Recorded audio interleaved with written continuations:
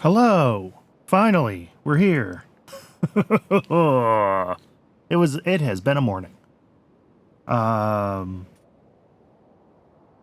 we're here now, and that's what matters. Hey J-Man, welcome in. So yeah, OBS remains a terrible software, and that's pretty much it. I didn't pay close enough attention to the list of packages that were being updated when I ran updates, and OBS got updated, and it broke a bunch of my setup. But I think we're working now. So we're finally live. We're a little bit late. That's what I get for letting OBS update. No, it was just technical difficulties. All right, let's figure out what the heck we're doing today. We've been pushing through the chain of things for our next major tech things, which is hijack circuit boards, special small parts, and mech parts 3. So I think today the things to work on are just going to be glass fibers and fiberglass, and then the carbon fiber chain. None of that feeds n-bit matrices, but I think that's the last of what we need for... Why do I have fiberglass here? Fiberglass is for circuit boards, right? Yes. And then whatever's broken along the way. Well, yes. Yeah, fiberglass is for circuit boards. I've got 0.033 there. Well, 0.25 here because that's just one glassworks. Yeah. So that will be fine. Yep, I think we just got to build these. I saw that I have the things for these already all set at the mall from last week. And then I think... I mean, I don't see any reason we can't get this queued up for a build. I'm just going to pretend that the vanadium pentoxide isn't going to be a problem right now, because there's not a lot I can do about it.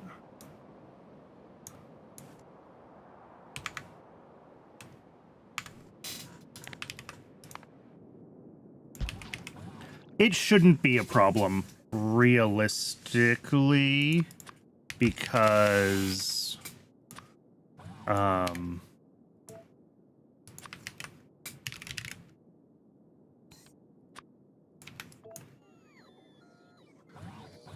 yeah, the question is, will the purple blood keep up?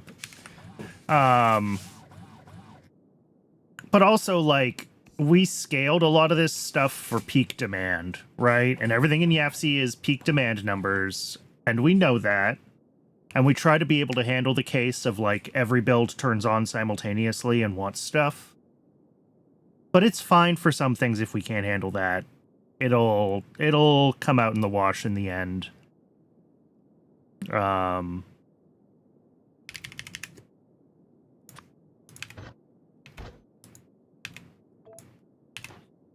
All right, that should be... Do I need to add evaporators, or are those getting built? Those are getting built. That's fine. Let me give this a name so I don't forget what it is.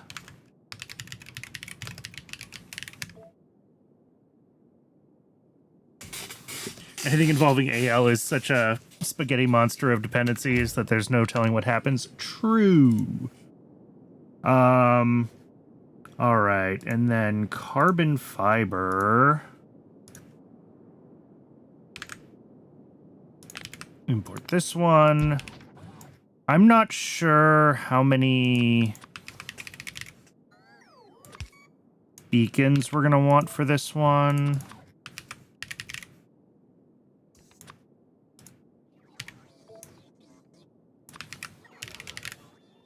So let's just grab, like, I don't know, 4. How many are in a stack? What do you stack to? 20? I almost feel like I should just put beacons in my, like, normal request infrastructure list.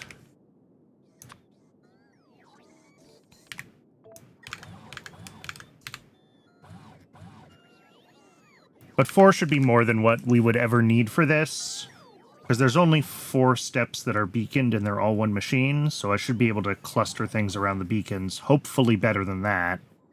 And we won't need to...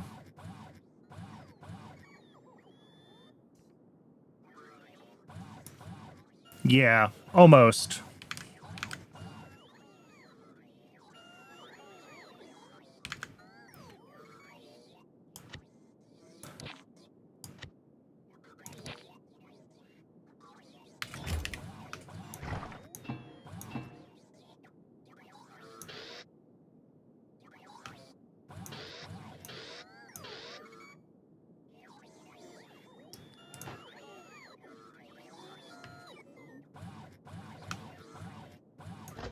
Cleaning out some of the excess stuff from my inventory. Because this is all stuff that we pick up, right? When we're changing things, we end up with old-style pipes and... lots of old-style pipes, in fact. Some extra electric poles. All right, I think that's about where the inventory usually sits. Let's grab... Is all of this going to get built? Evaporators will. I think all of these are things that are already in the allow list.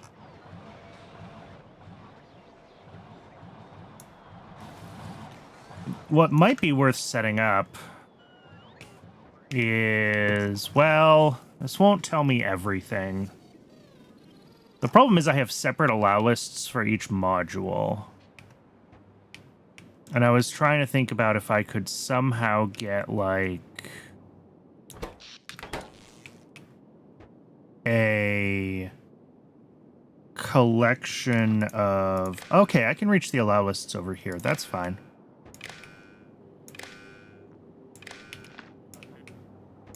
I want to be able to see everything that's requested that's not on an allow list, so that if I can decide if I need to do something with it.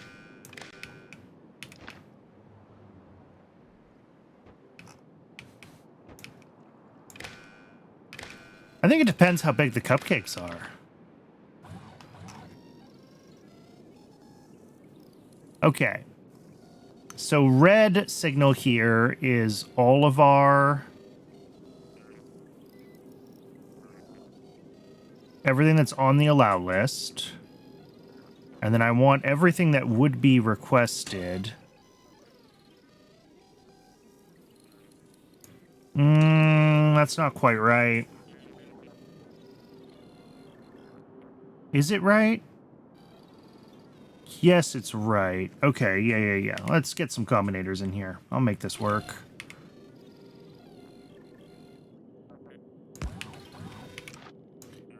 So we want to have... for each signal greater than 0, output each signal number 1. But that's not from there. That's going to be from... one of these guys, and one of these guys.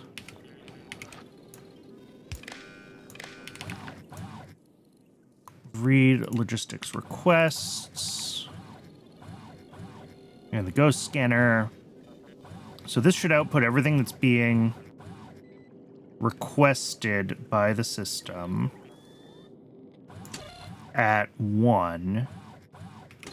And then if I take all of that and we just subtract this.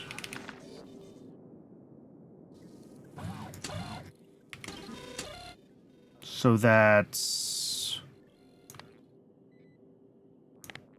each signal on green minus each signal on red.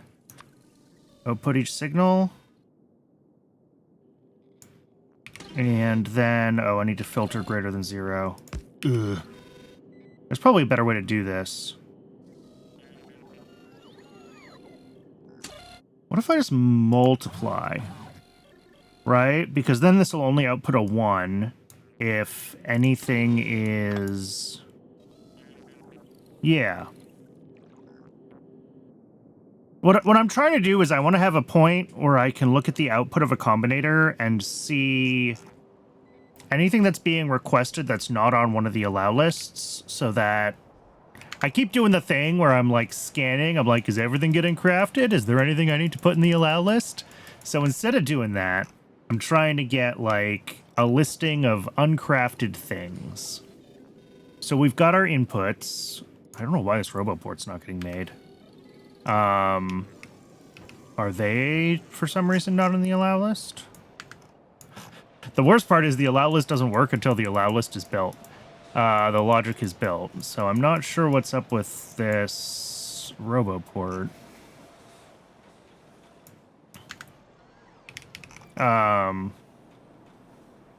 It doesn't have one in its requests.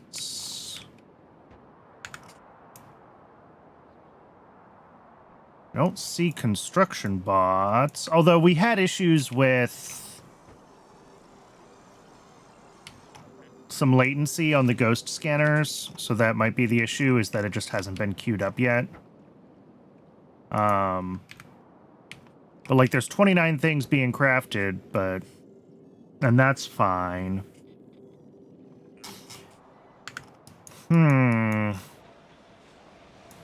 Yeah, and they're all flying robot frames, which is good, because that means that this system's running.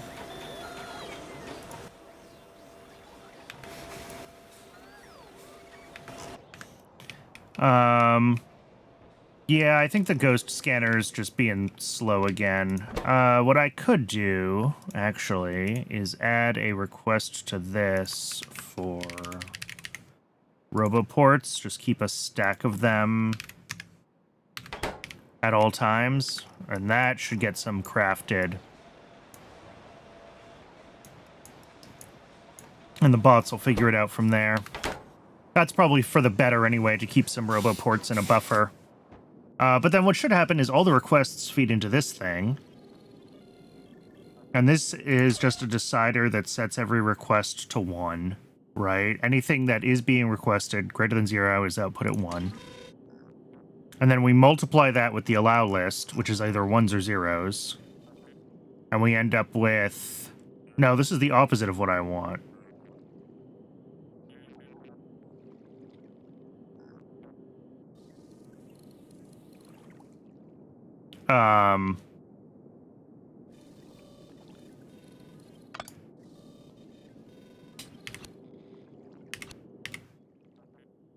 That'll give me...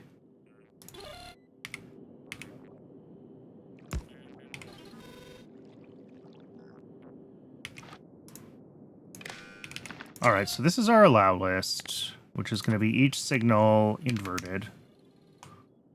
Output each signal.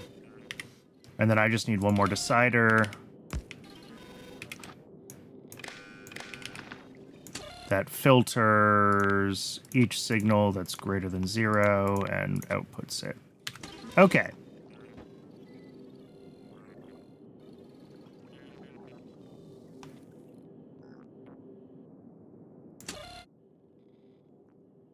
Cool. This has a bunch of stuff at -1, and everything at -1 is stuff that's on the allow list that isn't currently being crafted, and we don't care about that. But what we care about is the output of this.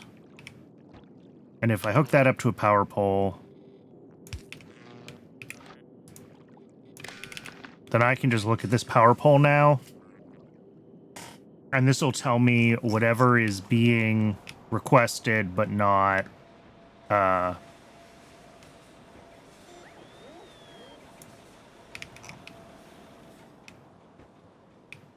but isn't allowed to be crafted. It's a thing I should have done a long time ago. All the bots keep getting almost to the warehouse and then turning around and going to charge.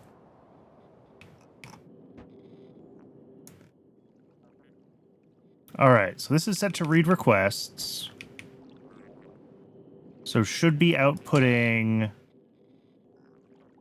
Yeah, these are all of the logistics network. Oh, that's going to be so much noise. That's so much noise. Because there's a bunch of stuff in here that we intentionally don't craft that show up as Logi network requests because they're set up with buffer chests and other things.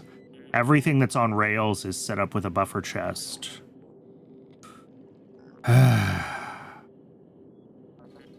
Should those be storage chests instead? No, they can't be storage chests. And the reason they can't be storage chests is because you can only set one logistic filter per storage chest. So if I want these to have multiple items, I have to do buffers. Ugh, all right. Well, this isn't going to work. It's just, I mean, there's just too much noise, right? I guess I could see if I was missing a building here. But realistically, am I going to know? If I just look at this, am I going to be able to tell at a glance if something is working or if it's broken? No, I'm not. All right. Well, so much for that plan.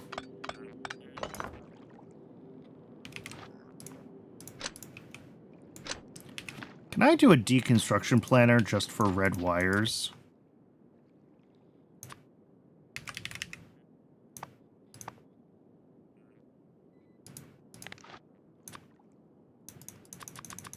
No.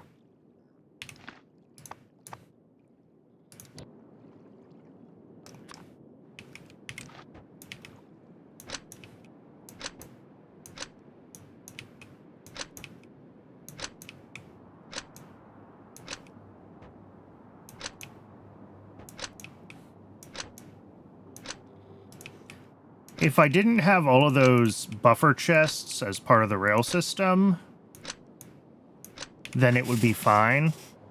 But unfortunately,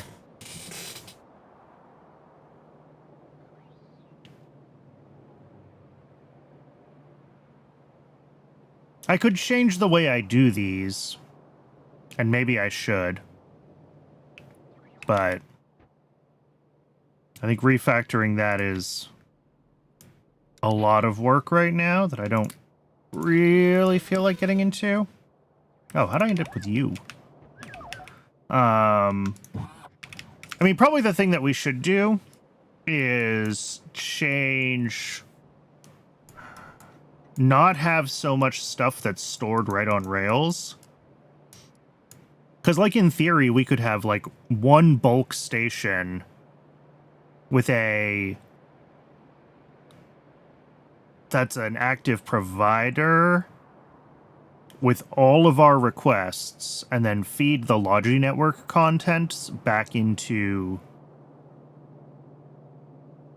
CyberSyn, and then it would only and then everything would end up in Logi storage all the time, and everything that's bulk we would still want to have, you know, bulk storage for. But if we're only wanting to handle, like, a couple of train loads worth, we could probably get away with, like, storehouses. Maybe even sheds. Yeah, sheds. So then we'd have, like, an array of sheds fed from an active provider for everything that's currently in all of these chests. And they could be storage sheds because they'd each be single item. Well,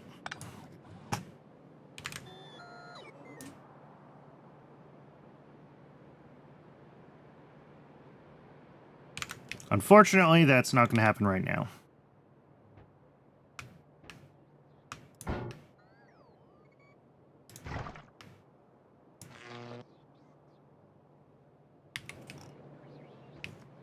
It is worth thinking about, though, if that's a better way to handle the rails coming in. It would free up a lot of train slots. I don't know if we'd want to do that for all the things that are currently pushed onto the belts for, like, the really bulk things at the mall. But for everything else... a lot of that stuff is used in very, very low quantities, right?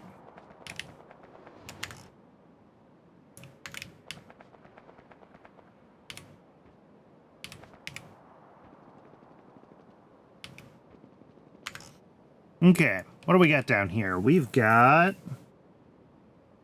yeah, glass fibers is going to be... I mean, it's 5, 6, 7, 8...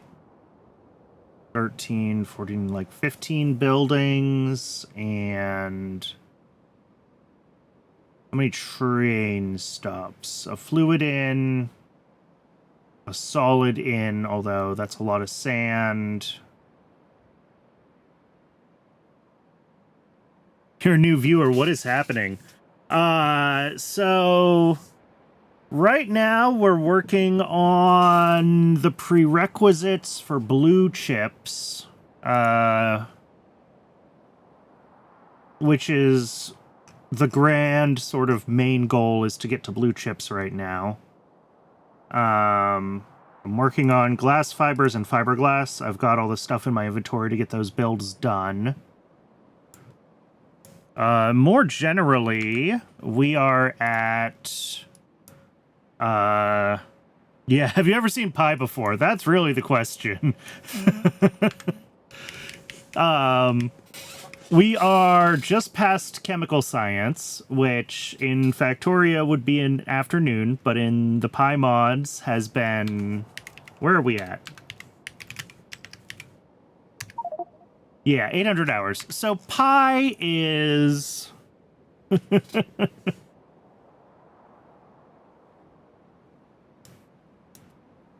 yeah, so the Pi mods are arguably the most difficult, at least from a logistics automation standpoint, mod pack. Although there's an argument to be made for space exploration. But this is my base at 800 hours. Like I was saying, we're up to chemical science. Well, the pack after chemical science, Pyanodon's adds additional science packs in between the base game packs. Yeah, SpaceX is a different type of complex. Agreed. It's hard to rank the two of them as like one being strictly more difficult than the other. But anyway, yeah, it's easier to answer specific questions than to like give an overview, because like I said, we're like 800 hours into this world. There's a lot going on. But yeah, we're working on blue chips, and I think just, if you hang out and see where we're going with the things we need to do for blue chips, that'll probably give a pretty good impression of how Pi is. But I'm happy to try to answer, like, specific questions as we go. Radar.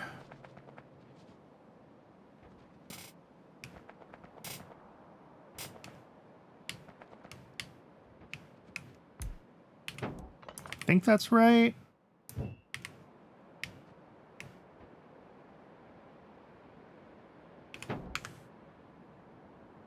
No, we're one chunk too far, aren't we? Yeah, we want to be here.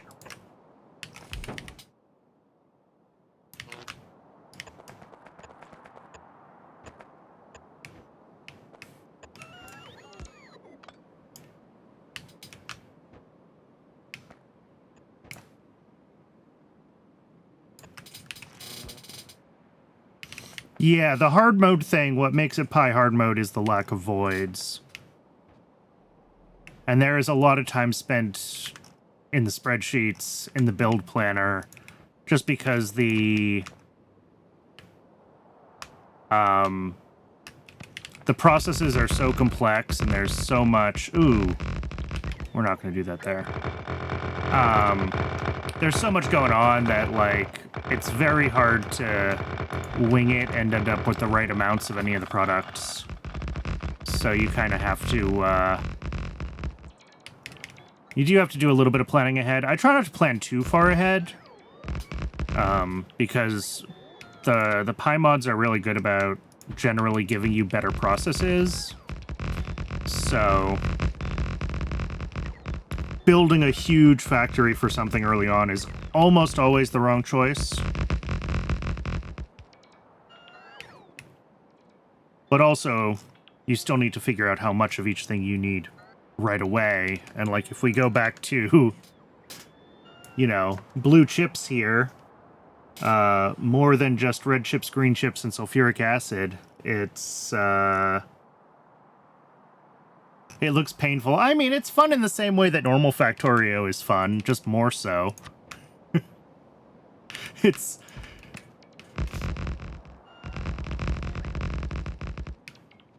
I don't know. I guess that's like, if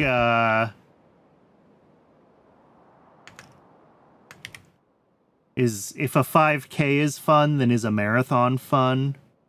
And for some people, yes. For me, a 5K is already too much running. It's definitely painful at times, but it's also really, really rewarding when you get these really complex chains, like working correctly and all your products are balanced and the base is humming along and the trains are zipping around the base, delivering their various things around.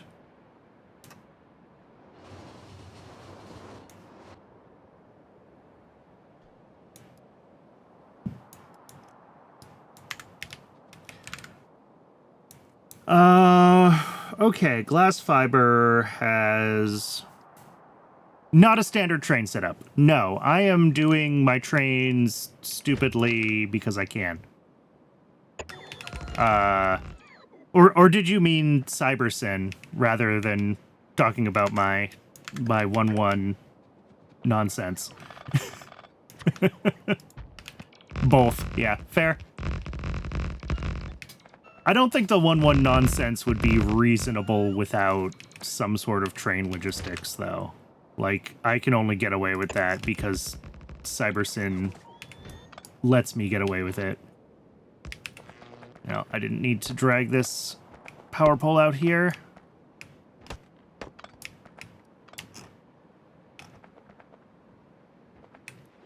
What is this all? Niobium, we're not going to use this.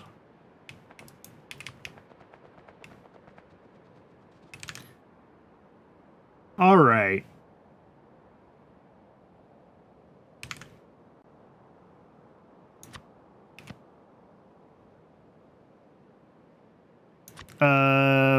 Fluid, and then I decided the 1-1 trains. Yeah.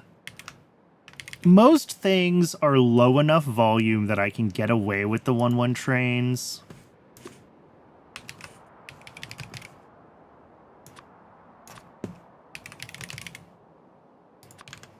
What else do we have coming in? Molten glass and some refined syngas.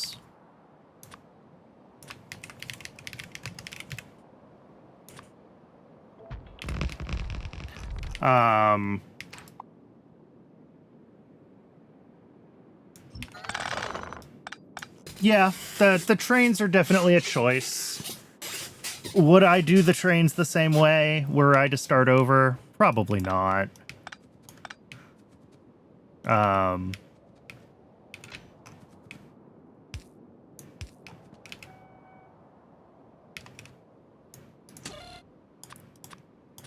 But we're rather committed at this point. So...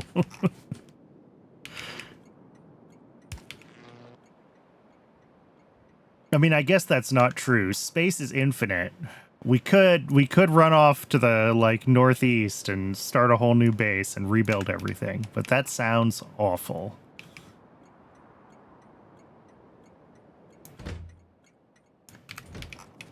Make sure I didn't lose... Space is free, time is not. Exactly.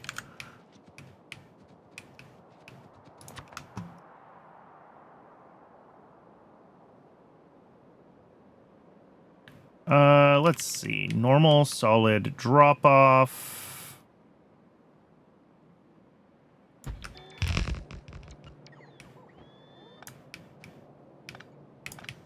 And this is... What are we bringing in? Sand, boron trioxide, and sodium sulfate. And more sand than the others. It's been a while since I've checked in on sand in general. And this is a bunch of sand. Most of the biggest sand consumers I moved over to local sand production, right?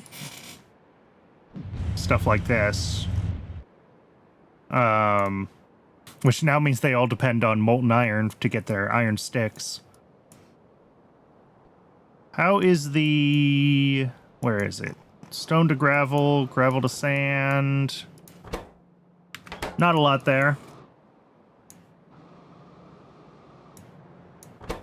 Oh, gravel is just about to overflow again, though. So it's, fine. Did I ever make an array of, whatever these are, sand extractors, that's actually on rails directly?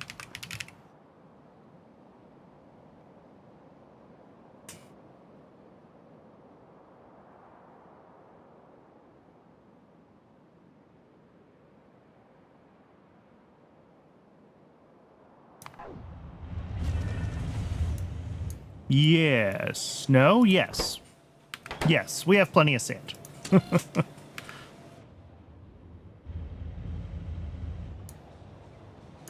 Yep. Yeah, we've got a sand extractor set up, so we're good.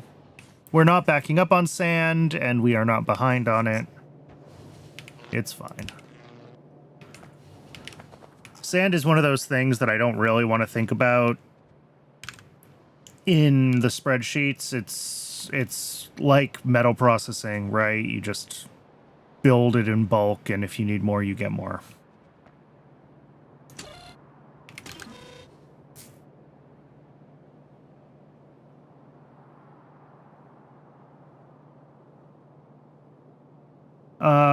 Okay. We need clay and limestone. I guess those are going to share a belt. If we look at YAFC here. Clay and limestone can share a belt. Sodium sulfate and boron trioxide can share a belt. And that just leaves the sand on its own belt. And then all the fluids. Sure, why not? That's manageable.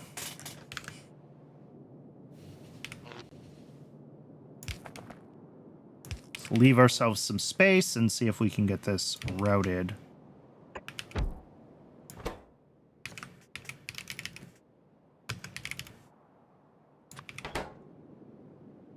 Yeah, this is what I was afraid of. Okay. Well, I should leave a little more space.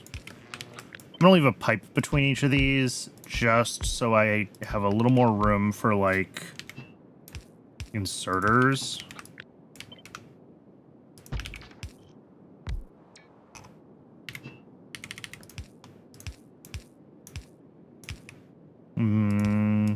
Maybe it... oh, yeah, that will matter. Okay. So on this side, I guess we'll bring in the sand. Each of these is going to end up with...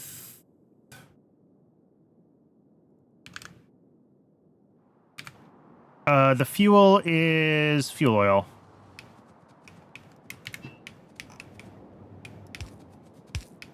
No more dedicated fuel stations. That's why we made the fuel oil build so ridiculously oversized. Is we can just run it wherever we want as a normal fluid request now.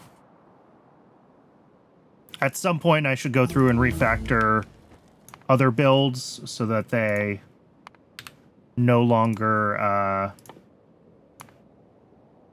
Ooh, here we go. Zinc-enriched moondrop flour to kerosene. This is what we need for rocket fuel, right?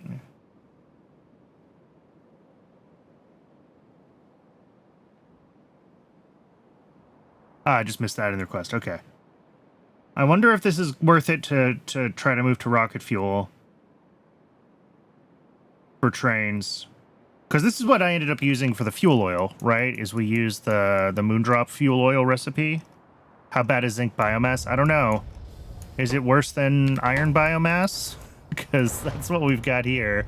It would basically be this build all over again, right? With just different biomass variants and maybe some slightly different ratios.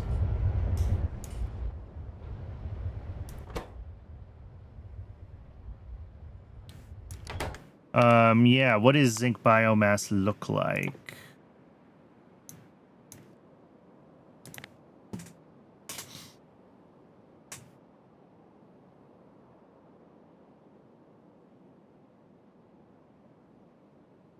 Kickouts and muddy sludge. Or moss and tailings. Ooh. That's potentially viable. 30 moss to 10 zinc enriched biomass, which gives us 30 moondrop flowers, which gives us 3,000 kerosene. Oh, is that one a later research? Ooh.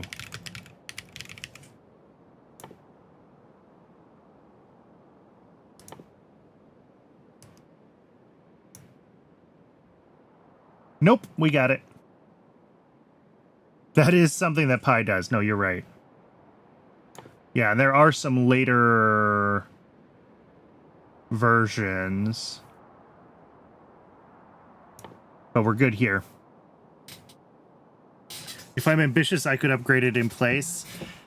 I would rather keep the fuel oil build and use that, continue to have that be the fuel for liquid fuel around the base, and then we would just disconnect the train fueling from that and switch everything over to rocket fuel on the trains. So we'd just like remove this portion, and we'd keep all this, and we'd keep this piece of the infrastructure. You're trying to sabotage my base, yeah.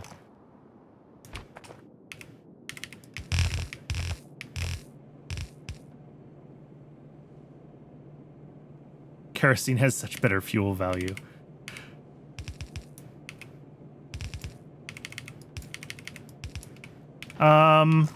Here, let's do this. Let's lift this whole thing up.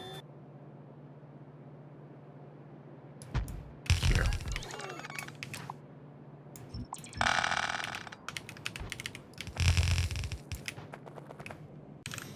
How much sand do we have? 6.6 a second. Oh, I don't even need... Ah. We can just do this.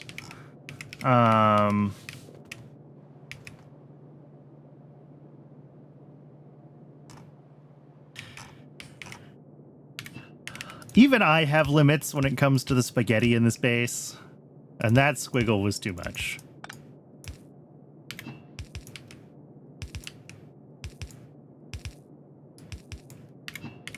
At least when it comes to new builds, I have limits.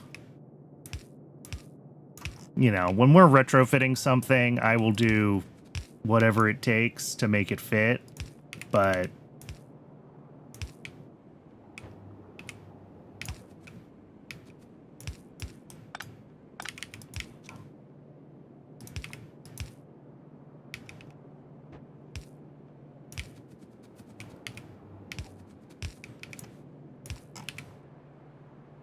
I would do unholy things to retrofit in place. It's true.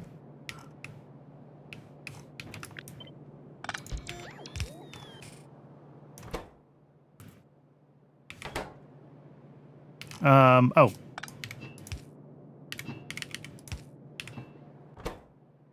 That looks good. Sand-wise, I mean, honestly, we can get away with...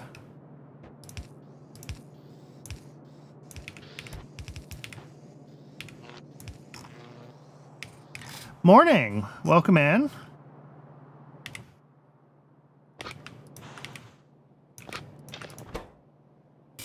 What else have we got to do? Right, we got to do the limestone and clay belt. That's fine.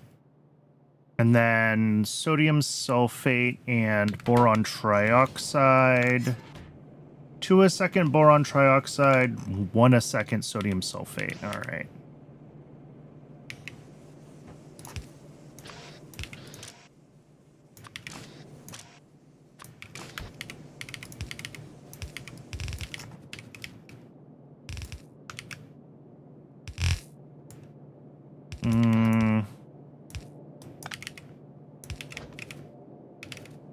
What's worse, the underground or the squiggle around the pipe?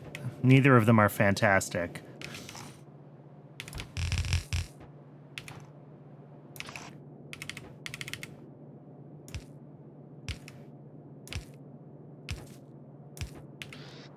Squiggle is worse.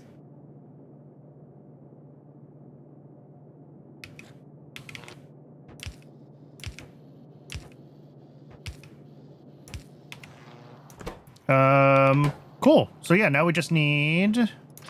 We're going to have one more belt coming by here with the clay and the limestone on it. It's not like the underground is expensive anymore. True.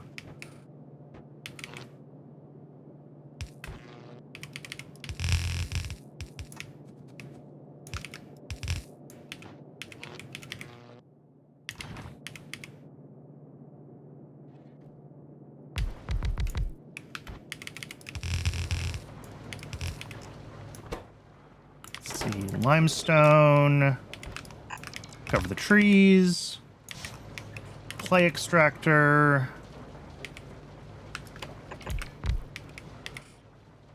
and we're going to have a couple of boilers. Get the water connected. This is all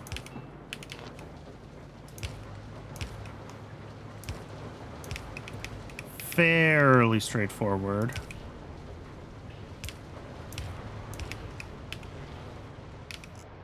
I think I just need the water hooked up now, which is a quarter of a pump. Not a problem if there's water anywhere nearby. Wow. As always, I'm so used to there being water everywhere, I don't even stop to think about it. Don't forget modules on the... Oh, yeah.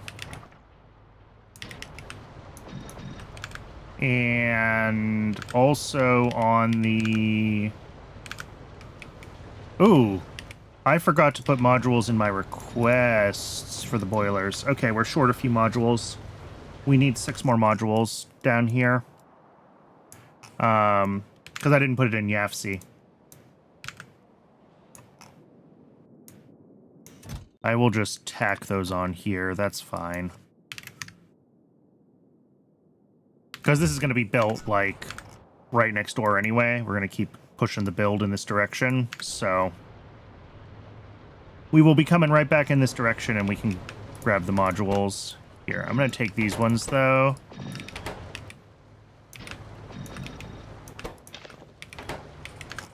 All right. Water. Water. There's a couple little, like, one-tile spots around here. But I'm going to be building off in this direction, so I don't necessarily want to... Yeah, here's fine. That'll do. Huh? Oh, I'm an idiot.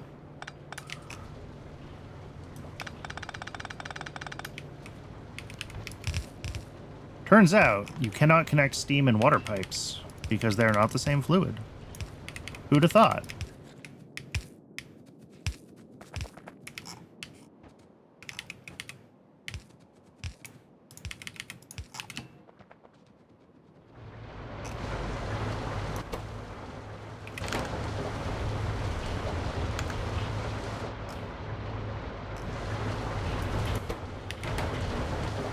Oh. And I'm still stupid.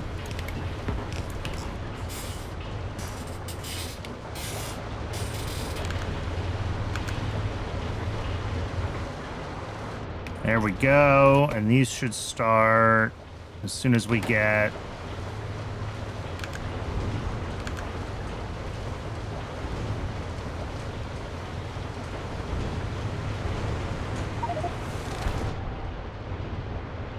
Let's see, that's 5 machines at 2.3 a second, 11.5 items a second, and we have 6.6. That should be fine.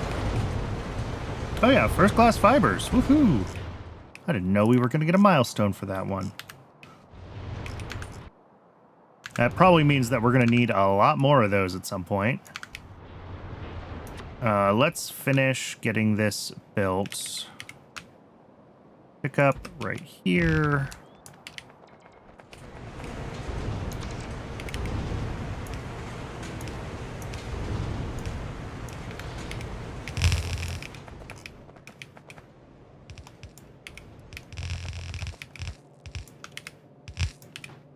How much are we making? 2.6 per second. One of those is plenty. Cool. That is glass fiber. And then right next door, we can do the fiberglass.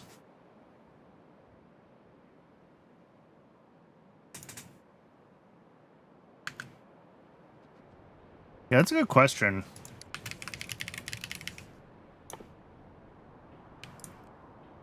Used in, well, blue chips. So yes, it's going to be everywhere because blue chips. Yaw drives. I think yaw drives are usually just for, yeah, wind power. Same with rotors or wind power. Yep. Oh, they're in nanostructure material, which is in literally every tier 3 building. Yep. Along with carbon fiber and Kevlar. There it is. And also low density structures. So those are going to be in everything as well. Is what it looks like.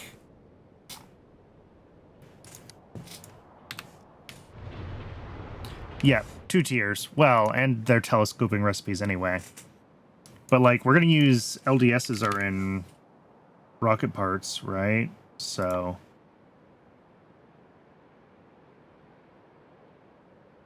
at least I think they are. Alright. This build is fine. This is fine. Let's get... we've got 5 different inputs for fiberglass, but they're all very low quantity. So I think we can get away with the 1 deposit for 5 things. Weird to see rockets be so close in the tech tree, yeah. Well, we are on Factorio 2.0, right? So... I think even without Space Age, rockets are still earlier.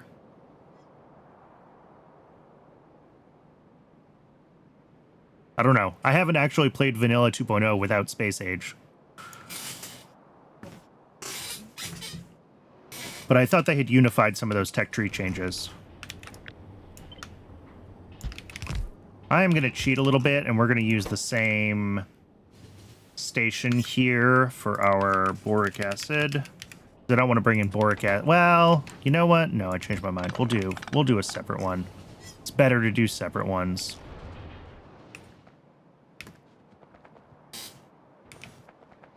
Yeah, I've only played Space Age and Pi and a little bit of Crustorio.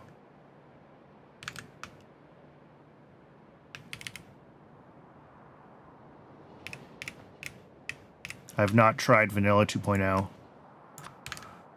What are we bringing in? We're bringing in fuel oil and boric acid. I could unify these to one fuel depot, but I don't actually have a use for having a spare station sitting around, so I may as well just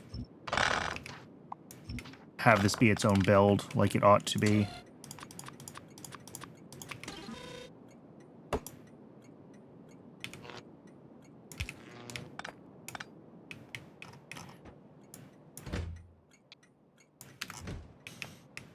And then our solid ingredients, we are going to have to change.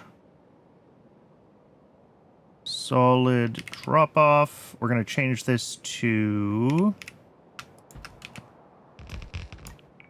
a deposit because we have 5 things. And we are going to remember to hook up the logistics cable. What are our inputs? Epoxy. And the glass fibers. And nylon. And rayon.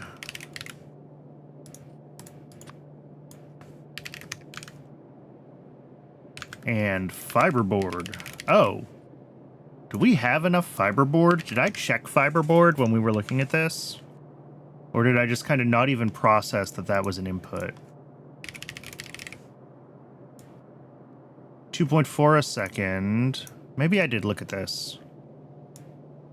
1 a second. 3 a second. 0.21 a second. 2 a second. I don't think we looked at this. 0.4, 2.4. Okay, that's all of it right there. 2.6, 5.6, 6.6, plus another half. Okay, so we need to, like, triple this.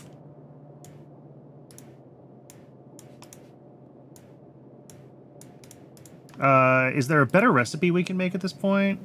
Like... Yes, if we're willing to bring in sodium sulfate. Yeah, I clearly have not looked at this in a while. Hey, Acid, welcome in. We're doing all right.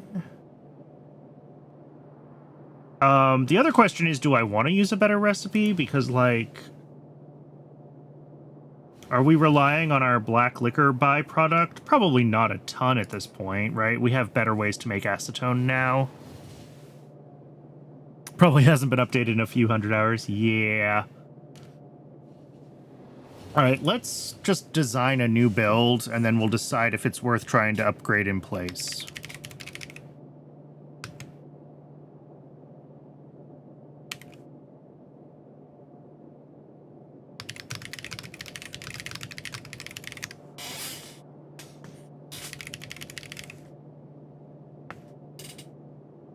So what did we say we need? Like 7 a second? A little bit more?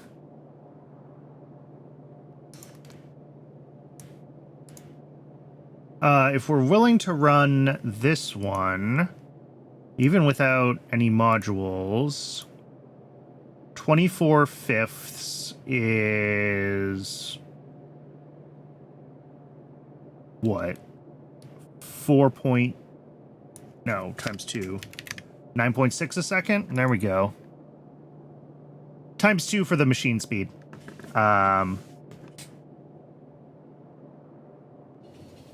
Although we could run them at 3/4 of that, which would be like 7.2 if we don't need the... This would be like just enough if we don't need the Mark II buildings. And it doesn't seem like we do because we can't prod them, so I don't think I care. And then electric boiler, and then I think everything else here we would... Well, what were we doing? Were we doing treated wood on site? We were doing treated wood on site. Okay. That also cannot be prodded, so that's fine. 3 of those. Oh, look, they feed each other directly when you use this recipe tier. I always love finding stuff like that, but this we will prod. Prod 2.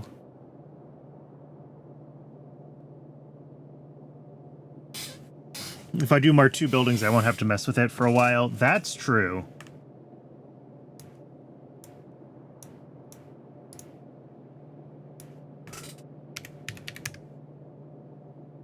That's a lot of boilers. Holy crap, that's a lot of boilers.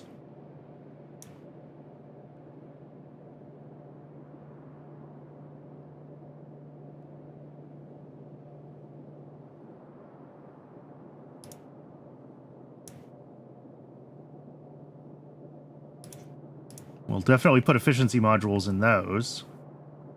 And then 4 fiber a second. The question is, can we handle that reasonably well?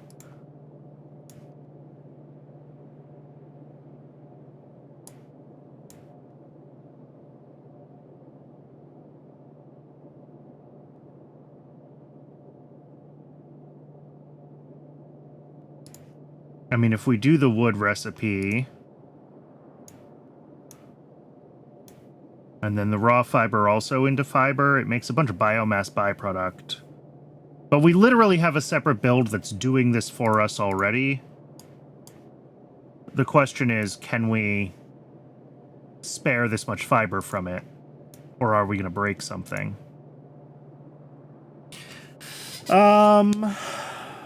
I think we're going to have to double check the size of the fiber build. If for a second isn't too terrible, then we'll just use that. And then sodium sulfate, we probably have to expand again because we didn't plan for, well, if we double fiber, we probably have to double wood, and then I'm going to be real sad. Sodium sulfate, we probably need to expand too. We will check all that stuff when we're back from the ad break. It has been an hour, so if you haven't moved in a while, move your legs, get some water. I'm going to hydrate as well, and I will see everyone in just a few minutes.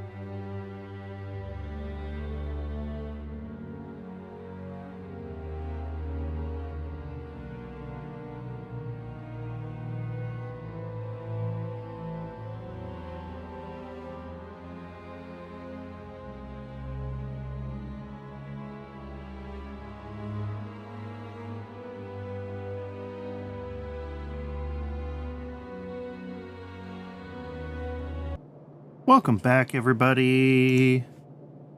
I appreciate everybody sticking around through the break.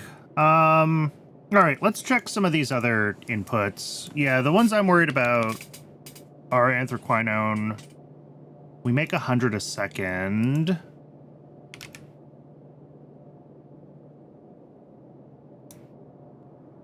And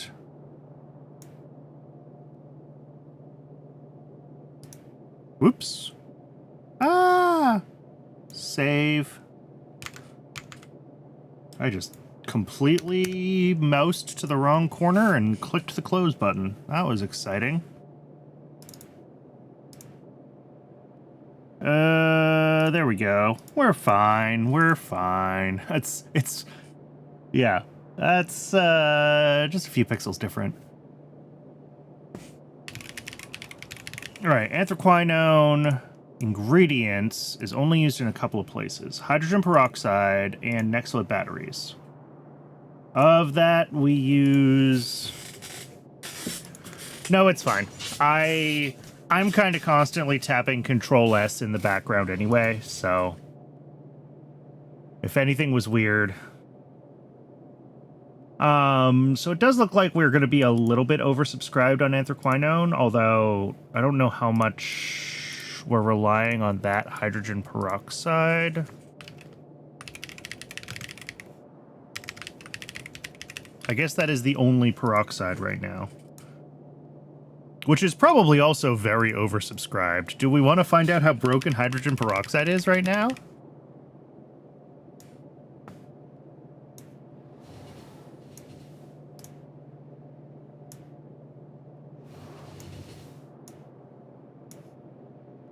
$20. 31. 38, call it 39. 89. 94.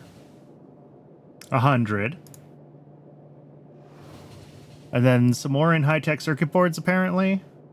I don't know if that's actually true. A little more. So we need like twice as much. And then we're already oversubscribed on anthraquinone. But I see no reason we couldn't make a lot more of this. Like, we should be making plenty of anthracene. We have a ton of tar cracking.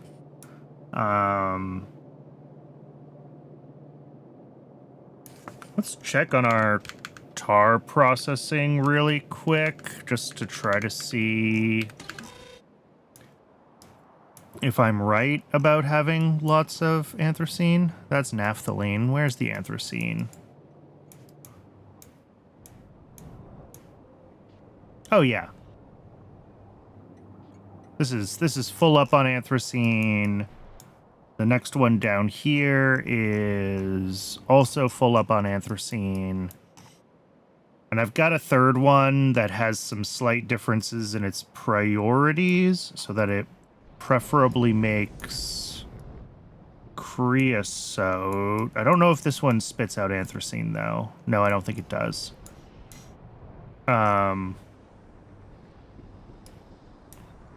You think it was sulfuric locked at the time? I think so, too. And I think that's less likely to be a problem now. All right, so I think we need to... What? Double anthraquinone? We need to double hydrogen peroxide and then, like, triple anthraquinone. Is really what I'm seeing.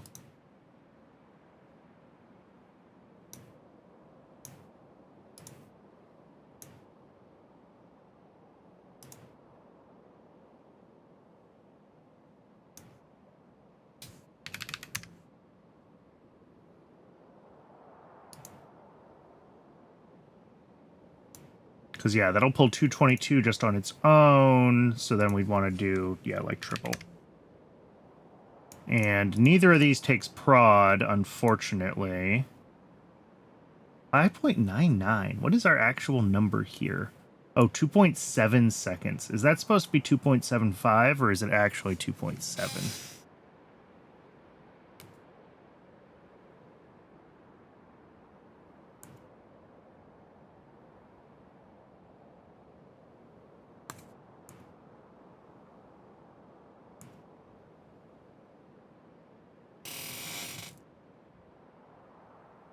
Yeah, it's been a long time since I've touched either of these. There we go. Throw some extra ones on there. Although, honestly, we let it round. Okay, do we have space at the current builds to just, like, expand these? Is also part of the question. Hydrogen peroxide looks like a yes.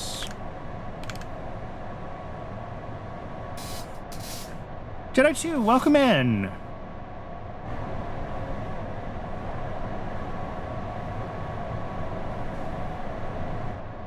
Maybe we just double this. We can just flip it.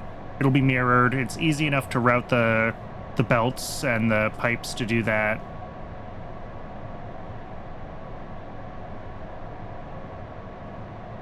So just get 4 more filters.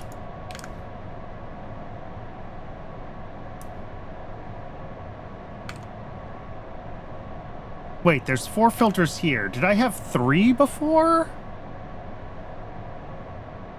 Didn't I say I was doubling what Yafsi said? And Yafsi said I had 3, but there's actually 4. Okay. Please hold. There's no prod on either of these recipes, right? So we can just stick to fields of Mark II buildings if we are feeling lazy.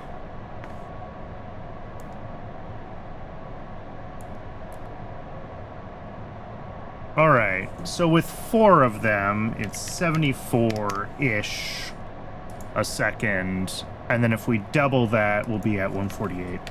That's fine. That's overkill, but that's fine. And then anthraquinone, let's see if we have the space.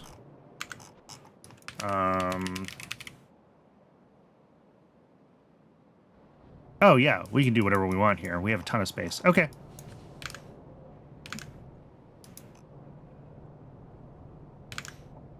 Because we're looking at, especially if I push this, if I also push this up to 8 machines. Right, overkill allows buffers against burst usage. Agreed. If I push these up to 8 machines as well, we're going to be looking at wanting a high throughput station for the chromite sand. That's a bonkers amount of sulfuric acid, and like, we're quadrupling this. What's our sulfuric acid production? Oh. Oh, like 200 sulfuric acid. Do we have enough? We have 2,000. That is still like 10% of our sulfuric acid being fed into anthraquinone, but that's fine. And I'm going to say recently, but it was probably like a month ago, we upgraded chromium, right? So chromite sand shouldn't be an issue for us. So I think we need 4 filters, 6 DDCs, and then we just get to do a little bit of refactoring on both of these builds to get them a little bit bigger. Nothing too crazy there. And then we can come back in on this, because we will have enough anthraquinone. That's really what we care about. I just noticed that peroxide is theoretically very oversubscribed as well, and that demand is only going to get worse as we ramp up blue chips. Yeah, this seems like it's kind of running pretty much full time. Oh, yeah. Yeah, that's a problem. Okay.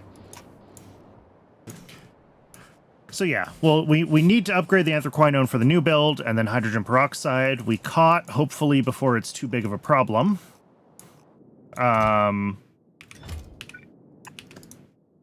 So that is DDCs, 6 of them, and filters, 4 of them. And oh, we should finish the build we were working on down here.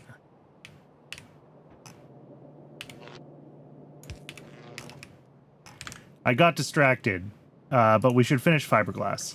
We got distracted because we realized as we were inputting ingredients here that we didn't have enough fiberboard. I realized that I had not accounted for fiberboard. And that turned into the realization that we needed to rebuild a bunch of stuff. as is so often the case.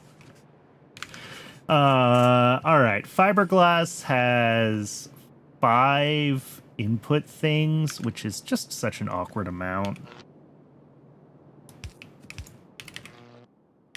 But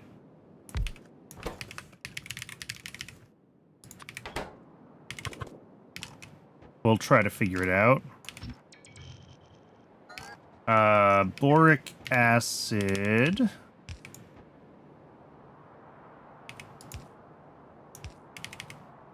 This pipe is going to end up with a little bit of a zigzag just because of where stuff is.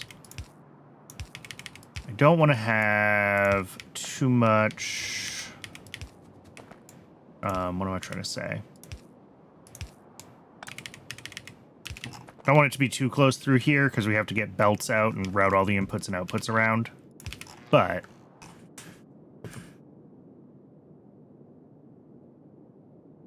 so yeah, I think we'll have 2 belts of input on this side. So let's do like nylon and what's the other one at 0.75? The glass fibers.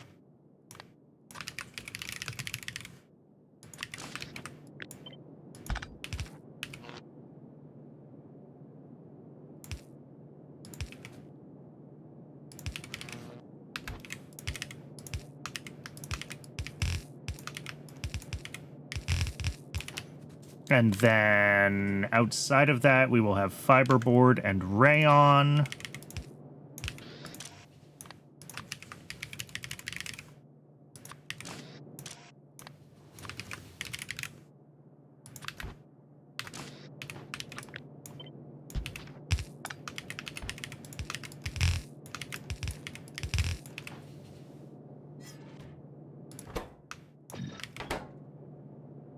Let's see, that's 1.5 items on the inner belt and like 1 item on the outer belt. All right, that's fine. That's just normal amounts of inserters.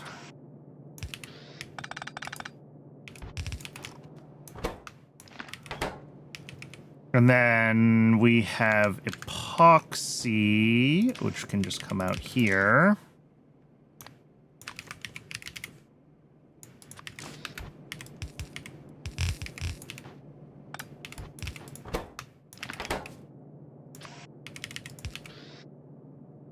And an output, which is the fiberglass.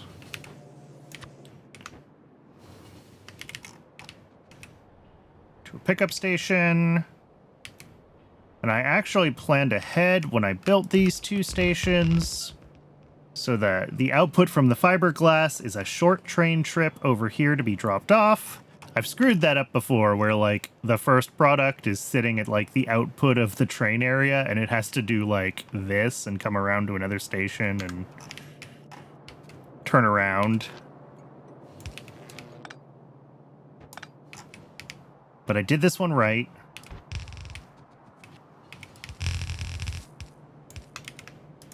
All right. That is a quarter of a fiberglass per second. Ugh. All right. Well, we're waiting for the rest of the inputs to this. We're gonna have nylon coming in and epoxy. There's nylon. Yep.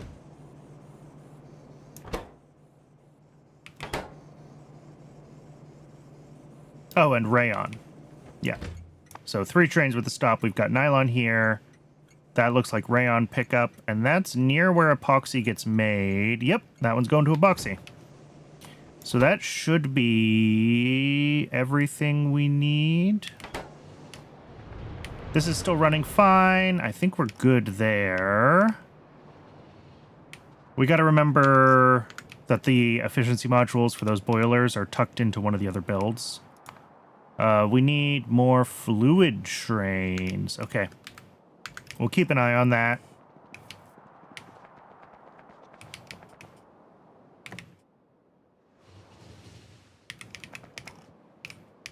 But for now, we should have everything up at the mall to do the anthraquinone and whatever it's called.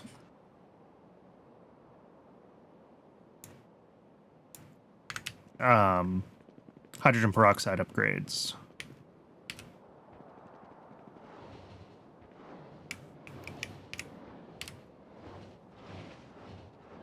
There we go. Now I'm in the sweet spot.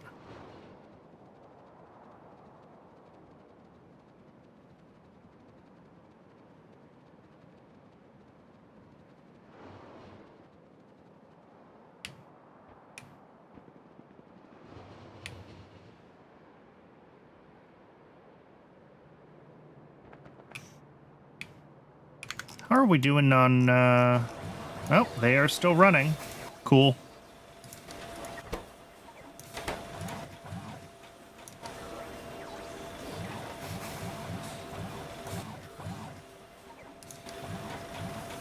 Ooh, look at those Mark II bots zooming around. There's still a lot of Mark 1s, but I'm seeing more and more Mark 2s around when I look.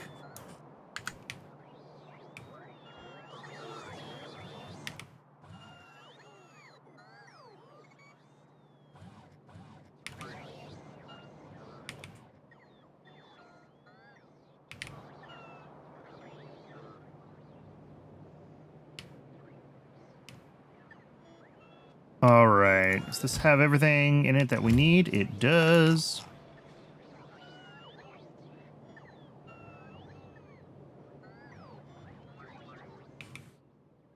Four filters and 6 destructive distillation columns. So this will double our hydrogen peroxide and quadruple our anthraquinone. And hopefully both of those will no longer be issues.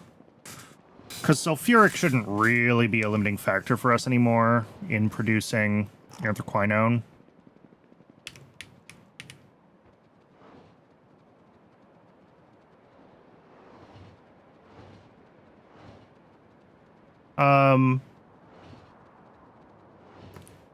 Does anyone in chat remember how much headroom we left when we made sulfuric, like, that 1.8 thousand? Is that, like, twice as much as we need, or is that, like, 20% more than we need?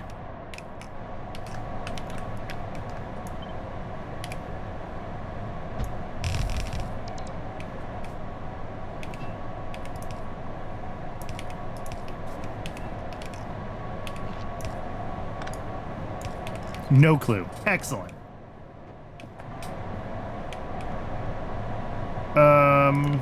What's our total usage here? 7.4 on each side. All right, that's fine.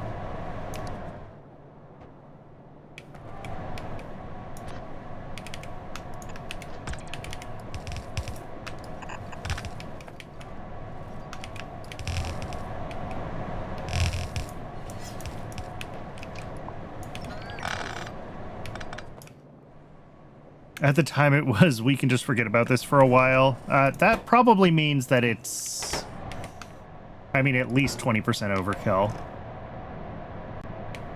But, like, the new anthraquinone upgrade is going to use, like, 10% of our sulfuric acid, right? If it's running full speed. And yes, it's way overkill and we're not going to need this much anthraquinone, but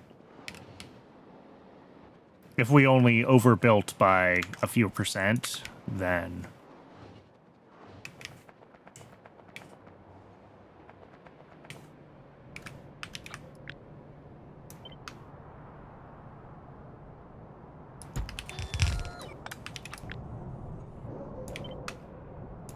One, 2, 3, 4, 5, 6, 7, 8. They all fit in a line. They all fit in a line. Cool. But I do need to change this. Get rid of the request.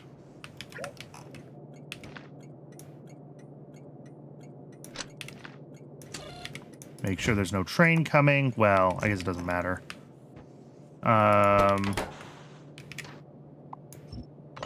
Yes, it does matter. Well, it sort of matters. We will have to wait for the train to arrive, otherwise it's going to get lost. And then I will have to manually empty the train, dump out the chromite sand, and then it should be fine. All right, that is leaving chromium right now, which is not too far to get back to here.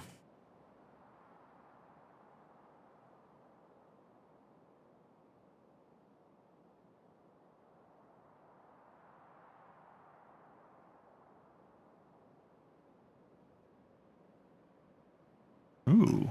Oh, we got some traffic through there.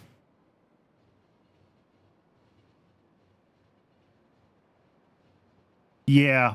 Yeah, I'm already seeing some fairly large spikes in sulfuric acid demand, I have noticed.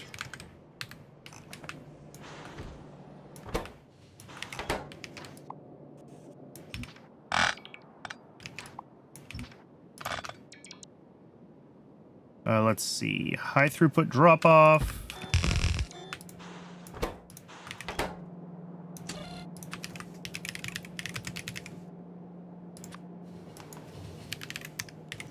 And how much of this are we going to be using? Just 20 a second. All right. In that case, we will use a red belt rather than...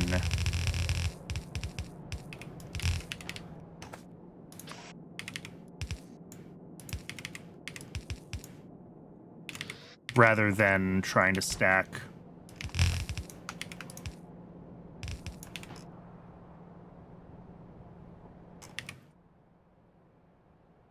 Okay, that should do the trick. I mean, we're using a couple hundred anthraquinone a second, a couple hundred sulfuric a second. That's fine on normal stations. Make sure that can request enough. Anthraquinone is, not hooked up. That was my bad. Okay. Or sorry, anthracene was not hooked up. Didn't realize that that was in a weird spot, although it makes sense because... Oh, this has to be, yeah, like every other one mirrored? Oh no, I'm out of undergrounds. Oh, jeez. Sure. Let's do the output upgraded.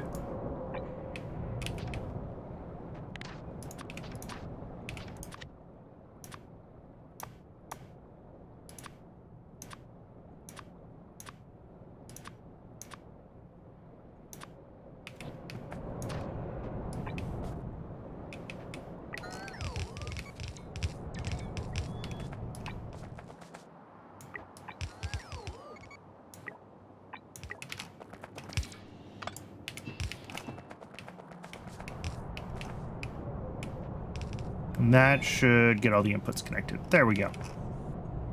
I just don't keep that many of the old pipes around in my inventory anymore, so... oh, and the steam has to be connected as well. Ooh, okay.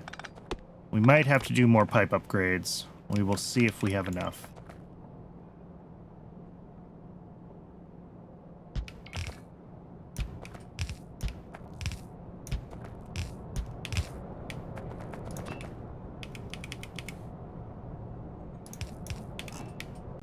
There we go. And, oh, nope, one more.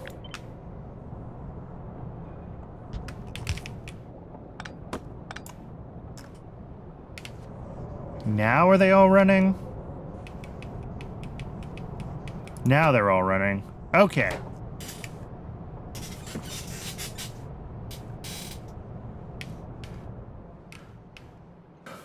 Oh, yeah. And now we have heaps and heaps of anthraquinone. Oh, this needs a much higher train limit, though, because we are going to have plenty of demand for this.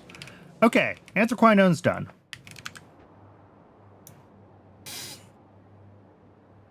So I think that means that we're back to thinking about fiberboard, because fiberglass is going to need more fiberboard.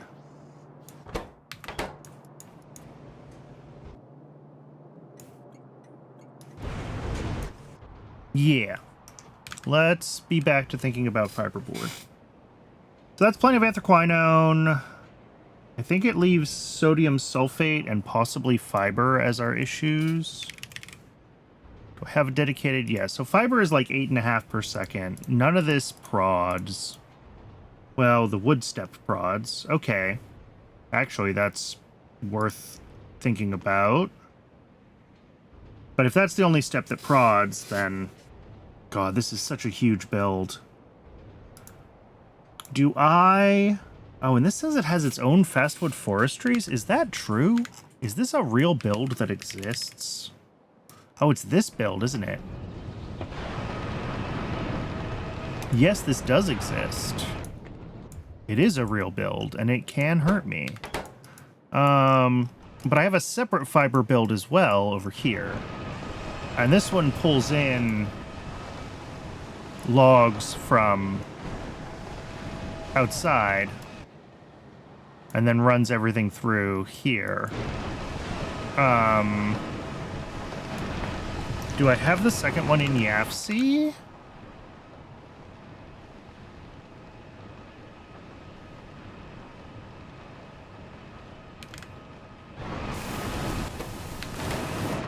Doesn't Kickout have... Kickout has raw fiber, I think is the answer. And we need regular fiber. So, like, yes, we can make it from raw fiber and raw fiber from Kickout.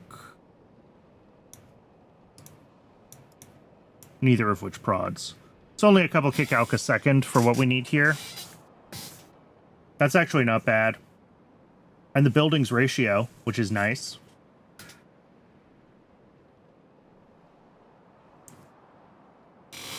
So maybe we just do this. We just bring in a couple more Kickouts. Because, like, that's... Oh, that's still on our to-do list, isn't it?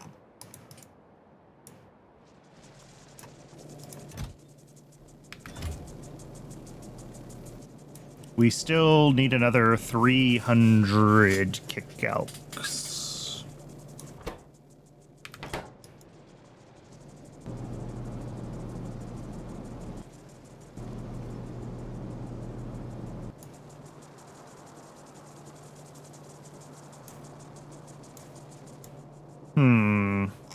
Alright.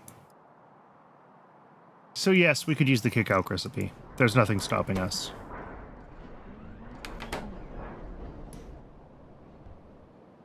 What was that one for? The Kickout upgrade? I mean, everything that uses Kickouts.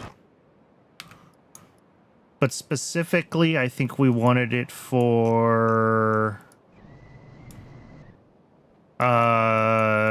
was it the upgraded nanocrystalline cellulose? Yes. Which is currently backed up because our increased demand for nanocrystalline cellulose has not, like, turned on yet. I think a lot of that is in... I don't remember. Nenbit Matrix? Yeah, Nenbit Matrix uses, like, 1 a second, and then high-tech circuit boards have a few more scattered around their inputs somewhere. Probably Mech Parts 3 as well. I don't see it. Okay. So yeah, mostly Nenbit matrices. So this is the build that's going to start sucking down the nanocrystalline cellulose. But it's okay for now.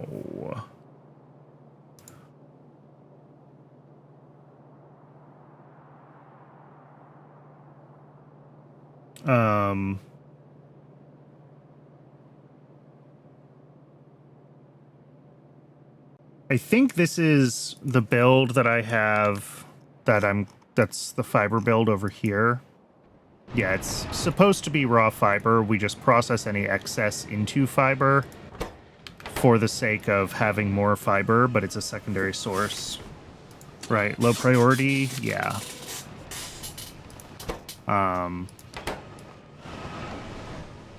But, like, we could definitely... Lol. That... It looks like I looked at upgrading this, and then I didn't. Because these are still Mark 1 processing units. They don't have prod in them.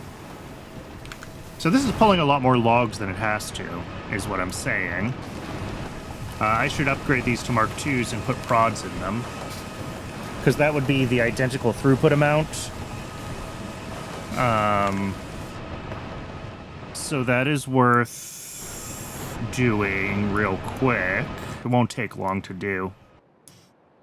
And then that'll save us some logs at least. How are logs doing is part of the question, as always. Not great, not terrible? Is that what I'm looking at? They're running consistently, at least, which is nice. And then logs over here. Yeah. Not as many available, but that's expected because this log build is old and terrible. But yeah, I think if we go for kick elk fiber for fiberboard, we're going to be fine. Because, like, that's only a couple of kick elks a second, and our upgraded kick elk build is a lot. Yeah. And this is way more than we need kick elk-wise, as I recall. What's nanocrystal and cellulose use? Yeah, like 4.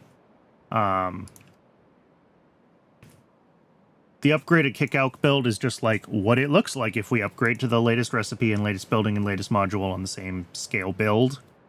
So that's the like in-place upgrade of our kick elks, and it's just a huge freaking improvement. Okay, so yeah, let's just do... We'll do fiber on site from kick elks. That's fine.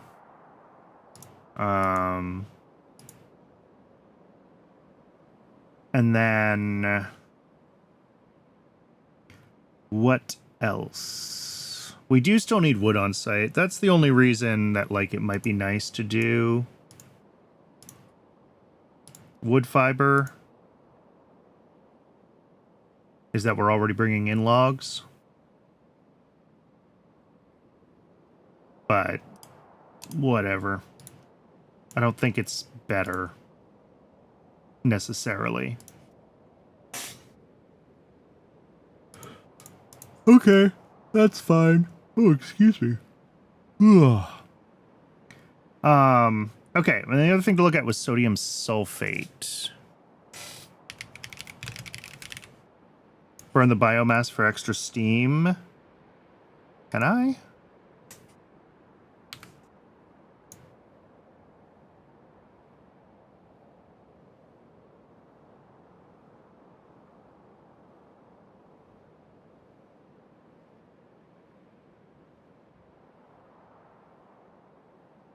Yeah, I should be able to use it as a fuel, shouldn't I?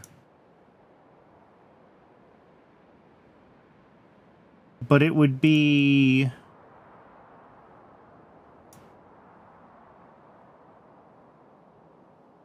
Add fuel usage. Here we go.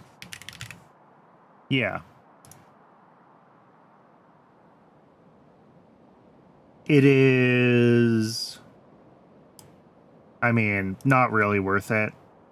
Other than just avoiding having to put it on rails.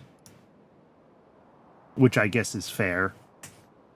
But we do have demand for biomass around the base, so, like, I'd almost rather just have the biomass go out as a byproduct and get used in all the AL plant stuff that needs biomass, rather than saving, 4% of a boiler.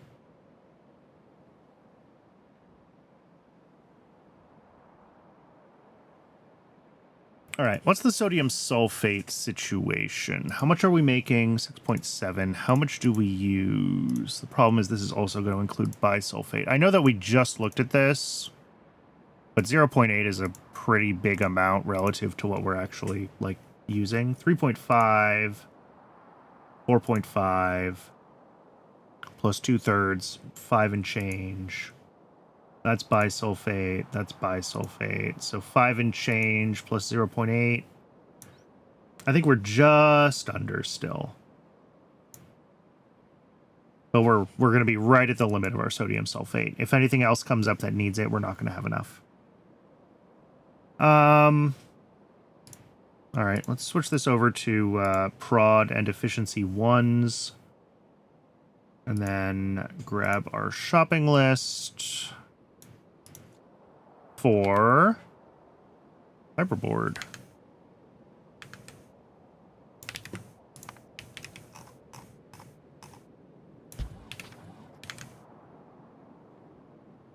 And then the old fiberboard build, do I want to get rid of it? I think is the other question. Isn't it right up here? No, it's down here.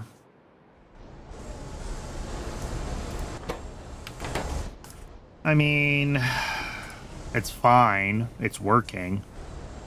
It's just less efficient. Maybe I just make it a low priority source and then we have a little bit of excess if we need it. That sounds potentially reasonable.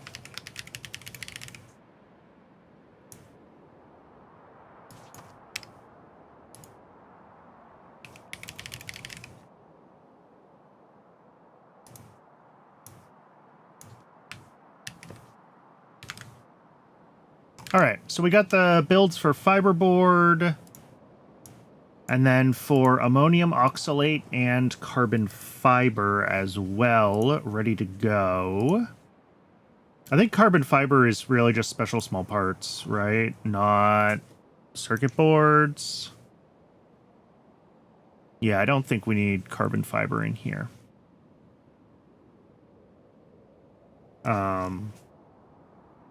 Maybe we don't do these ones yet. We hold off on these ones and focus on high-tech circuit boards. Then we could do the Nenbit matrix build, which we knew we were going to need. I'll have to double-check niobium titanium alloy. And then... I mean, we just start working on the sub-builds at this point, right? It's like double-checking the inputs for each of, like... the mounted circuit substrate, the cooling system, the processors, like, this is it. These are the things that we need to be crafting. So all these need to be split out into their own proper tabs, and all of their builds need to be done. But can carbon fiber be a CIMIC? I don't remember. Oh, I don't have it researched yet. 1 second. Visible all. CIMIC is that these guys? Oh yeah, there's a bunch of CIMIC turds. Is one of them carbon fiber?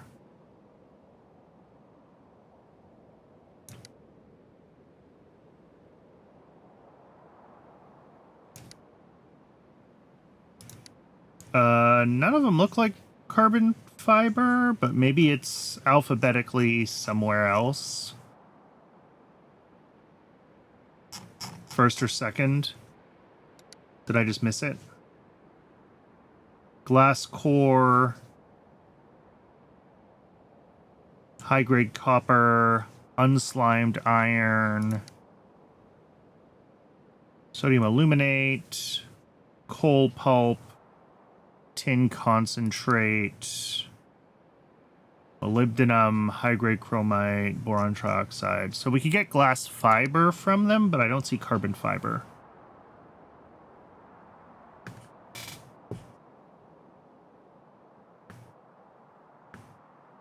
Does one of these make carbon fiber as a byproduct?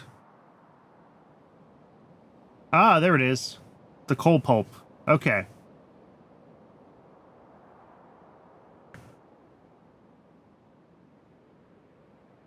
Yeah. But that's, do I even want to know how far away that is?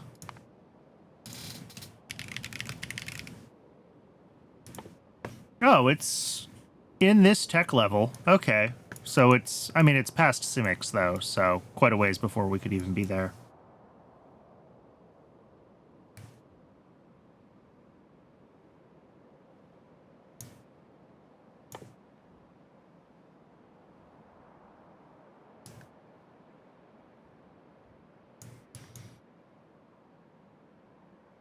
But yeah, good to know that we will have CIMIC stuff to play with.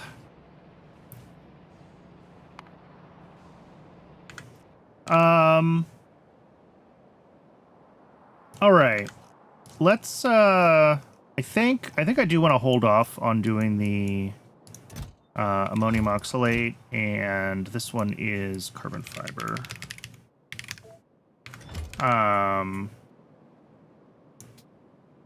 We will want to do the Nenbit matrix, because that does feed into circuit 3s. Once we get Nenbit Matrix, we can start looking at the rest of high-tech circuit boards. Like I said, we got to be splitting these things out into their own builds and figuring out what we need for them. A bunch of these, like this one, mounted circuit substrate, is going to look like it has a lot more demand, and I think eventually, yeah, it does feed into the next tier of substrate. So we want to make, like, this build will eventually need more of its inputs, but I'm kind of trying to think about all this as one build, so I don't want to go overkill looking at, like, okay, when this is up to one machine scale, what does that actually mean as far as inputs? Because that's not really meaningful. We do have methane sulfonic acid. Interesting. If I needed to get rid of either this or boric acid, we could. And then dimethyl sulfide. Do we have to do this from cadaveric arums? We do. Okay, we're going to have to look into the cadaveric arum stuff to figure out the best way to do dimethyl sulfide.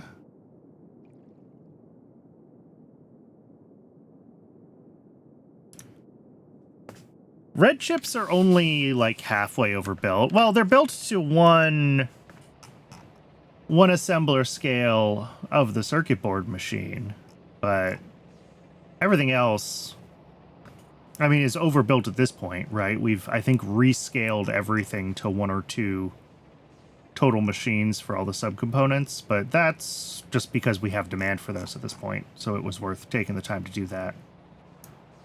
But initially, some of these sub-builds are just going to be over-spec'd, and that's okay.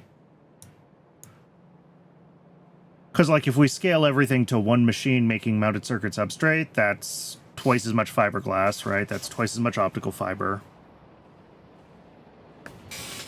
It took them like 50 hours to get running consistently. I know.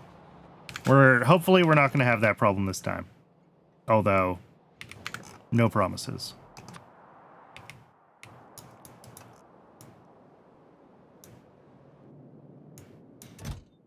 All right. So this is the upgraded fiberboard. Let's get that done. Do I have the niobium titanium alloy done? Is this a thing that I have?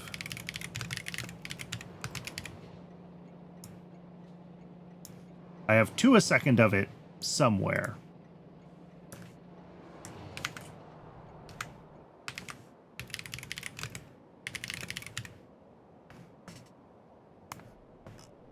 Oh, over here. All right. Cool. And is that enough for our demand? I think so. Because Nenbit Matrix is only going to use 0.64. And that's special alloy. That's also the special alloy. Did I not have a demand for this? Why did I make it if I don't need it? 0.27 there. 0.64 there. Was it used in something once and then I changed? Is it used in...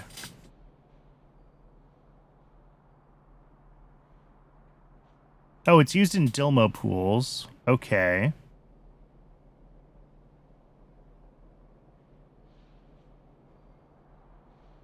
Just seems like I built a lot of it, and I'm not sure why. Maybe I just had the machines on hand. I've been known to do that. If I was refactoring something else when I did it. Regardless, 2 a second is plenty.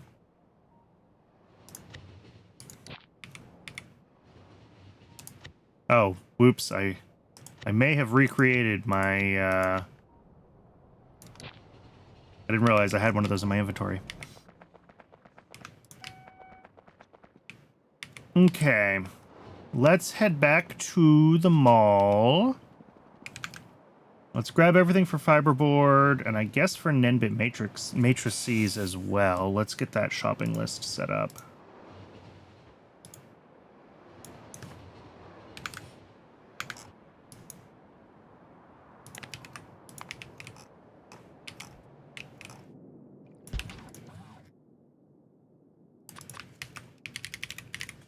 And it's got to be prod 1s. And we will also want a beacon with speed 1s.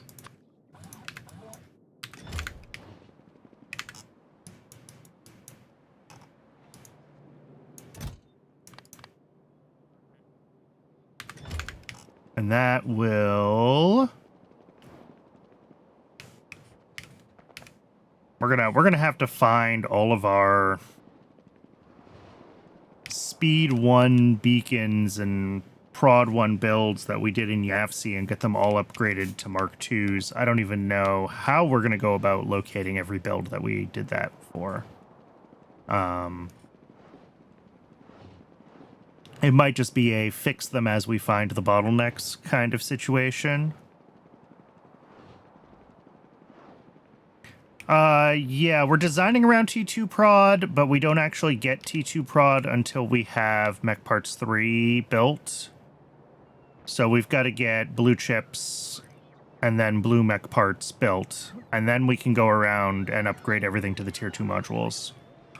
So it's all tier 2 in YAFC, but it's built with tier 1 for now. So it's all slightly off ratio and a little bit weird.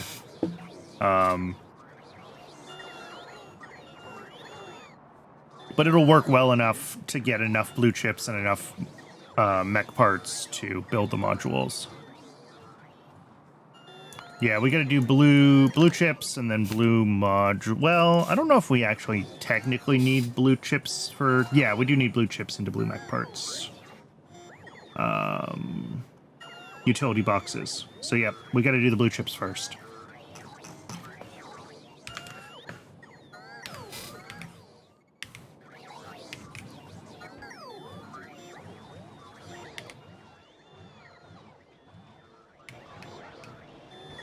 All right. Waiting on a couple things there still. This looks good to go. All right, so that's fiberboard.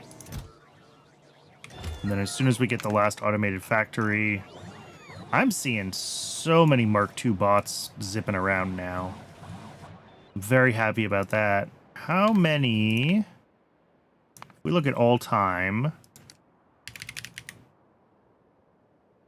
5.4 thousand logistic bots crafted, 991 consumed. Yet only 900, What else?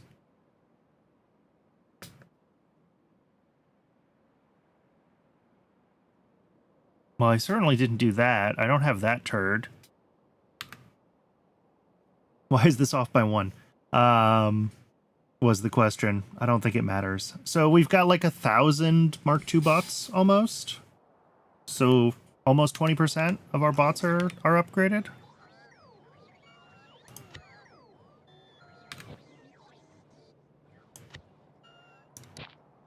That is progress.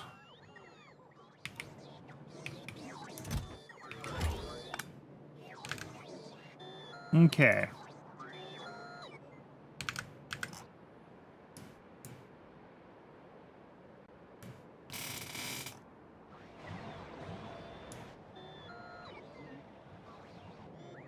It'll be nice when they're all upgraded, because like there's enough of them moving around now that I can see how much better they are than the Mark I bots. When it was just a couple of them, I didn't feel bad about having all the Mark I bots, but now that I have like 1,000 of the good ones, feels bad watching the bad ones moving around.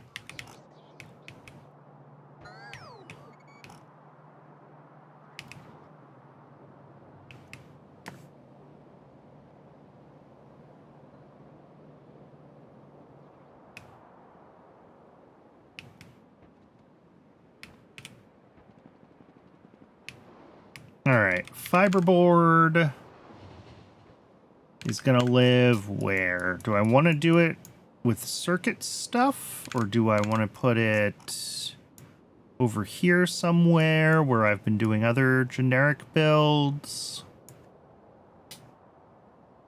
I guess we could put it down here. It's fine. How many stations are we going to need? I guess 1 fluid input, 1 solid input, and 2 outputs. So 4 stations. Okay. And we have 4 slots here, if I'm feeling... Yeah, what's this? This is just liquid nitrogen. Okay. Yeah, we can put our 4 stations here and get the build kind of right over here. That'll be fine. We just have to watch out for that zinc rock.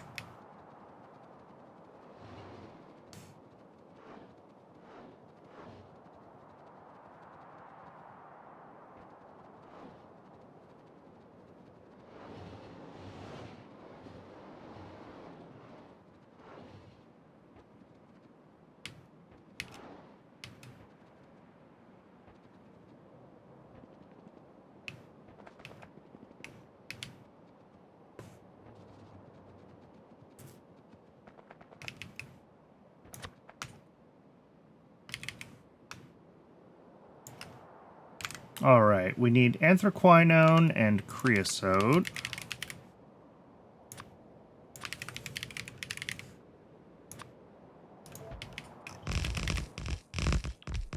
And we need to be able to see what we're doing.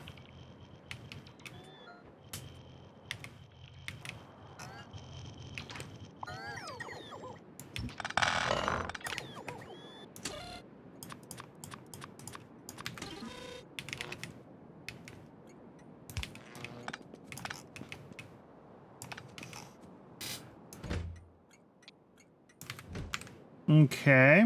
And then our other input is sodium sulfate, logs, and kecalx.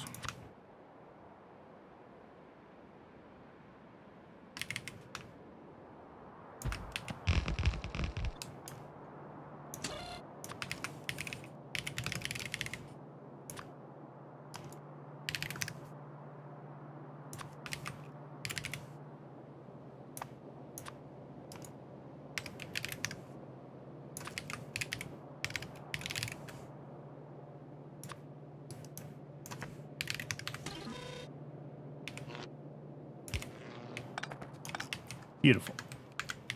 Clear a few more trees out of the way. And then we're going to have 2 pickup stations. One is going to be the fiberboard itself, and one is going to be biomass, and I don't know which is which yet. We will have to see what the belt routing looks like as we get the belt built. So, looking at this, we've got 8 wood processing units into 2 ball mills for biomass. And then, for fiber. We've got 2 wood into a wood processing unit.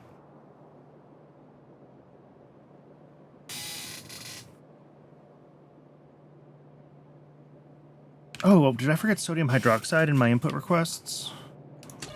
I did. That's fine.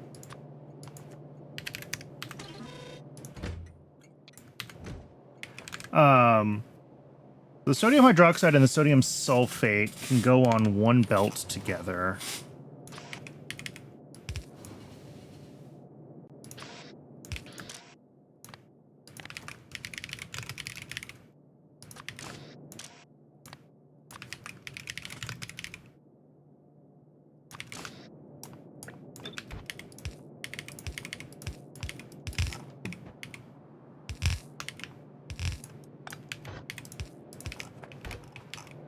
And do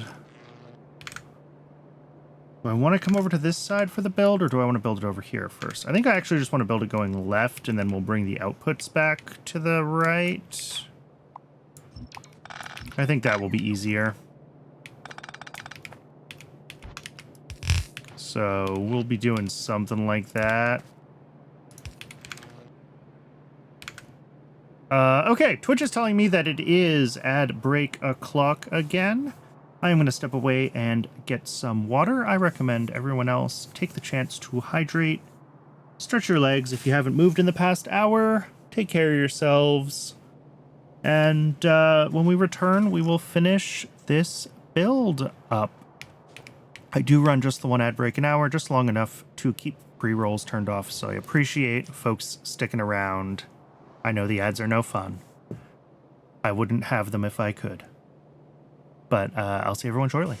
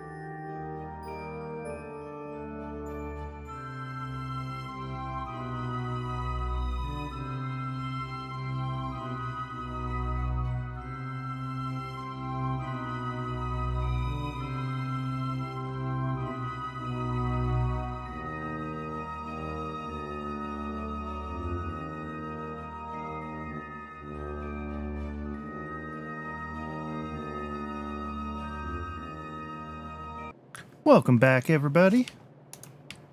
Thanks for sticking around through the break. Okay.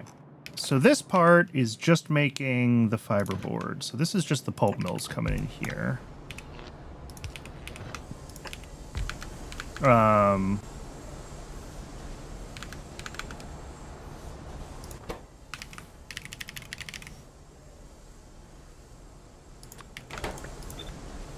And let's see, if we do it like that, we can grab the steam on this side. We can grab this out here. Or even further. Well, I don't want to go too far. This outputs 9.6 a second, which is slightly more than one blue inserter each, annoyingly.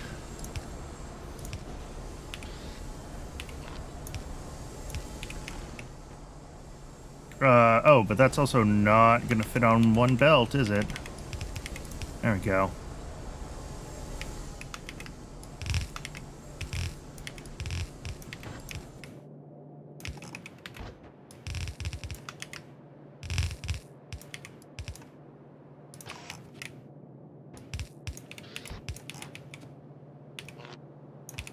There we go.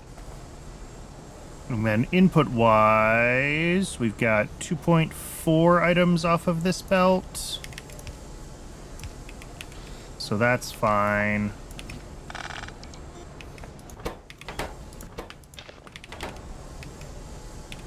I guess if I wanted to maintain the mirrored build instead of the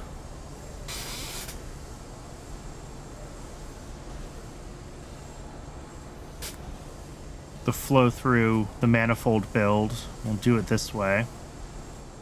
That's all fine. Steam we make on site, and it's a lot, so we'll have to find where we want to tuck our boilers. And the other thing is going to be anthraquinone.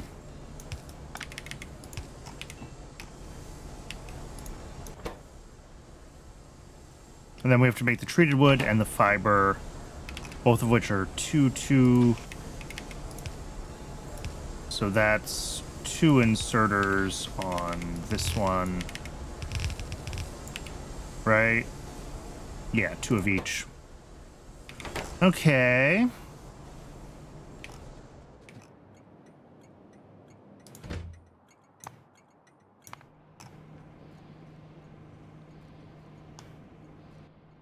Ooh, creosote build here is running a little low, isn't it? All right, we might have to expand this. That's not exciting. I do not want to have to deal with more tar processing, but so be it if it is what has to happen.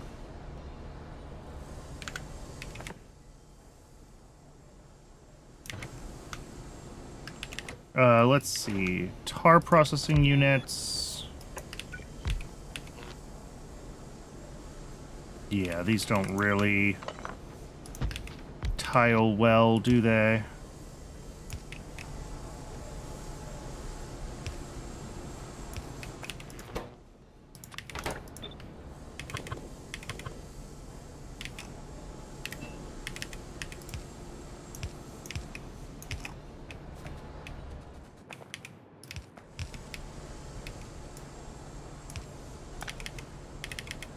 I think there's a 100% chance that that's going to be in my way, but we'll look at that in a minute.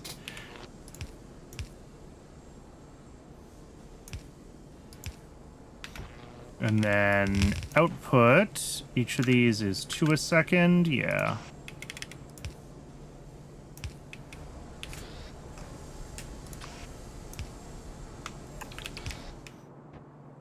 And then on the other side of this, we're going to have ball mills.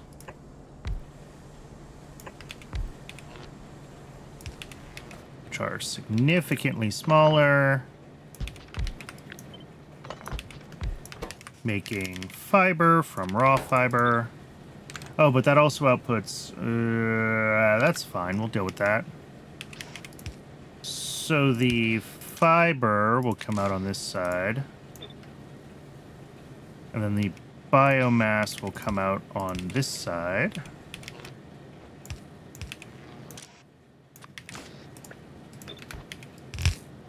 And then our input is going to be the raw fiber. Which at 4 a second, it's going to be like that. Okay. So this is the biomass out.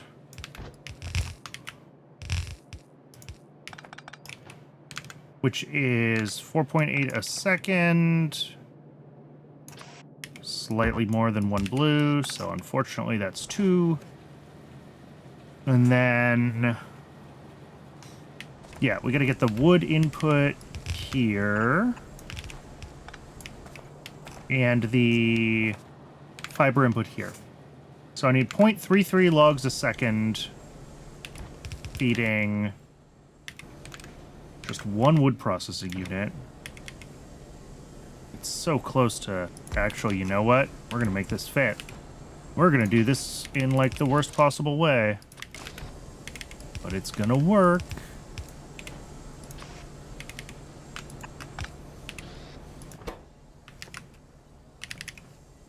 So that's making wood, which does get prodded.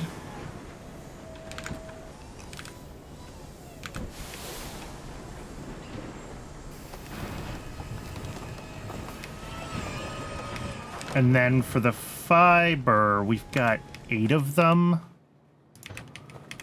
So that's going to be like...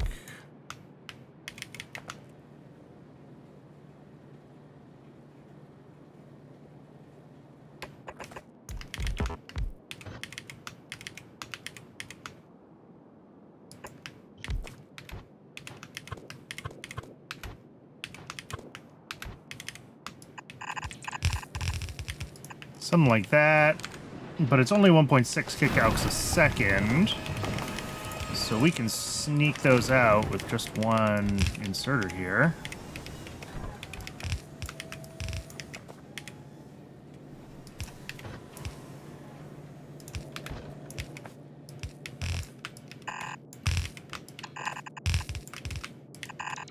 Beautiful. That'll work.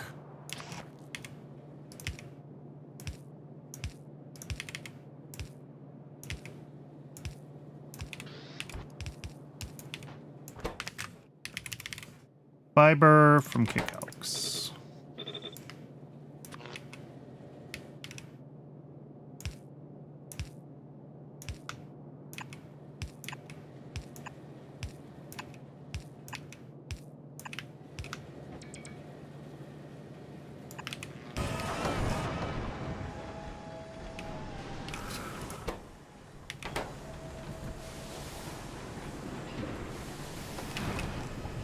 Oh. Well, here's the question. Now can I get this belt up to where it needs to be? Oh yeah, no problem. Gross.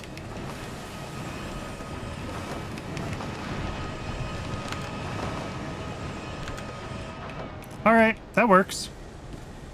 Is it unnecessarily compact? Yes. But, gets the job done. Alright, that's a biomass byproduct. I don't know where I have one of those floating around right now. Someplace that I use, yeah, native flora.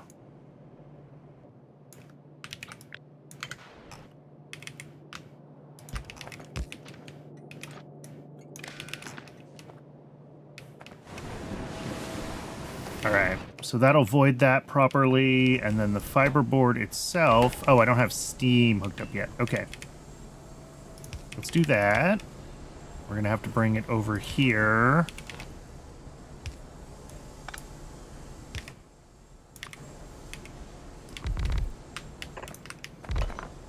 Whoops. Why?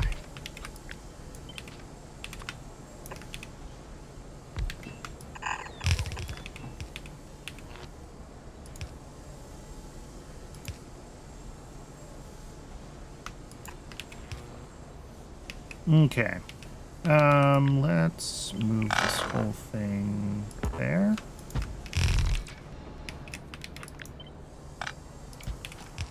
So that's fine if I can find water nearby. Which again, this is an oddly challenging place to find water. Some up here.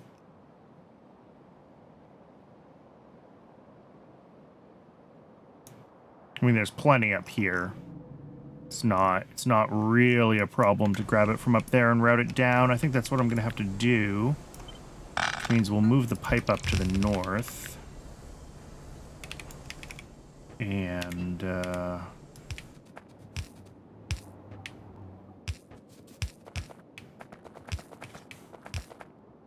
Oop, right here's a good spot.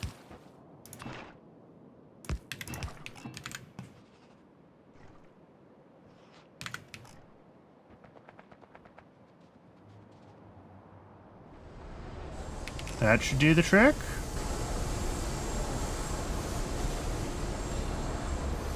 That should do the trick. Sweet. All right, there is fiberboard done.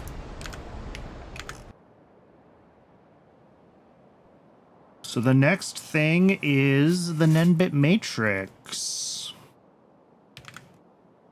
That's easy. Nenbit matrix is only 2 stations. So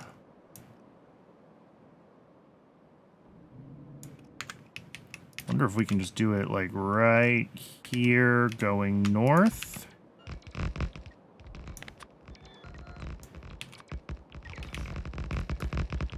Going north from here will get us, we don't need a lot of space because we only need 1 input station and 1 output station, so we will still be, we'll be able to fill in a little bit of this space south of the lake without actually running into the lake.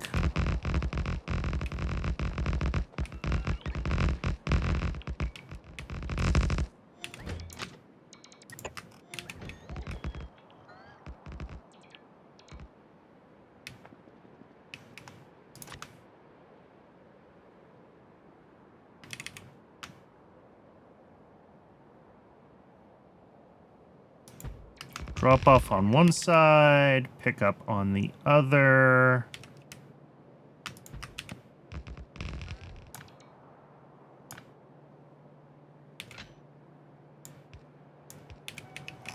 All right, inputs are nanocrystalline cellulose, nexalate matrix, and niobium titanium alloy.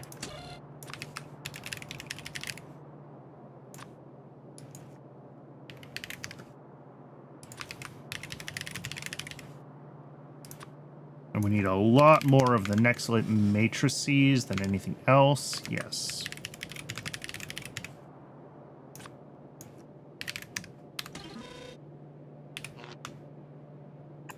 That is fine.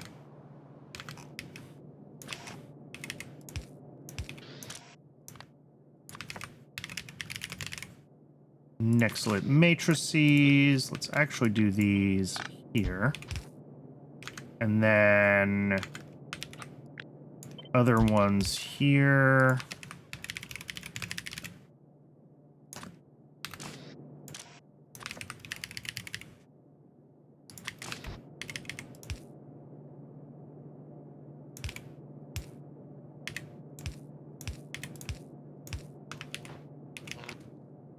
Bop, bop. Okay.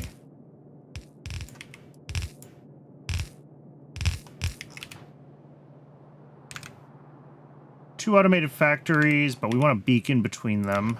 So it's going to be a little... Actually, that's fine.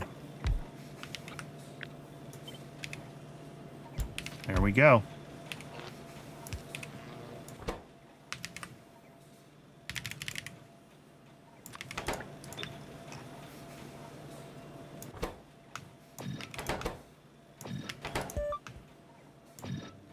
How did I end up with 1 speed module? I must have typoed.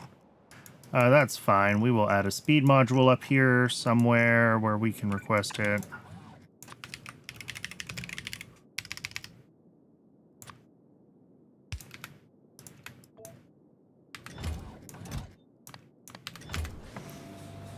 And then we cannot trust any of the numbers here because these have the wrong tier of modules in them.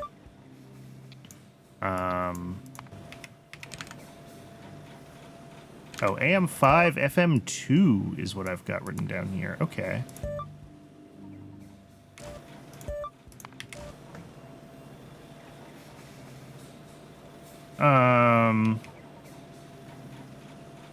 Anyway, it's 1.6 nexalate matrices a second, which... Yeah, that works fine, and then everything else will also work fine.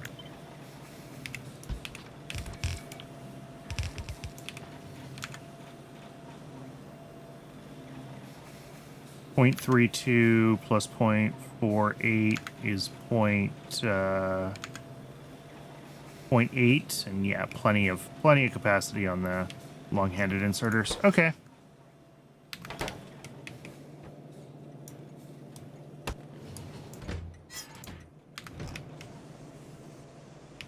And then output-wise, we're making 0.89 a second. That is just nothing.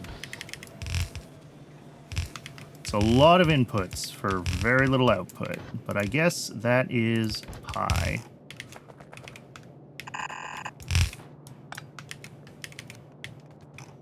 But those are exactly the things that, like, we want to definitely have dedicated builds, right? Because this compacts a lot.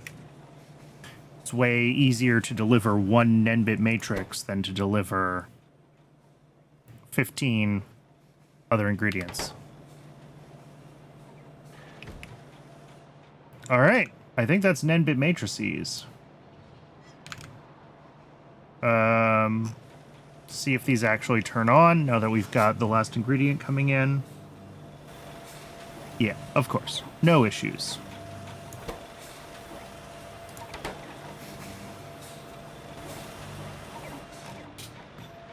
N-bit matrices, unfortunately, do not come with a milestone achievement. Oh well.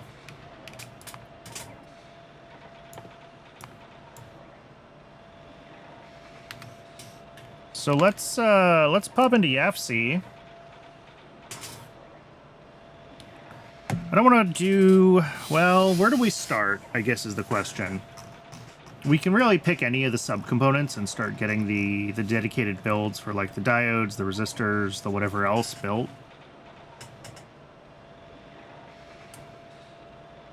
Resistors look nice because those are already nicely ratioed.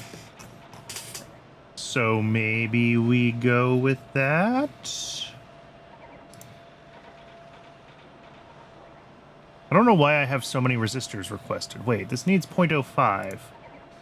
Why do I have one requested as an output?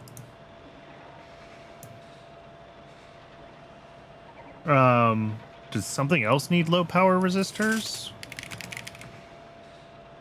No.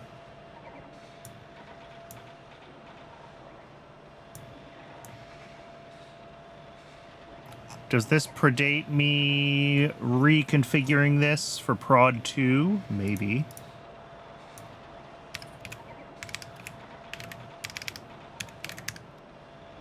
I mean, that's fine. So yeah, this only has to be scaled to 1. Unless there's something else that I'm going to need this in? No. Just those two things. All right. Yeah, let's grab SMD diodes and low power resistors and get them both on their dedicated pages.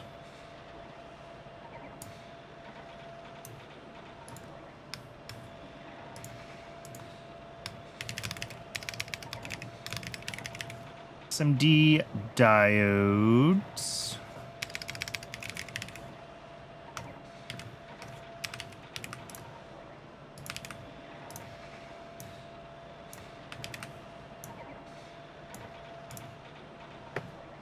So we need, for SMD diodes, high-tech circuit boards need to bring in 0.2. And then mech parts need none? Cool.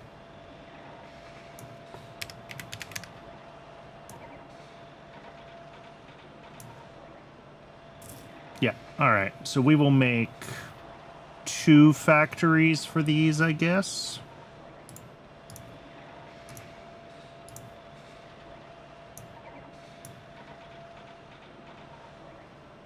Let's see.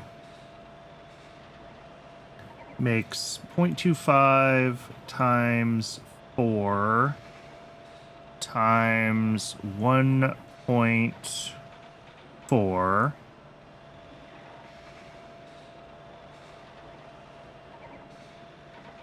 times whatever the minimum speed is, which I don't remember.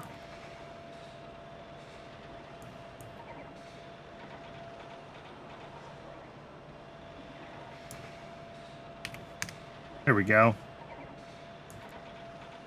20% is the answer.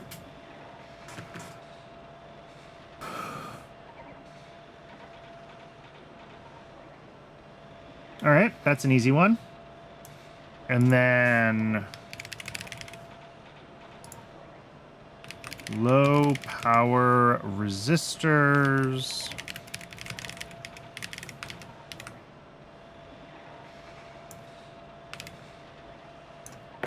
These ones we do have some from mech parts, 0.05. And circuit boards want 0.12, so we need 0.17 to start with. Again, we're going to prod 2.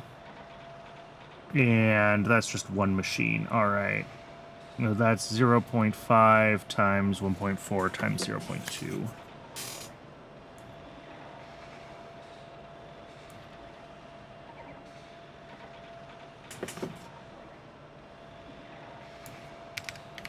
Also 0.28? Also 0.28. All right. That's apparently the magic number today. And, I mean, I guess we could do... Right, we don't need diode cores for anything else, right? They're purely intermediate here? Yes.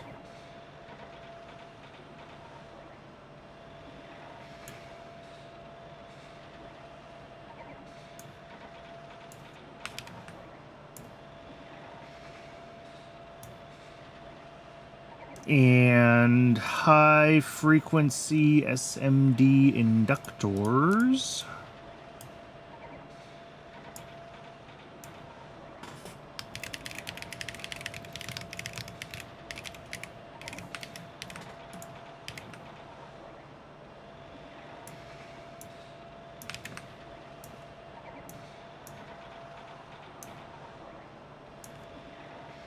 We need 0.12 of those. None on this page, none on this page. But I think that's also going to be... No, of course, the ratios are different. 0.12 is under 1 build, though. Is it 0.14? No. Is it 0.16? No, it's close. 0.3, 2 times 1.4, 1.68. There we go. And then the high flux core is only used here, so that's fine. Those also get prod 2s. Magnetic cores are used in deposited vanadium cores, superconducting magnetic units, fusion reactors. That feels important. Personal fusion cells, finite difference time domain photonic structures for photonic chips. Oh, that's literally the next tier of electronics. If you can call them electronics at that point. And then also superconductor substrate, superconductors, which are used in a bunch of stuff. Okay. I was trying to decide if magnetic cores need to be their own build that I can, like, upgrade separately, and I'm going to say the answer is yes. So we will do those as a dedicated build.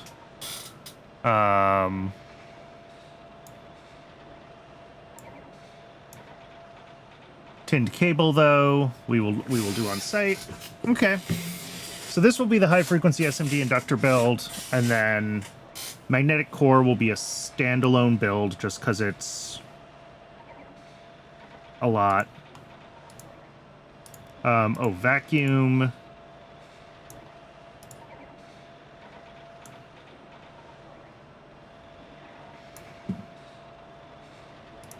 So magnetic cores.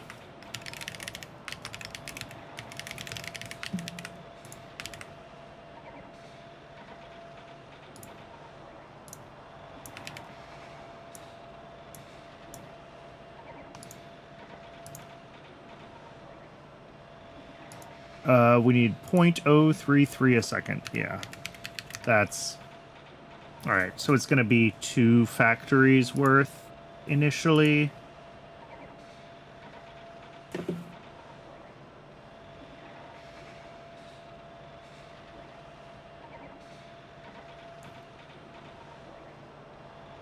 .0448.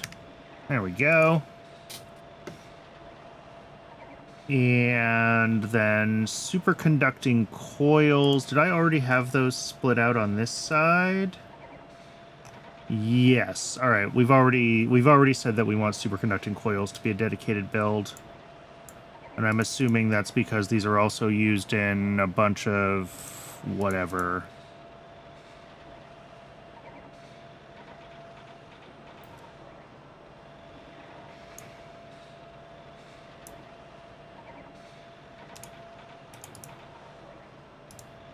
I mean, antimatter. Oh, yeah, it's used in satellites. Okay. So, yeah, superconducting coil is also standalone. Cladded core comes in from outside. Kevlar comes in. So, yeah, all of this gets shipped in. This is just like 6 ingredients in a trench coat. But again, it compacts nicely, right? So it's better to have it in one place. All right, and that means superconducting coils also need a build.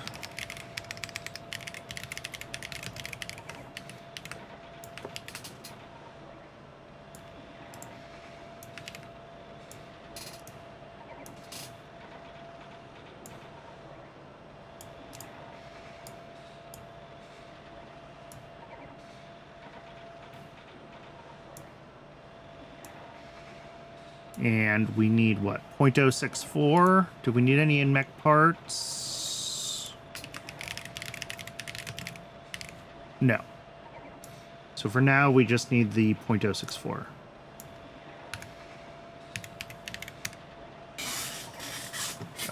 So one assembler's worth is going to be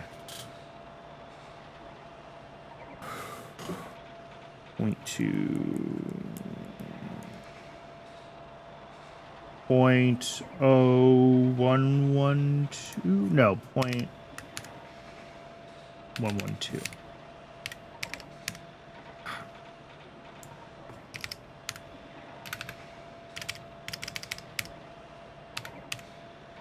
There we go.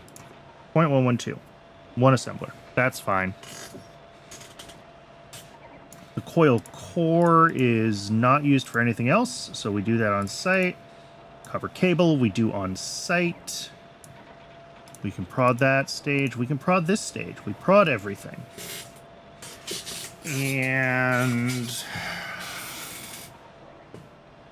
yeah, that's a lot of stuff that has to come in, but whatever. That's fine. It's only a couple copper cable a second, but like as soon as we need to ramp up superconductor production or magnetic core production, we're gonna need a lot more, so I would rather build this with the casting on site now and just be a little bit prepared. And then superconducting wire, I believe, has, yeah, a bunch of other uses, including at this tier with electronics. So that gets its own.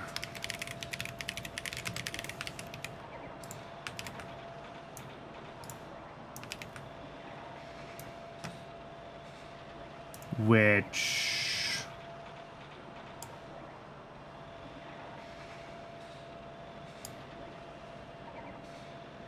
mech parts use 0.1 a second and superconductor coils use 0.8, so it's very close to 1 a second actually.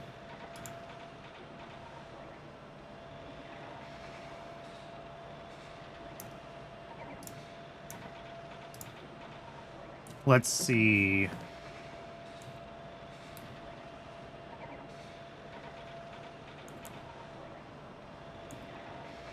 1.12. And like, yeah, superconducting coil is overbuilt. And this is the thing where like we build each machine to each sub build to like one machine scale, and we're rounding up each time. So it's like, oh, we need 0.033 magnetic cores, but we're making 0.045. We need 0.064 superconducting coil, but we're making 0.11. And by the time we get to superconducting wire, we're making a lot more. Like, this is bigger than the amount of Nenbit matrices that we actually made. And it's fine. It's fine. Later on, when we scale stuff up, we will have to scale up Nenbit matrix production more, but like, for what our demand is going to be initially, it is covered. It'll be fine. It'll be spiky, but we have big buffers in the rail system. So I'm not going to worry about it. I'm not going to second guess the amount of Nenbit matrices because of what this number says. Did we do silver zinc alloy? Yes, we did. Okay. So superconducting wire, I think that is everything for inductors, resistors, and diodes. Like, I think we got it all there. I guess I could also put on the capacitors. Boy, that's a lot. And then we can request everything for, like, all of the components and their dependencies. Well, processors too, cooling systems. Do we just go through and finish this process? That might be the thing to do.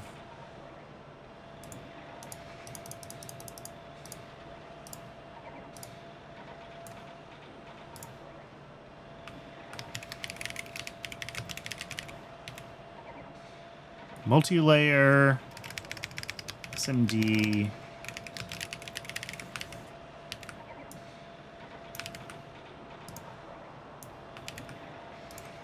How many of these do we need? In high-tech circuit boards, we need 0.12. And in mech parts, we need 0.2.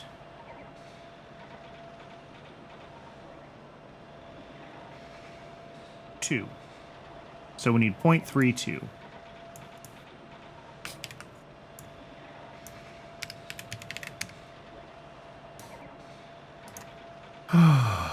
All right, and with prod module 2s, that's going to be 2 machines.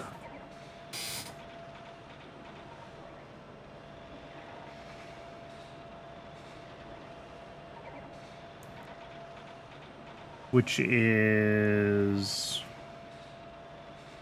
0.373? Yes. Vacuum. Capacitor cores are only used here, and capacitor terminals are also only used here. Capacitor terminals are easy. Capacitor cores are less easy. We still need to do boron carbide, I think. I think this is one that I saw was a very small amount, and I just didn't bother sorting it out. Ceramic on site is fine. We don't need to prod that.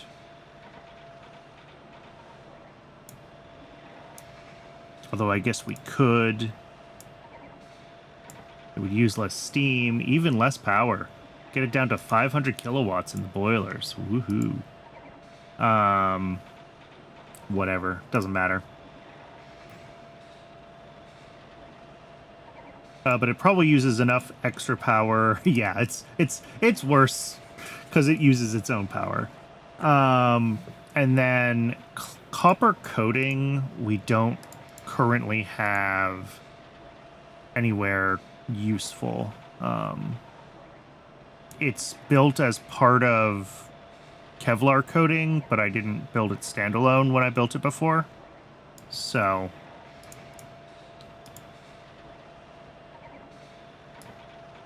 I think that's it as far as this goes. Oh, pardon me. Cladded core we already looked at. Coke we've looked at. Silver plate, liquid nitrogen. A bunch of different plates coming in. I think the only one might be boron carbide if we haven't built boron carbide yet. Yeah, we have not. But we need a very small amount of that.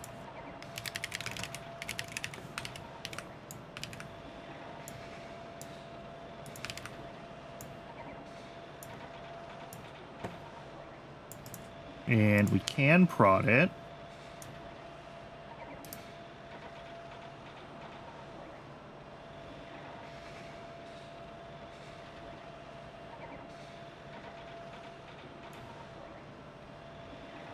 0.336. There we go. That is one machine, and that's way more than we need. We need like 0.05. Oh, and this just brings in a couple of normal things. All right, that's fine. Are we going to need a lot of this?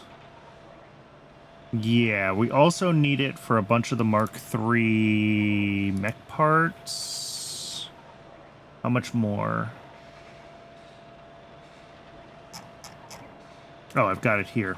0.29?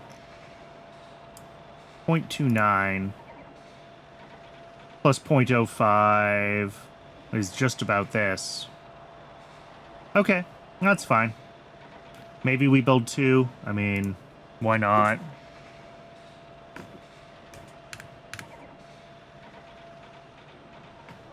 So 0.672. There we go. That'll be more than enough.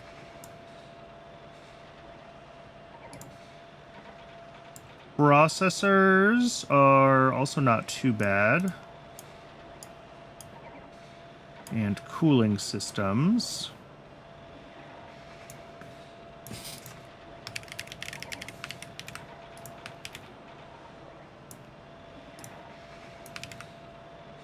Processor, Mech Parts 2 does use a few of these. 0.01 plus 0.04 is 0.05. All right. Let's see. One of these is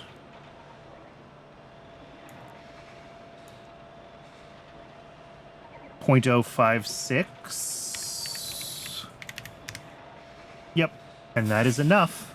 So just one machine for almost all of this, which is great. The various silicon types, the Kitasan, that also gets prodded. Everything else here is normal inputs. All right, processors are good. I'm going to close special small parts, ammonium oxalate, and carbon fiber, because I'm running out of space here, and we don't need to be looking at those right now. Cooling systems are the next one.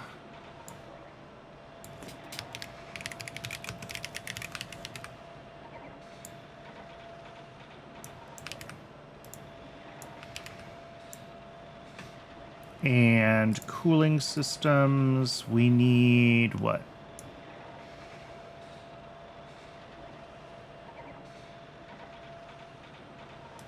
.04. Do these use them? Nope. So just the .04. Okay. Let's see.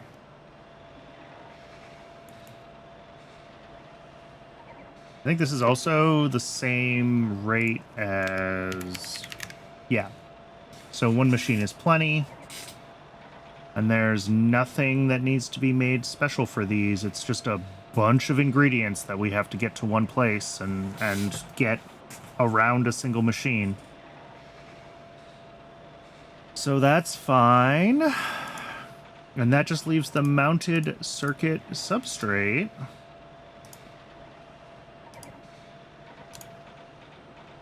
Which we also need in mech parts. 0.02. Oh, printed circuit substrate. Wait.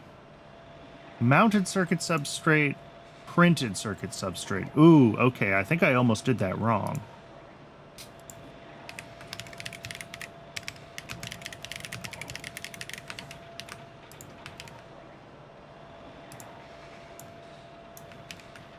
So mounted circuit substrate for high-tech circuit boards, we need 0.04.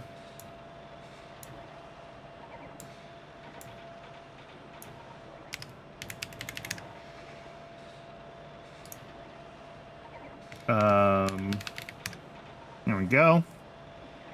Twice as, well, a lot more than we need. Almost 3 times. And then the printed circuit substrate. Let's pull out to a new tab because we do need to shift that out.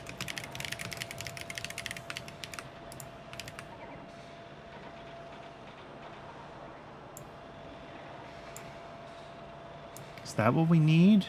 Printed circuit substrate tier 3. Yes.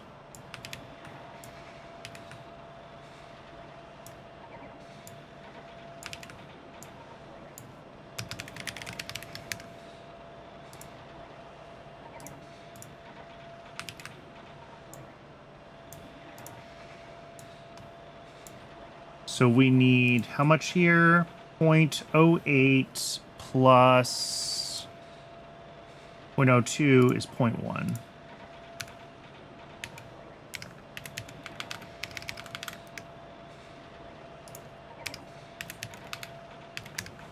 Yeah, and that's fine because we'll do that.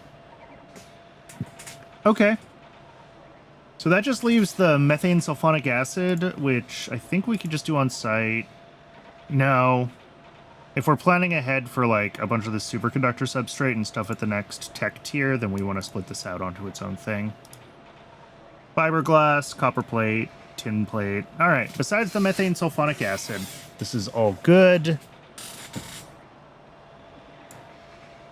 So I think we can start requesting all the buildings for all of this.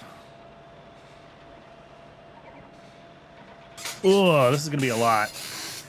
All right, let's start with PCB factories. 1, 2.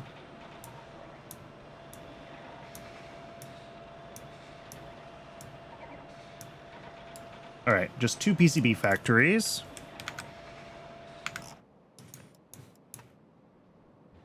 I don't know if this is actually going to be easier than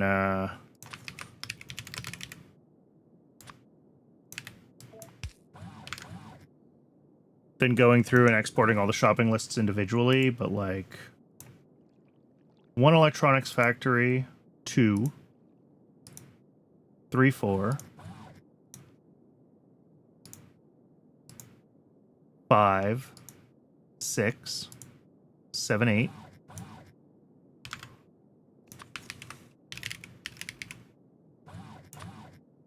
1 chip shooter, 8 electronics factories. And then going back, I see molecular assemblers, 1,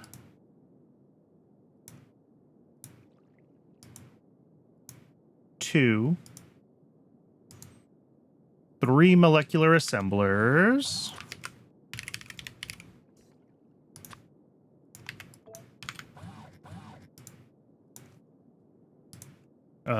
2 high pressure furnaces, 3 high pressure furnaces. Yeah, and this is where I'm going to start to lose track of things. 3 high pressure furnaces. All right, you know what? No, I'm going to give up on trying to do it this way. I'm just going to export each shopping list, and we will deal with the bulk of requester chests that we end up with. I think that's going to be, unfortunately, the better way to do it.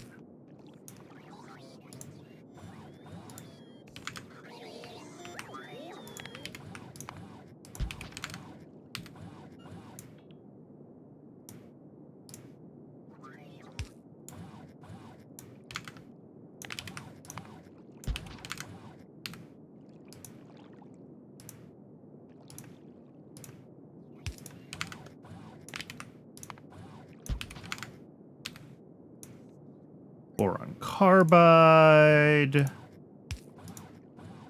All of these are going to have Mark 1 modules in them too, which is unfortunate for, or sorry, the Mark 2 modules in them, which is unfortunate for other reasons, but we will cope. Superconducting wire.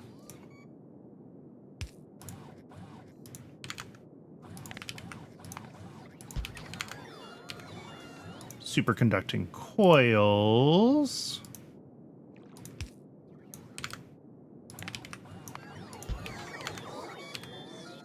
Magnetic cores.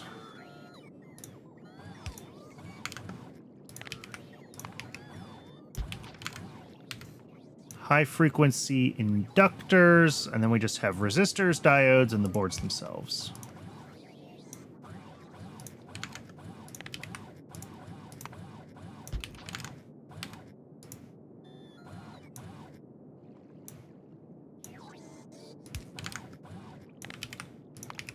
Resistors, diodes,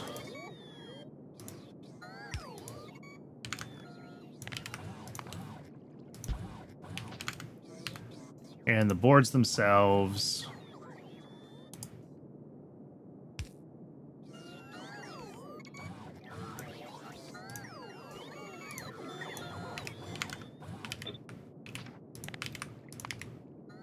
All right, there we go. That is a lot of requester chests, but that's everything left to right, the same order all the tabs are in. What I should be able to see if we come around here somewhere is I should be able to see the requests for Mark II modules. Yeah, 3 efficiency module, 57 prod module, and no speed modules. Okay. So I'm just going to make one more chest for the modules.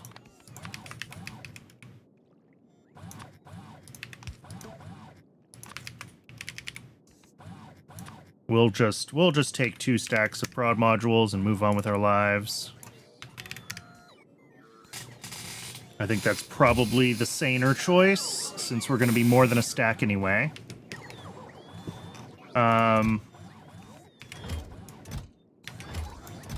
So yeah, then it's just a matter of waiting for all of these to get their appropriate buildings done.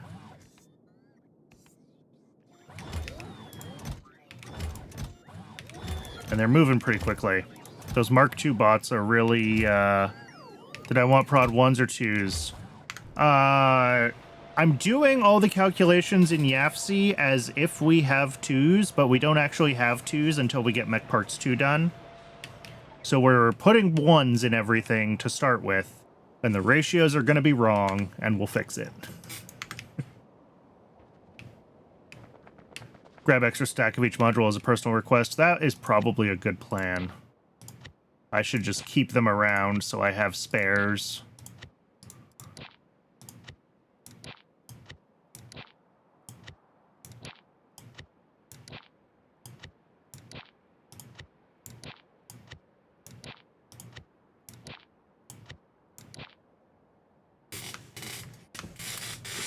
Why do I have 21 efficiency modules? What are those for? Oh, I know what those are for. Those are for these. We should drop those off.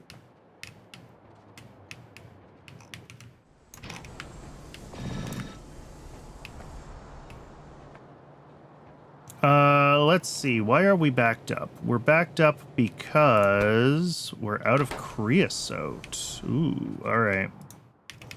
I was saying I might have to look into that. We might have to look into that. We do have a bunch for now, but it's not gonna work long term. Anyway, yeah, I should keep one of each type of module in the requests. That is a good idea. Okay.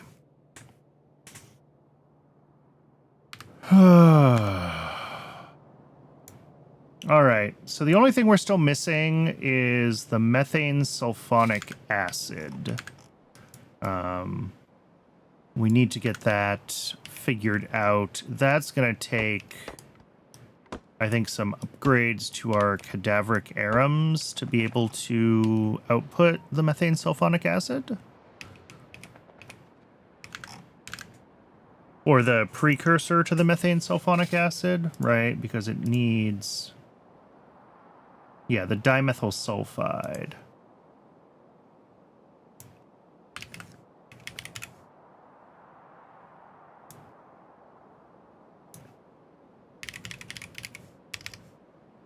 So if we want to output dimethyl sulfide, how much do we need? 4, well, 16, 20, something like that. So we make this from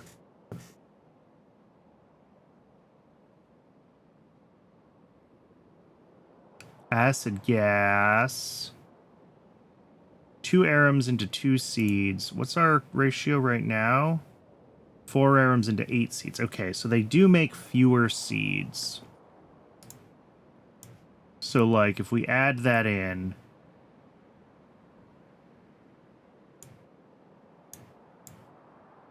it does work. We just need to expand just a little bit, it looks like. Or potentially switch to, like, recipe 3, which we do have access to. What does it need, though? Coal, gas, water, sand, stone wool, fertilizer, ash, blood meal. Okay. Oh, pesticide. That's a whole new thing. And acid gas. Okay. I don't think we're doing that right away. I think we just drop a couple more greenhouses at the array. We can... Well, we have to ship in the acid gas. Unless there's an easy way to make that from arums. Not hard, but it can mess with science. Yeah. No, I think this is fine. I think we just prioritize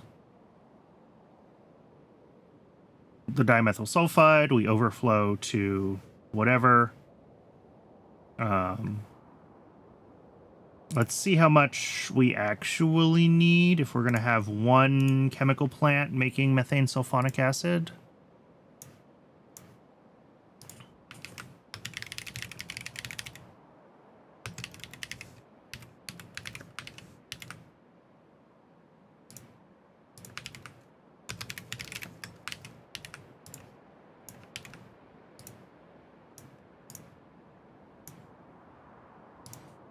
Oh, and we can prod it. Yeah, we should prod it. Okay.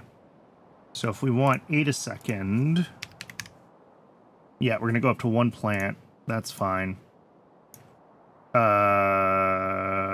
Let's do some quick maths.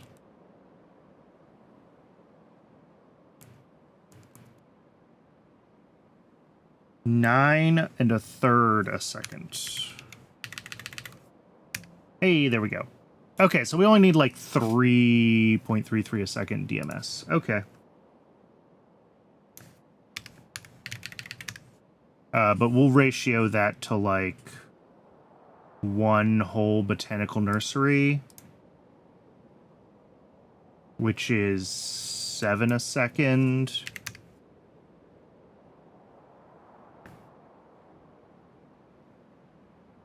And then I think we already have 4 or 5 making seeds. We do want to make sure that we can still make enough seeds, even if we don't have the DMS. Yeah, we got 5 here, which is plenty. Because we prioritize looping the seeds back around, etc. So we just need to add some more splits and priority merges with a couple more... well, just 1 more botanical nursery. And we need to add the input for acid gas here, which is just going to be shuffling this around to be a proper multi-input station. Okay, that is an easy upgrade. And this says that I can still get away with 24 greenhouses, just barely. So we don't even have to upgrade the rest of the build. Nope, we have 24. Perfect. All right. It is ad break o'clock. I'm going to step away and get some water while the ads run. As always, I do run just the 1 ad break an hour, just long enough to keep pre-rolls turned off. So I appreciate folks sticking around through the break. Take the opportunity to take care of yourselves, stretch your legs, and when we come back, we'll start in on all these builds we've been prepping. We're here. We're building blue chips. It's happening. I'll see everybody soon.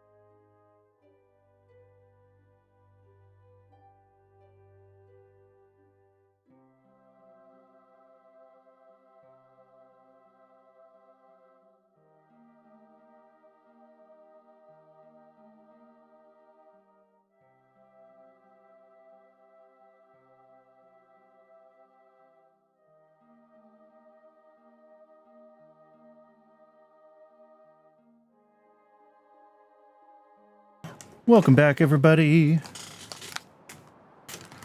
Okay,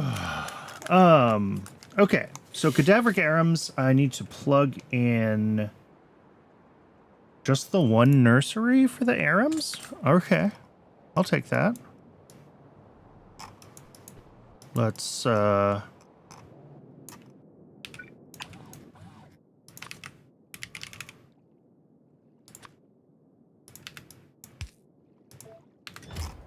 the other thing I need to figure out up here, actually, is where can I do the output of the...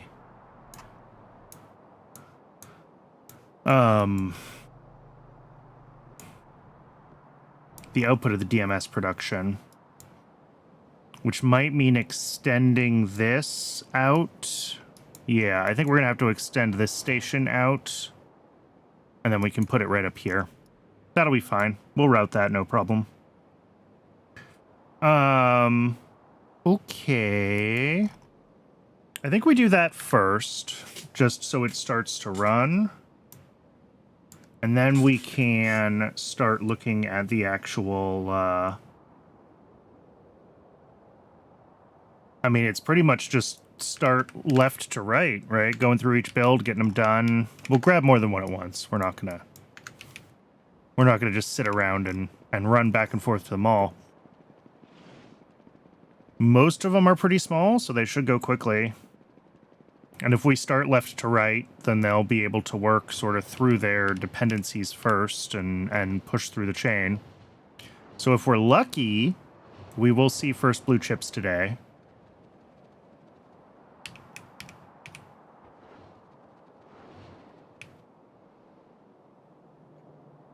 Let's see, what time is it? Okay. Oh, it's on my screen. I always forget I have a clock on. I put a clock on here on purpose. I always forget it's there. I know I did start late today, so we're going to go a little bit later than usual, but I don't want to let myself go too late. Oh, and the methane sulfonic acid I need the shopping list for as well. Boop. And that will also be, well, I got extras of those, so that's fine.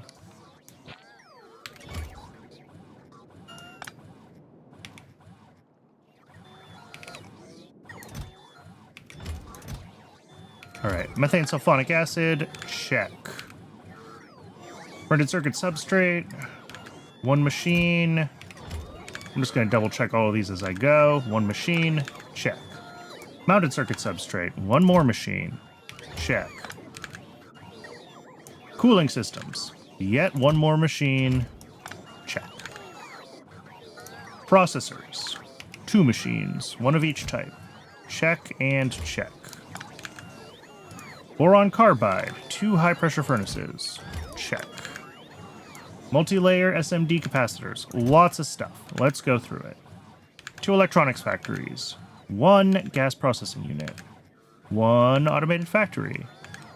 One high-pressure furnace.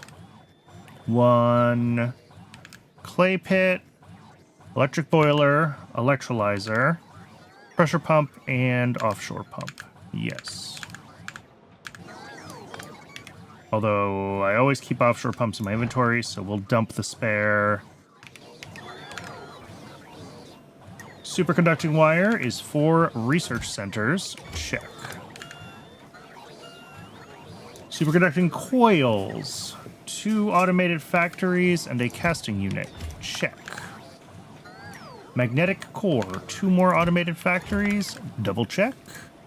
High-frequency SMD inductors, electronics factory, molecular assembler, and casting unit. One of each. Check, check, check. Low-power resistors, electronics factory, and pressure pump. Check. The next things are off the list. SMD diodes, 2 electronics factories, and a molecular assembler. Check. And then the whole thing folds into 1 chip shooter. Check. Well, I'm probably going to run out of, like, belts or power poles or something silly at some point during the build, so we'll have to come back up to the mall. But that's it. That is all the machines for blue chips. More modules than we're going to need of every type. And none of these builds are getting beaconed because none of them are particularly big, even with prod 2s. So I think we're pretty good. Just a matter of making sure that we clear out any random stuff in our inventory just so we have space to work. Yeah. All right, let's start with the cadaveric arums because we're going to need that, the DMS. And when we have fluids in, single or even double-digit amounts, it takes a long time for there to be a train load. So we want to get that chain started as quickly as possible.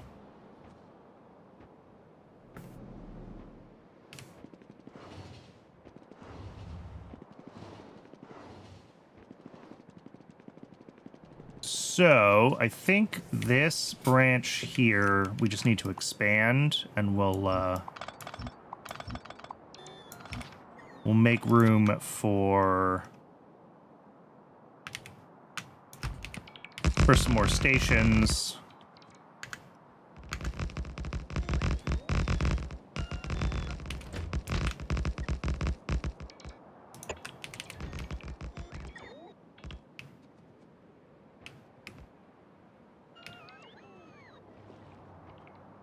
So down here, let's see. I think we just want to split priority right first.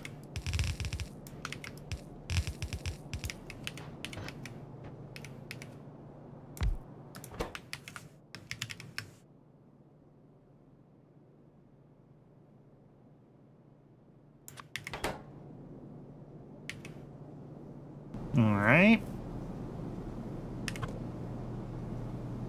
That takes in only 0.2 a second arums. That's easy. And then it outputs... Oh, why do these have such ridiculous inserters on them? Oh, probably when I built this, we didn't have hand size upgrades. Even still, they're like double what they need to be. Either way. Output comes through here.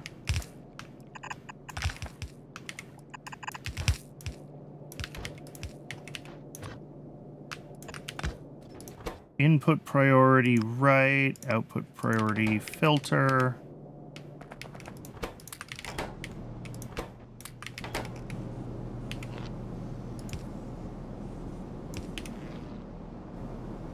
That looks fine. Let's disconnect this input request just long enough that we gotta drain it.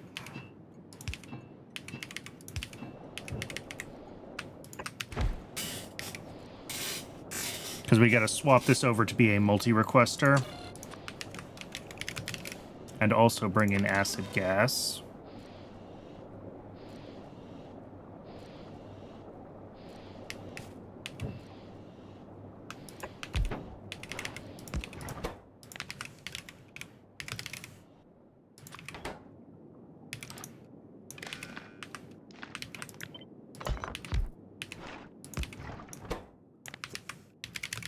Coal gas. And then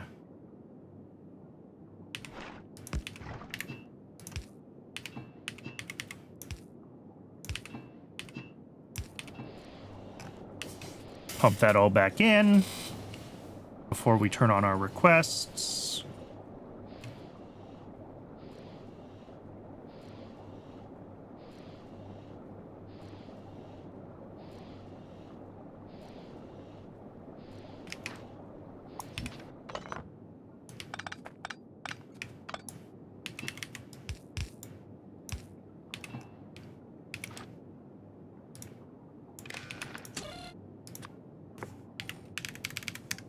Okay, that should be fine. The acid gas feeds through about there.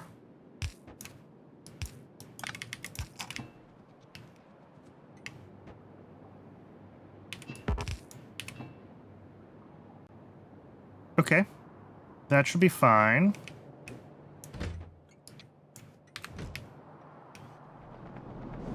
And then the output of that is going to get routed up here, where we are going to have a fluid pickup.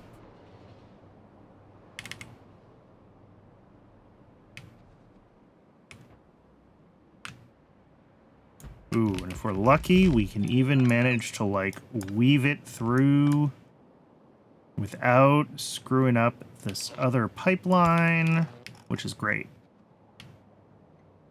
I love stuff that I don't have to think about.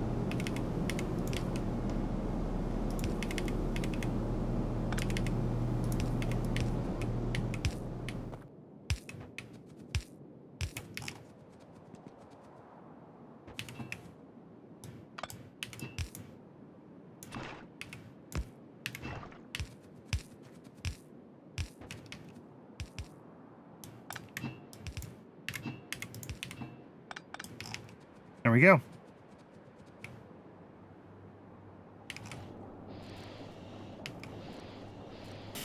And yeah, this is why we wanted to get this built early, because it's not quick. But it should at least be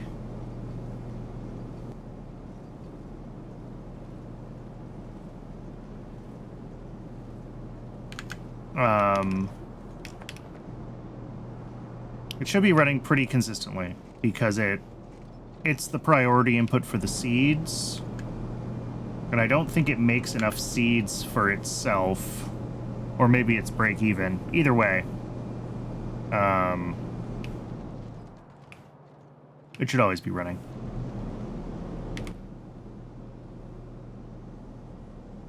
Cool. Step 1 done.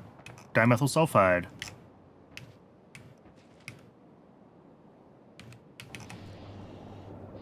Yeah, these pumps aren't even full yet. It's gonna be a minute before that gets its first delivery. That might be our limiting factor on whether or not we actually see blue chips today.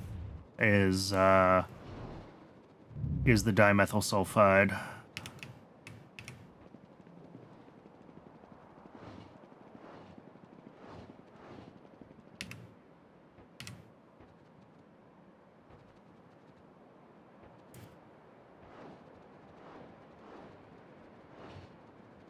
Should take under an hour. That's not too bad then. Yeah, because it's what? 25,000 divided by 9, 10. So 2,500 seconds. Yeah, 45 minutes. That's not bad.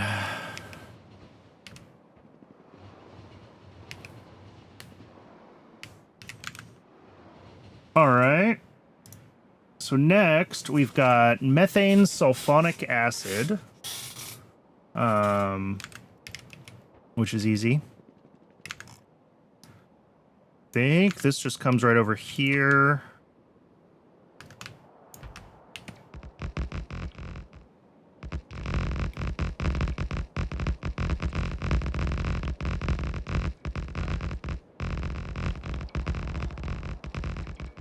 Oof, the train repathing lag spikes are getting worse as the network gets bigger.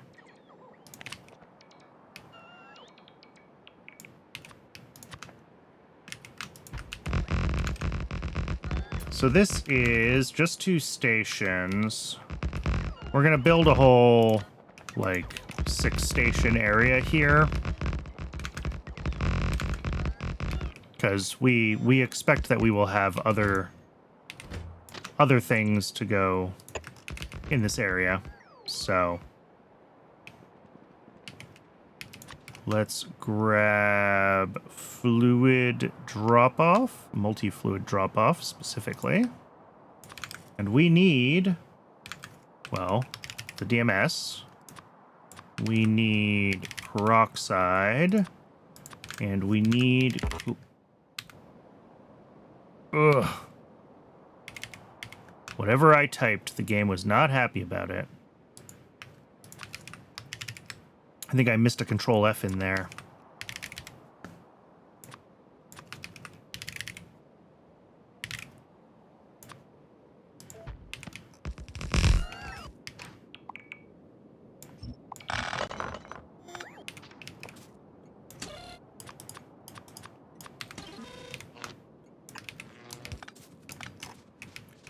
And then we pick up the methane sulfonic acid. Oh, I was looking at the methane sulfonic acid number, I think, not the DMS production. What's the DMS production at? 7 a second. Okay. So closer to an hour, but still not a long time.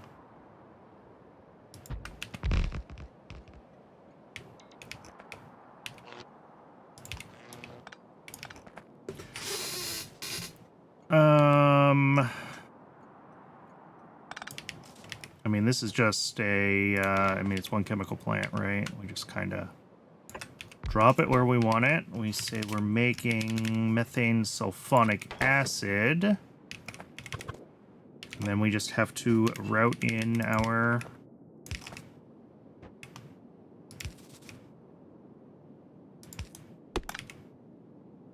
Go there.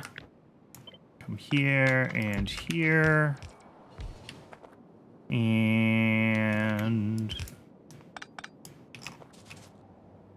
peroxide next.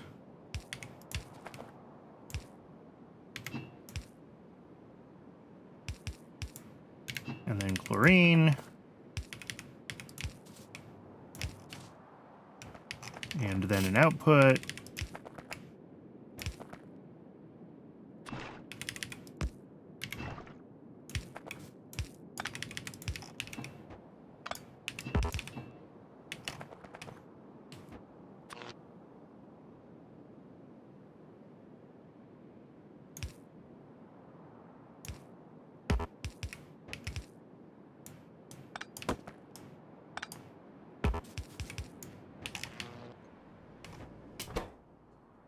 And does this need modules? This needs prod modules.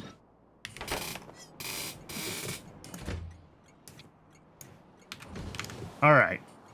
Done. Up next, we've got the printed circuit substrate, tier 3. Which needs the methane sulfonic acid. So this whole chain is just not gonna start running until we get through, unfortunately.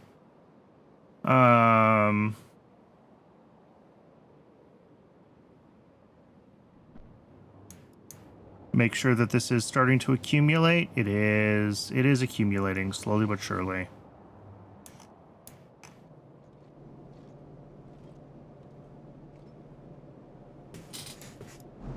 And yeah, it does look like it pulls enough seeds from itself. I think it's okay. It doesn't look like it's backing up yet. So I think even when we don't have particular seed demand, it still manages to pull through enough arums, which is fine. Okay. So yeah, the mounted or the printed circuit substrate. I think we're gonna go in this direction.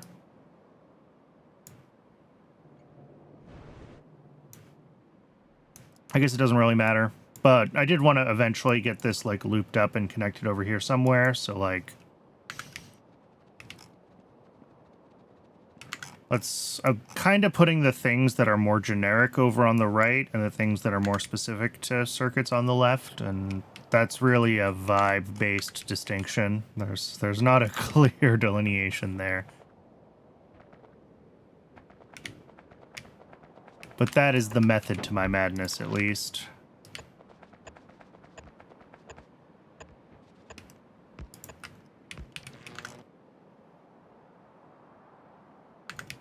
Did we miss a power pole? Oh, did I put the power pole over the...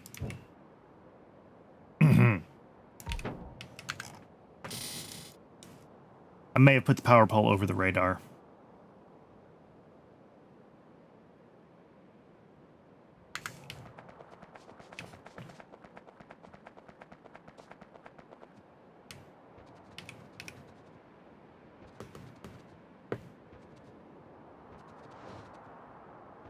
All right.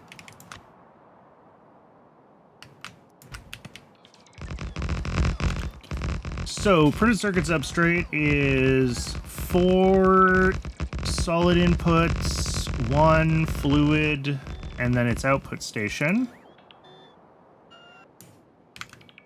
So that will run just fine. Right over here. Does this all fit here? We're gonna need more glass fiber, aren't we? Okay.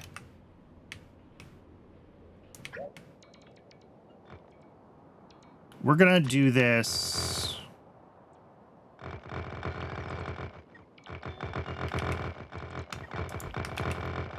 One more over. We're gonna do a straight through and then a T-junction down, and that way I have more space if I need to refactor glass fiber or whatever else. There's space to work here. I'll probably end up having to turn glass fiber vertical or something, but we'll have the space to do those refactors when we need to scale it up, knowing that we will have to scale it up.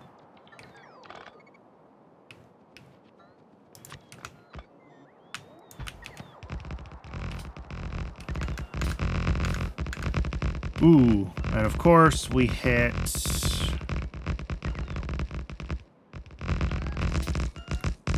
I think that's fine.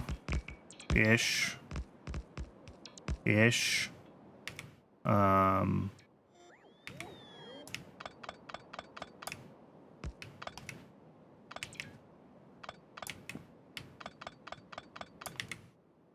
Let's see. Rail ramps.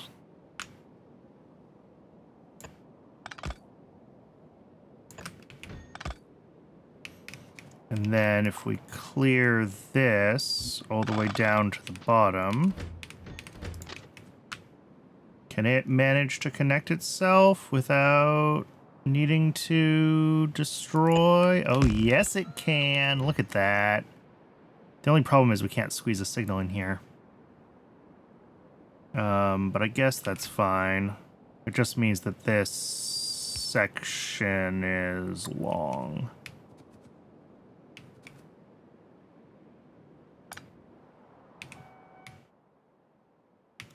But I think that's okay. And then on this end, let's get... Well,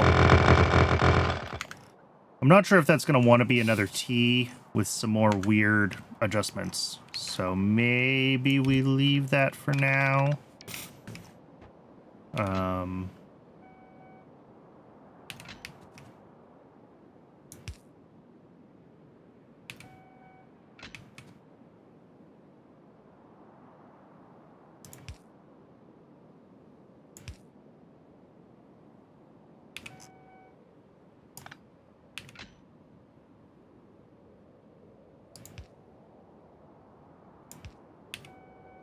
Sure, whatever. Good enough.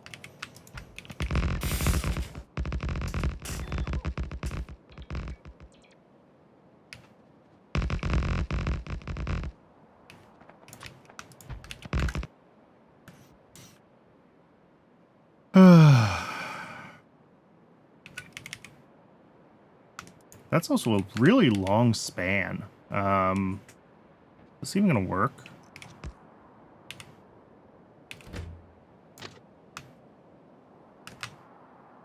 Oh no.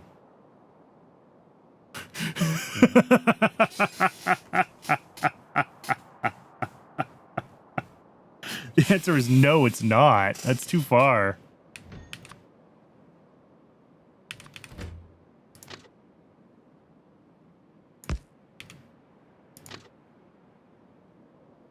Oh, it's like one tile too far.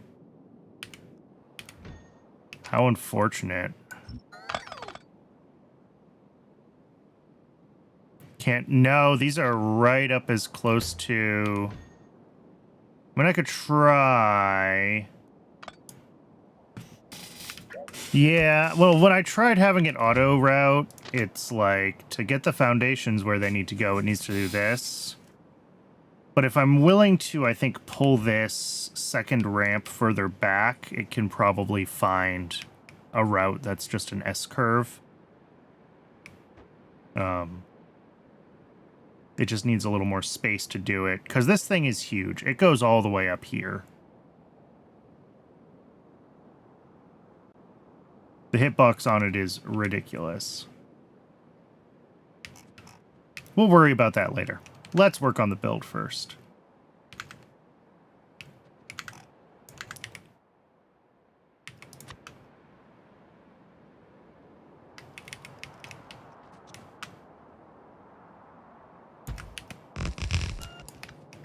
All right, so this is our pickup. That's going to be the output. And then we're going to have an input of fiberglass, tin plate, copper plate, and nylon parts. Am I out of rails? Really? All right, well, we got to go back to the mall.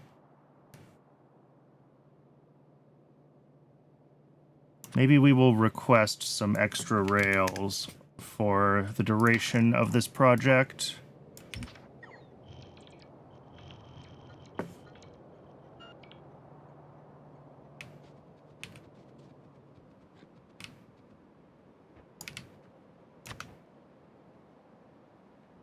Yeah, if we go to, like... I was hoping I could squeeze another trumpet in here, but... if this is going to have really funky routing requirement... Well, here's the thing. If we take this one away... we take this out...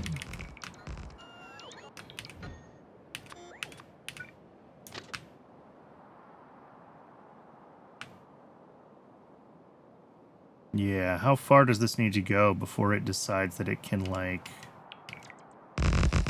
do what it should do? The answer is not on, like, this side. That seems... kind of crazy. That it has to go this far before it thinks it can connect. Okay. And then, yeah, we definitely, well, we'd have to find a different way to connect down. So, like, if we do that... sure, whatever. We take this, connect it up top somehow.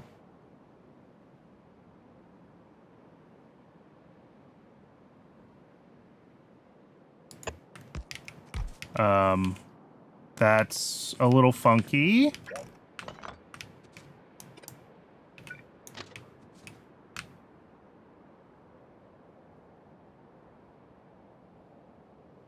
Yeah, I was thinking more like that. Oh, well, no, that's actually fine. Is that fine? Because then I got to get this one up there somehow. This would end up being like a totally custom. I'm building a totally custom trumpet here to get around this rock.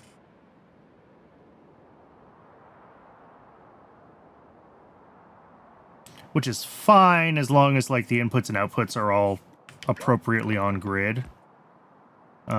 So yeah, but if we think of it like that, if we're gonna connect to the top, then can we just connect in? Yeah. Okay. So this connects to those two paths, and then... which is what it needs to do, right? It needs to go forward, and it needs to be able to go left, or... sorry, we need to be able to come from the right, and we need to be able to come from here, and that's what this little intersection normally is. That's fine. Can this just bridge across normally? No, you can't bridge over, apparently, even the lowest part of A. TMS might be ready before the intersection is done. You know, probably.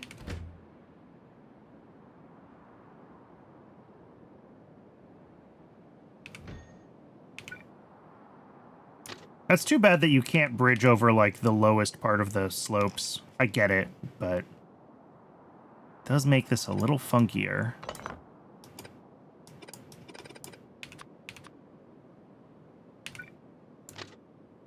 But, like, will this figure itself out? No, I mean, really, we just need to connect to, like, here. Yeah.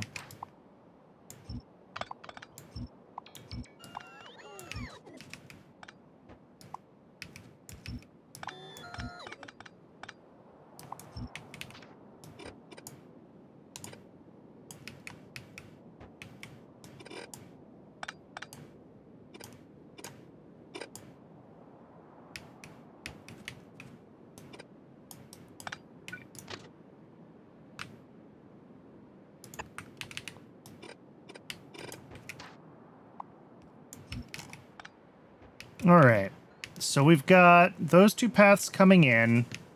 Then the other thing is this path coming from the right, which needs to proceed forward and also proceed to here. So maybe we do that on the ground level.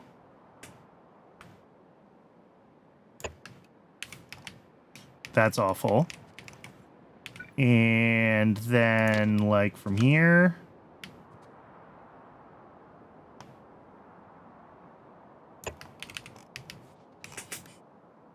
Does that have everything that I need it to have?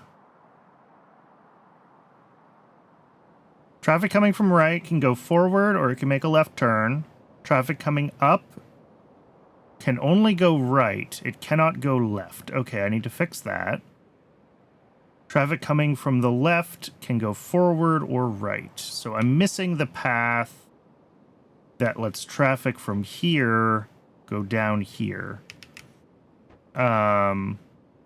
And ideally, I would take it off of this. Somewhere. And say, can you link yourself? Yeah, but it really wants to go, like...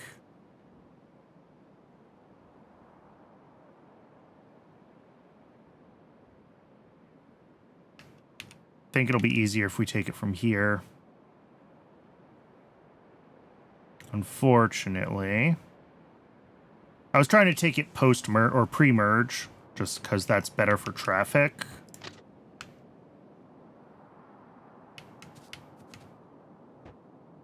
But whatever. That is disgusting. It's going to be a pain in the butt to signal to. But it will work. Okay, let's go get some rails, just so I can actually confirm that I can finish building that and have it signaled correctly and everything looks good.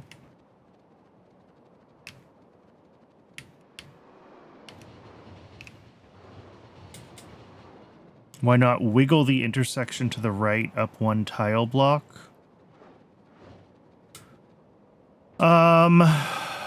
Maybe?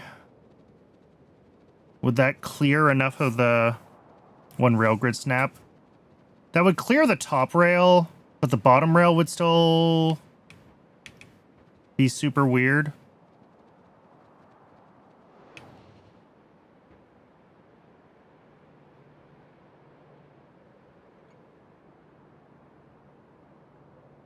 Oh, wiggle the whole thing up a whole rail grid, not a Factorio rail grid, but like I think if we did that, would that be okay?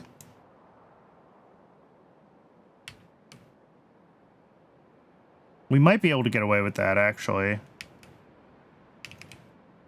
If we zigzag up there. Yeah. We're going to be perilously close to some of this infrastructure, which is why I built it further south to begin with. But yeah, we can zig back down. That would probably work. But it's so perfect. Or zig down, then back up. That would also work. Yeah, this, the size of the aluminium reserve is really, usually it's just a couple of rail ramps on either side of the resource rocks and it's fine, but these are big enough that it doesn't really want to go.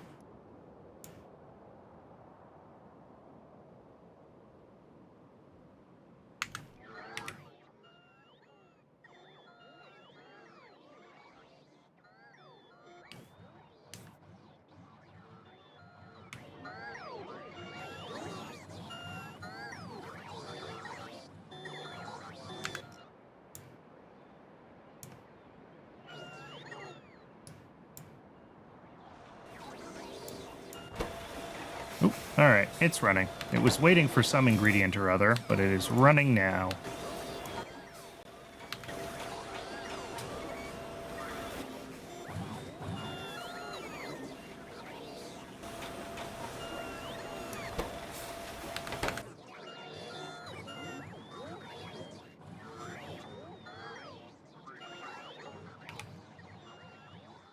Are we doing? Getting there. I requested a few extra rails, so we will, but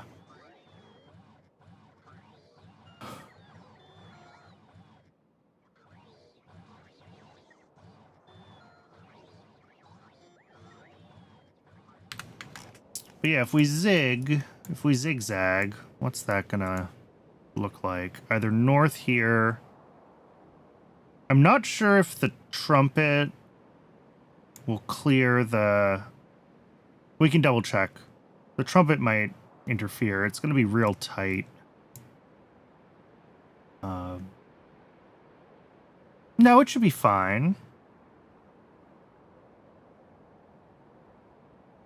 Maybe. Maybe it will be fine. Because the turnarounds are like about half a rail grid tall. If I find a place where I have them back to back, you can see how much... We have just a little bit of space in between them on a single... This is a single grid space. So... Yeah, maybe?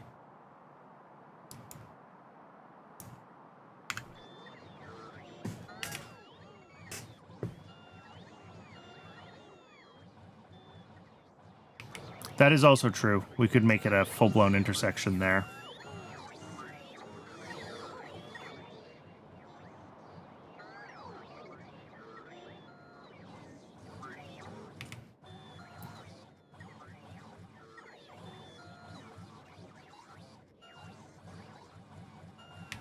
All right. Come on, bots.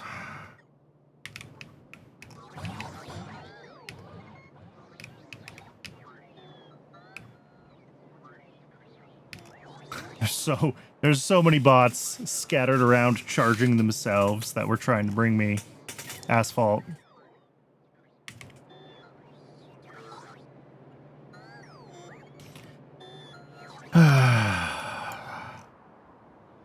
The sooner everything is upgraded to Mark IIs, the better.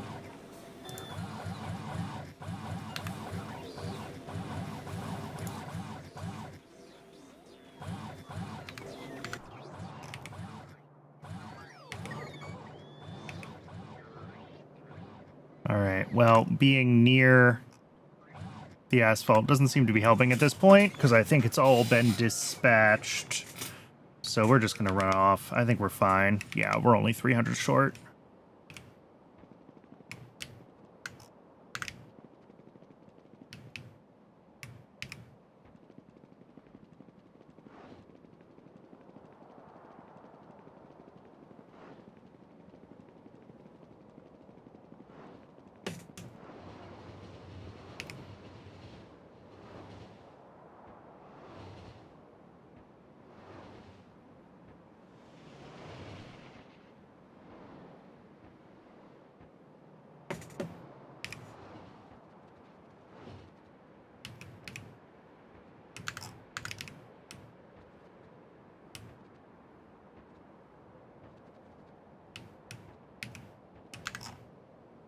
And over here.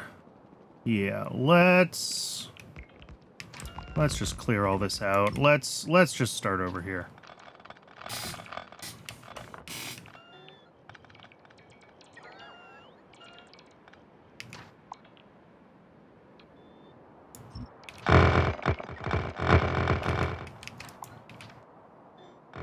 Sweet rail base. It is something, that's for sure.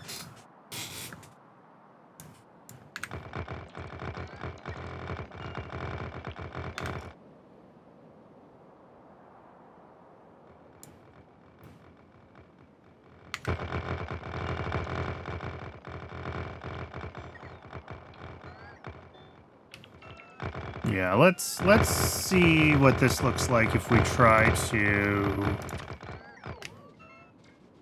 So if we do go north, does it intersect? Oh yeah, very badly.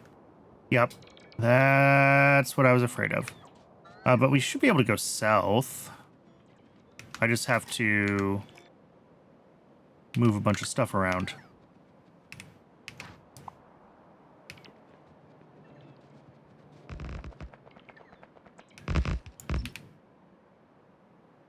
Oh, the lag spike. The lag spike. There it goes.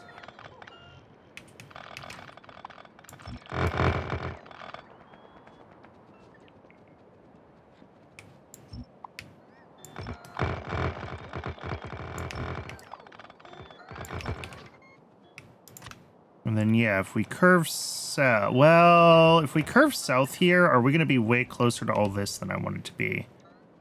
Maybe what we need to do is curve south at this spot. This is going to be weird, but I think it'll work. Bot tech. Yeah, the quick start mod bots are very nice. They make what would otherwise be a lot of very tedious work a lot more manageable. And if we take a T here... And this is going to be weird because the actual build is going to come off the side of a T instead of off the center, but that's fine. There's no law against that. If I broke it here and did a zigzag and then the T facing south, then I would have lost this space. And I was saying earlier I wanted to save this space so that I can plan to upgrade glass fiber. So we want to be careful about that. But then we'll just have our build come down here like a normal build.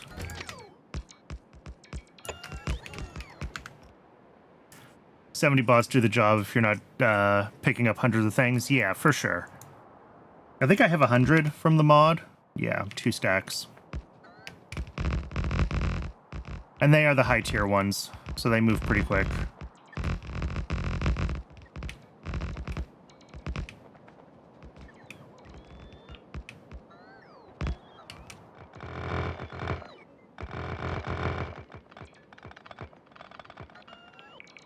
All right.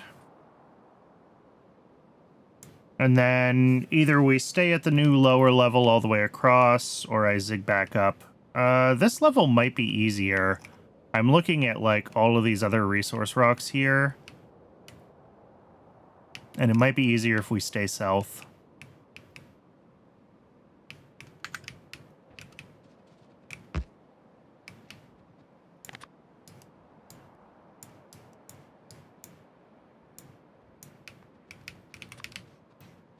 All right, this works. Do I love it? Absolutely not, but it works. So, getting back to what we were trying to do. High throughput pickup, or sorry, normal solid pickup. Not a high throughput. We don't need high throughput here. Normal solid drop off. And a fluid drop off. For, oh, we only have one fluid. Really? Control Y? Yeah. Single fluid drop off.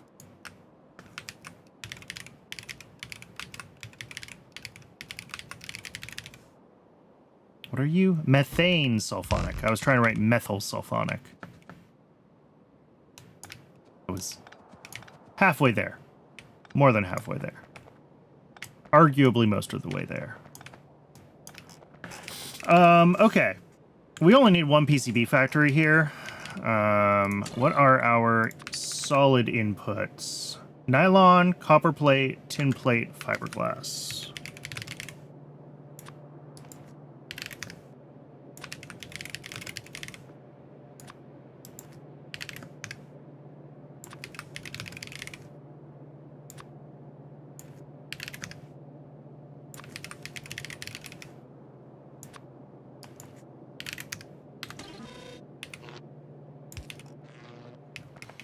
All right, and then,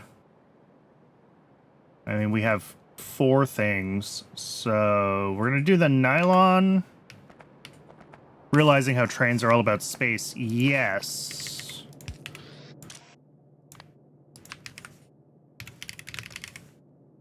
Figuring out how you want to lay things out so that you can have stations where you need them and get... Oh, you could do trains much, much more compact than the way I'm doing them. I'm doing them this way because I want them to look a certain way.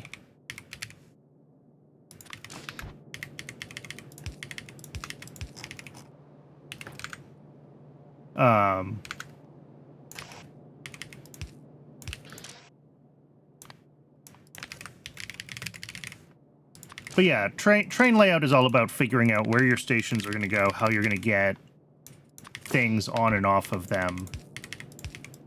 The actual routing of the trains is sort of the easy part after that.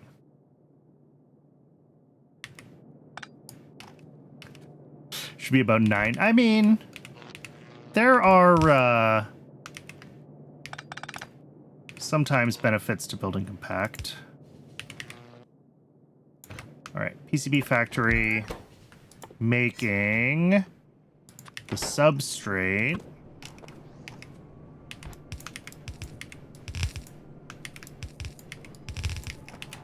I think we're actually going to bring in the gas at the top because we only have our output inserter up there. This should have prod modules, I assume. And then both of these are very small quantities, so I'm not worried about the inserters at all. And even smaller quantities on the output.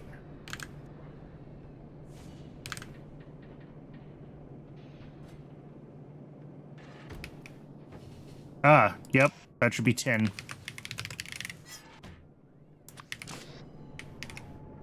Thank you.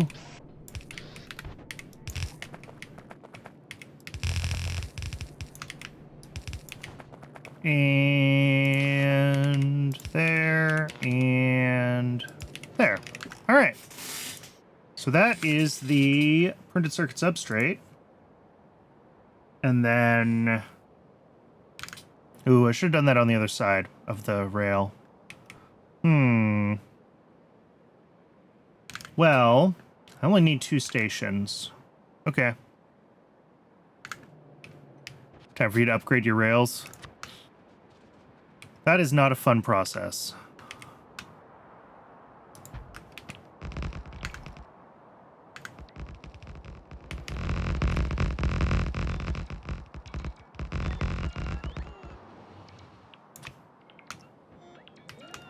I think I can do this here because the mounted circuit substrate only needs 2 stations, 1 input and 1 output. So this will work out fine. This will come right off of here, right up around up to here, and then the mounted circuits will come back this way along the path with all the other components and eventually get to wherever we're doing the final assembly of circuits over here somewhere. That'll work fine. I realized that I had put this on the right side of the track, and if I put the mounted circuit substrates on the left here, they would be, this would have to go around somewhere else and turn around to be able to come down here, and that's not what we want.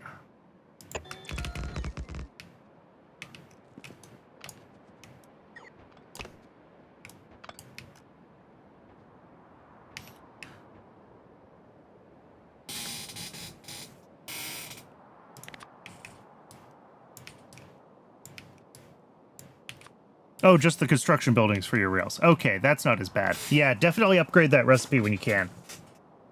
The early rail recipe is awful.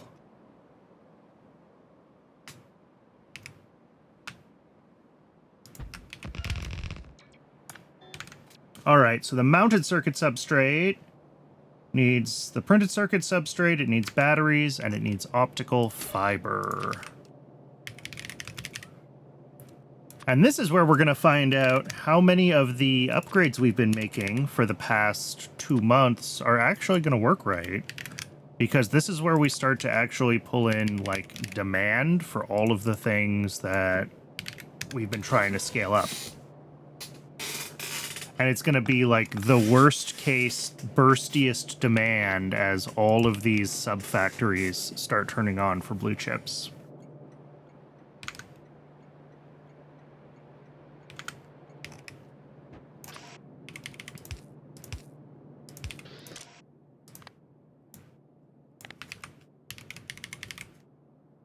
Batteries. Substrate 3. Nope. The other substrate. This one. And what's the last thing? Optical fiber.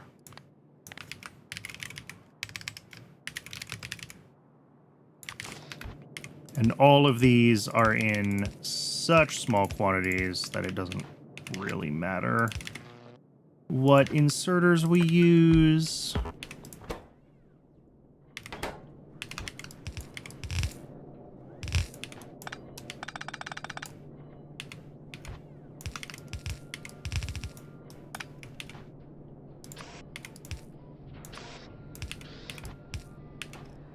Halves the tin. Yeah. Oh, yeah. The solder demand goes way, way down.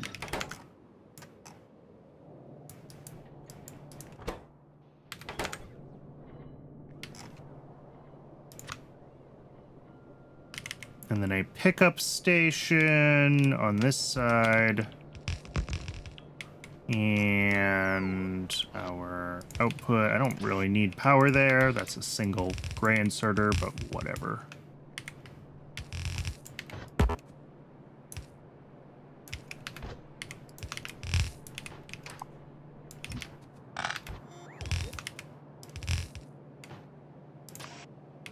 All right, that's going to be the mounted circuit substrate. Whenever, you know, the various input processes make their way down there. Interesting that we have not gotten hydrogen peroxide delivered yet. Didn't we do a bunch of stuff to fix hydrogen? Did I break hydrogen peroxide when I upgraded it? Uh-oh. Are we out of nickel? Have I upgraded nickel? Oh no. Guess what metal we haven't upgraded yet? Oh no, it's still here? No. Well, maybe. No. I did upgrade it. It's over here. Okay, no. I mean, it could be broken. That's always a possibility. But yeah, what's broken? We're backed up on sand, which surely we're missing something else. Tailings. We're backed up on tailings.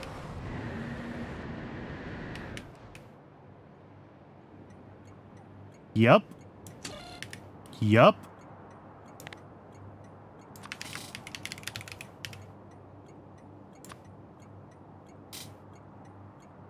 How badly screwed up are we on tailings right now?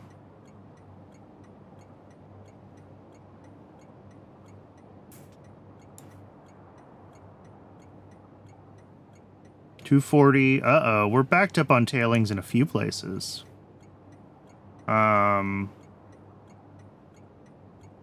Okay.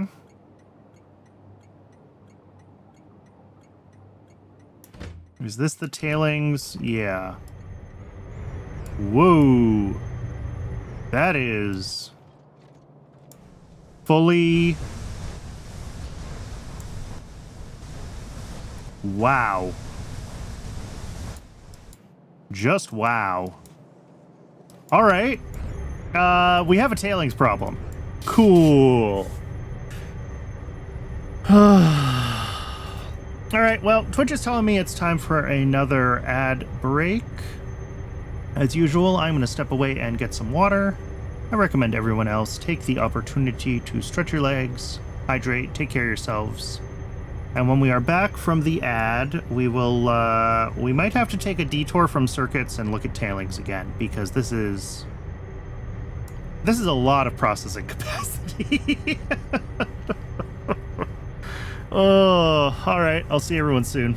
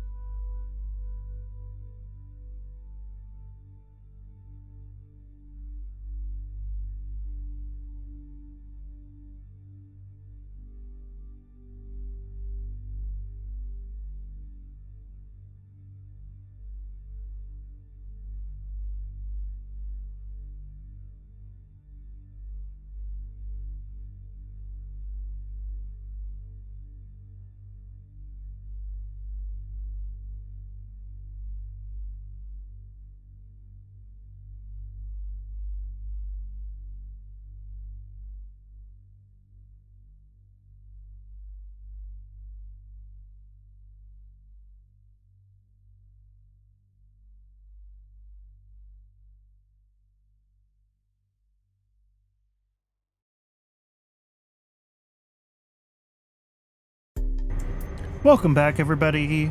Thanks for sticking around through the break.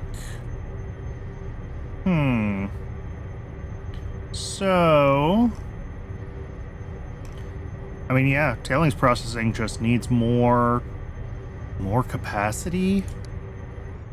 I wonder if the thing to do is to just upgrade this in... Yeah, these are all Mark 1 buildings. Although these are already Mark 2 belts. So I think we would have to do a little bit of shenanigans to get this working. I mean, it doesn't seem like we're getting full saturation on...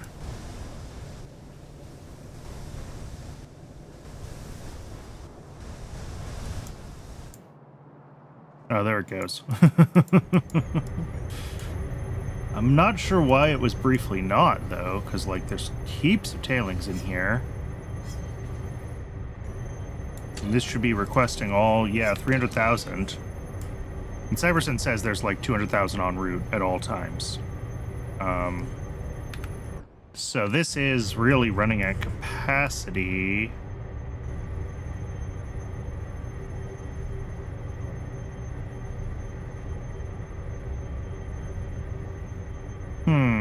Wait, where are you yellow? Tailings dust. Interesting. Yeah, I guess it doesn't quite run full speed because, you know, belt fullness issues, but whatever. So yeah, if we can just double this in place, what does that look like? That looks like 120 Merc 2 evaporators. I don't think we have to change the inserters because we've gotten hand size bonuses since we built this. And then all of these yellow belts need to become red belts. And then I don't even know at this end what that looks like. Because that's going to be a lot of coal dust, potentially.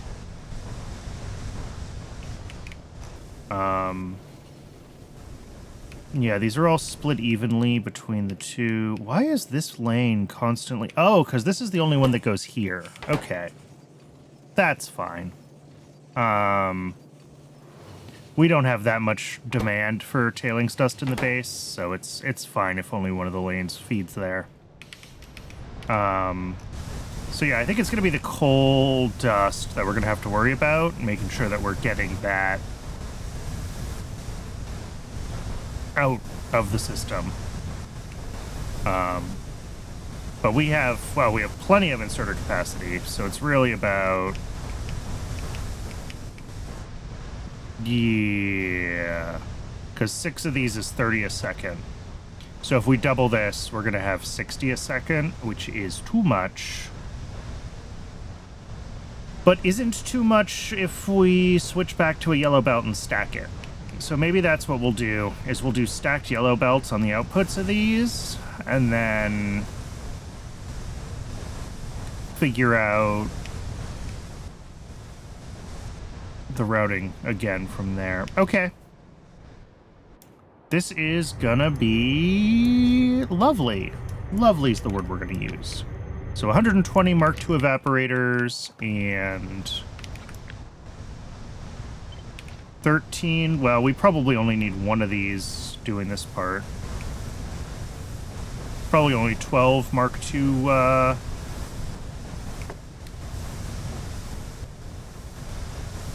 Let's check that in YAFC, if I have it in here. Mounted circuit substrate is done. This is tailings, void tailings. Here we go. Yeah, because this whole thing is set up so that we can either do all of the tailings to this, or we say that this consumes all of it. Yeah.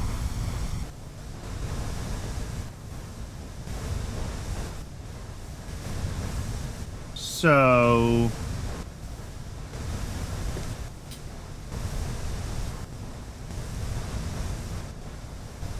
if we say we want to consume, well, we'll switch all these to Mark IIs, right?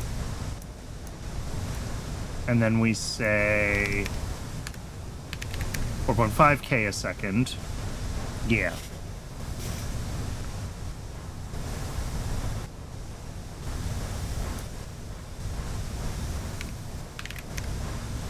Um, 180. And then we want to make sure that either path can handle all of it. Because if rich dust or the other ores backs up, we don't want to be backed up. So that's 24 a second on the rich dust. We're going to have to keep an eye on that. But that does fit still on one solid separator. And then if we let it all run here, yeah. 12 a second titanium ore, 12 a second tin ore. That is a lot. That's practically a belt, but that's fine. Okay, we can do this. 120 evaporators, 12 solid separators. Probably need a second input station. Maybe. I don't... It seems like it's running okay. They're not full. They're never going to be full because of the way CyberSyn works. Like, CyberSyn needs to know there's space to make the delivery. But as long as they're not empty, it's fine. And it seems like it's running consistently. We only see the inner lane turning on and off here because occasionally this gets a delivery. And we don't account for that, but that's fine. But, like, as long as these aren't ever running to empty... Because CyberSyn should have, like, yeah, 10 trains en route.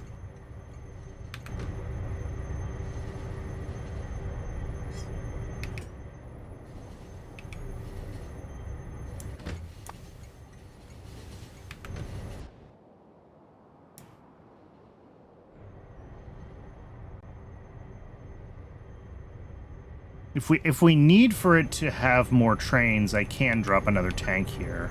Right, that's fine. There's nothing stopping us doing that. And then bumping this to 400,000. But I think it's primarily a processing speed. Well, maybe it is a... how many trains can we have dispatched? Well, again, I'm not seeing it... I'm not really seeing it back up, but I'm also not seeing it drain. And certainly we have heaps of it in the base. So maybe we're like right on the edge of a functional processing line. If we do double it, we probably will need to get CyberSyn to dispatch more trains. But I don't know if we need another actual station, because I'm not seeing this one really queue up. So, like, we can handle more trains. Yeah. Like, we have space for more trains here. It's just a matter of getting CyberSyn to dispatch more trains simultaneously. So yeah, we'll do one more buffer or two. That's fine.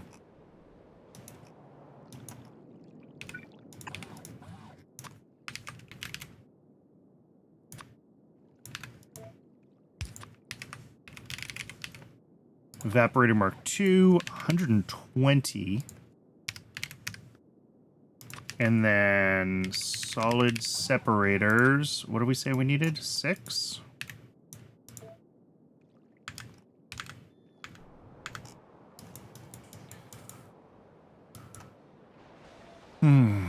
I see evaporators happening. Oh yeah, those got super parallelized. Love to see it.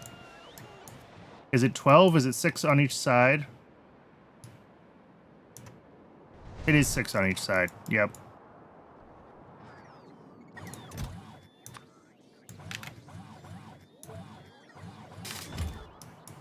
And do I have Mark II solid separators on the allow list? We do.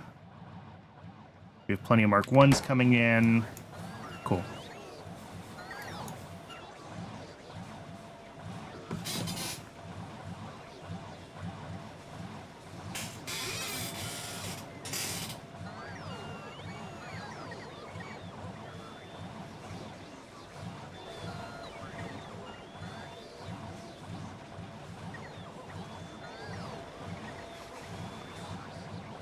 Oh, this is an interesting issue.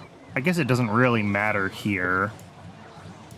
But all of the Mark IIs, because we only request ingredients for up to 10 crafts at a time, because some buildings have huge numbers of inputs and we can overflow the inputs, we're only requesting 30 evaporator Mark Is, which means they didn't get dispatched to 3 separate crafts to, like, properly pipeline with these 3. We just have the one running, and they're all sort of separately blocked on it.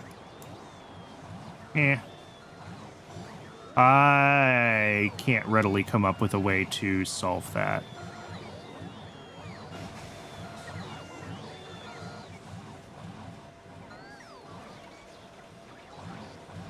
I could probably do something where I'm like, if an ingredient is on the crafting allow list, then request more of it instead of just 10 crafts worth. That way they would all request the... Although that would also be broken, because they would all request 120. And then we'd be requesting 360 of those. I don't know. I have to think about it. There's probably a way to do it right, though. For now, we will leave it be. All right, this is waiting for the printed circuit substrate. The printed circuit substrate is waiting for methane sulfonic acid. The methane sulfonic acid is waiting for everything.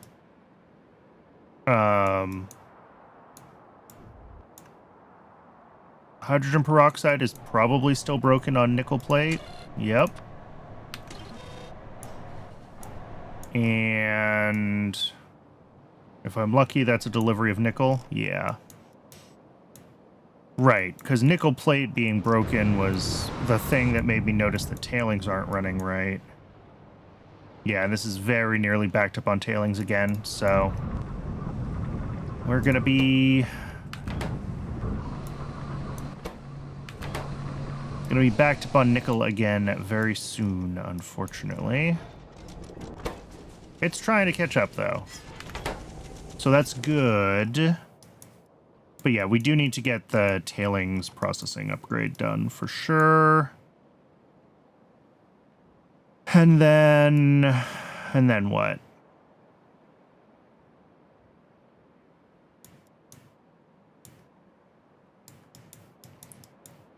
The other thing we need is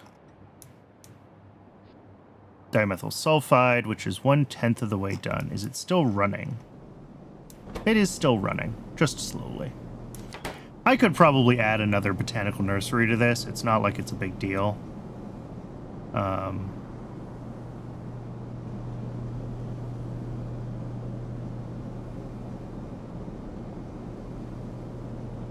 wonder if this should actually be prioritized the other way. Because what we want is when there's high seed demand that we make enough seeds, although we also want there to be enough methane or DMS. So...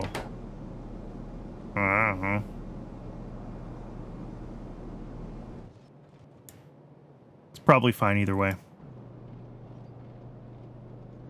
I think if I added more of these machines, I would have to swap the priority around, because otherwise this could starve itself of seeds if I was running too many arums through the DMS process. But as long as we just have one, I think enough of the arums make it over here. Anyway, 24K. We're almost there.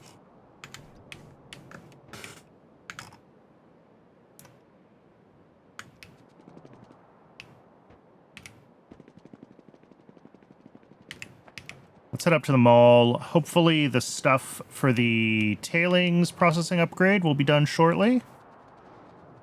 And then we'll get that upgrade done. I'm going to have to play with some of the belt routing over there. I'm going to request some extra red belts because I think we need a few thousand.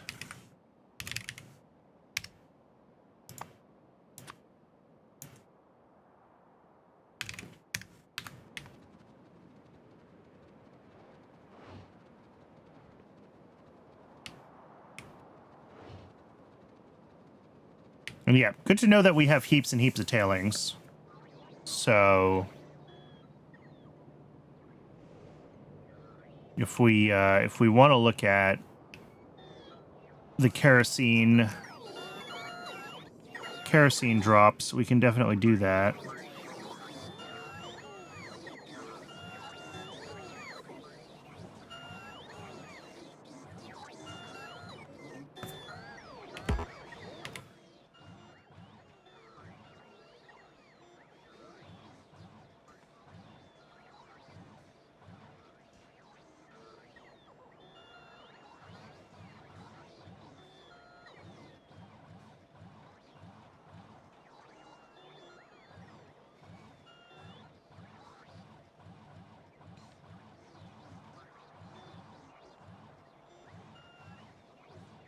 All right. How are our machines here going? We are not even close, are we? No, we have 35 of those. Yeah, unfortunately, they are being serialized by this machine just due to the way this craft works. And I don't know how to fix it.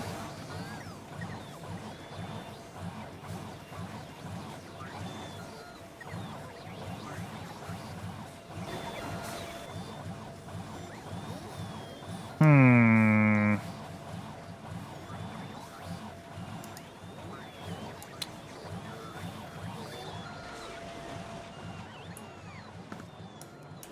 Well, not sure. It's already like a third done, so it's not going to take a huge amount of time. It's just...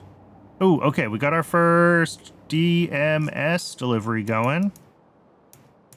So that's going to make its way all the way down here. Ooh, and we did also get hydrogen peroxide. Good.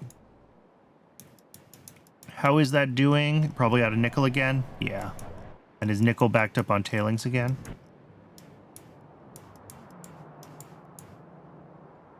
That's not nickel. That's nickel. Yes. So yeah, this is backing up pretty quickly as soon as it's turned on. So we do need to upgrade the tailings processing. I don't think we can avoid it.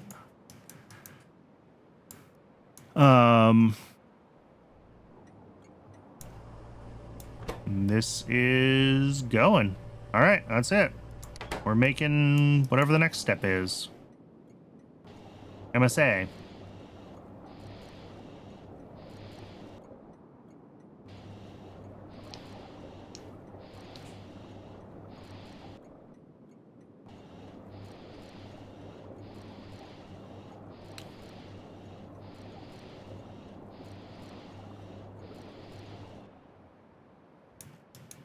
Cool.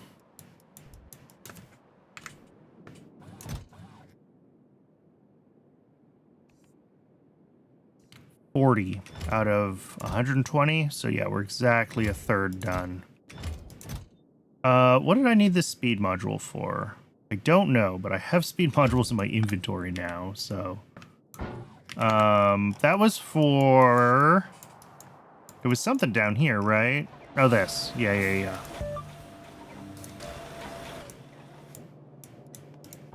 I don't think that's critical to get the second module on there right now.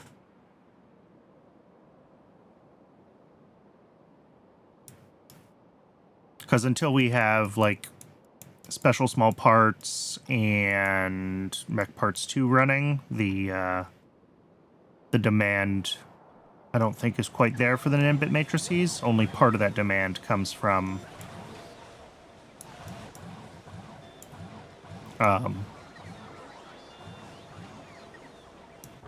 only part of that demand comes from blue chips.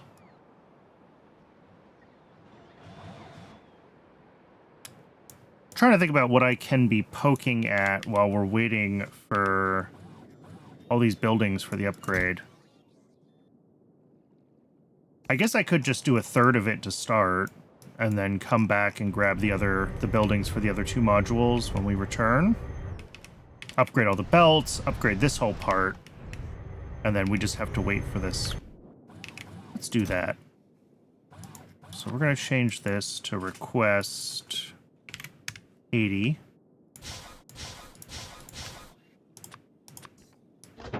We'll grab everything else, and let's head down there. Yeah, we have to run back and forth one more time, but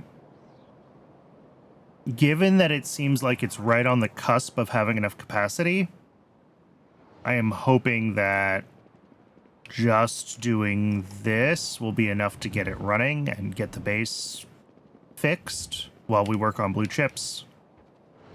And then we can worry about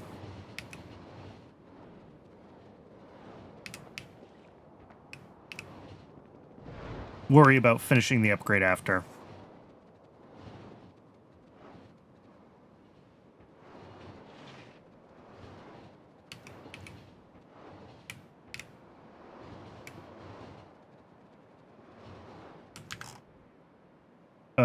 It's right here, right?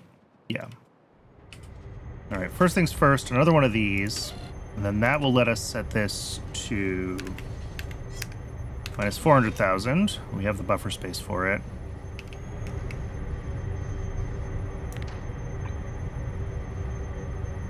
See, I don't want to upgrade the inserters, so we are going to have to make a custom planner that only does the things we want to do.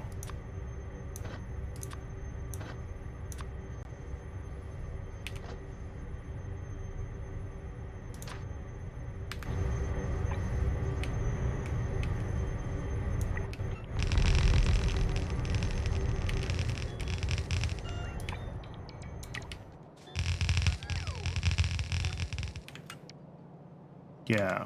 Do I need to make this a high throughput station? No. Why not? Because, well, we don't need to be doing this.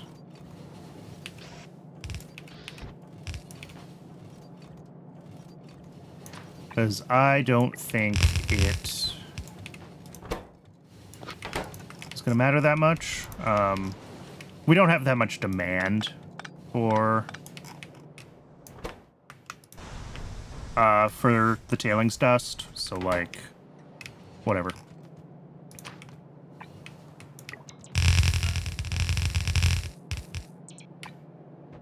Did I put undergrounds in this? I did not put undergrounds in my upgrade set.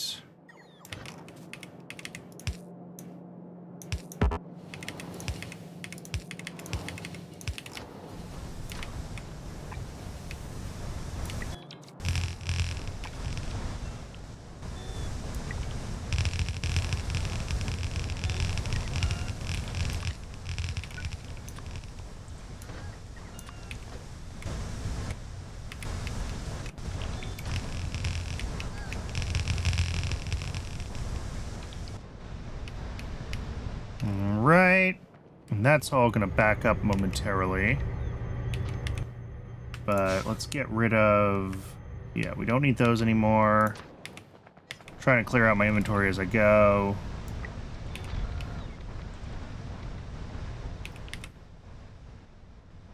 Don't need those anymore.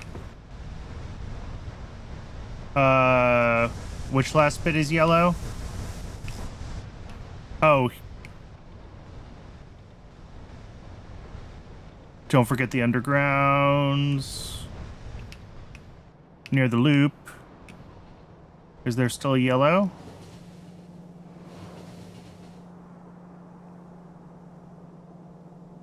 Left. Oh, the underground's here. Space! Grim, thank you so much for the 8 with Prime.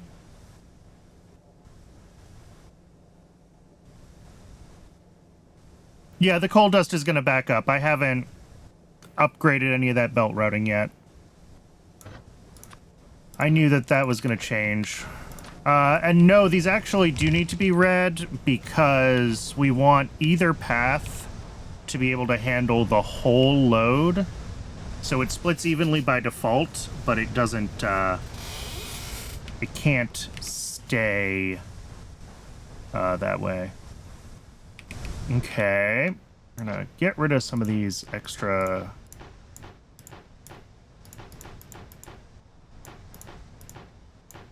yellow belts that we got.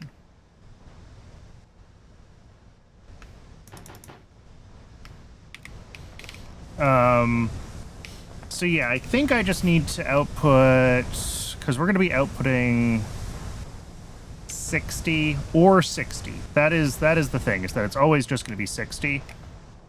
But I think we want to go stacked yellow belt instead of red belt for this whole path. Here, let's do this. I'm just going to let these drain. And that will that'll give us a little more room to work. Otherwise, I'm going to end up with a bunch of tailings in my inventory. But probably what we need to be doing with each of these is like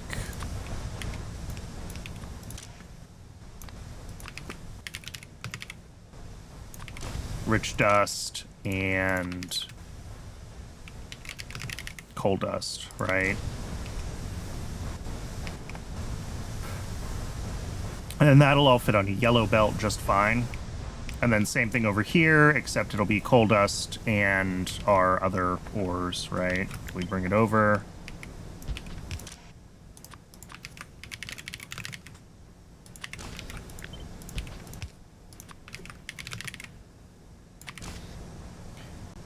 Yeah, something like that. All right, we're officially fully backed up on coal dust here.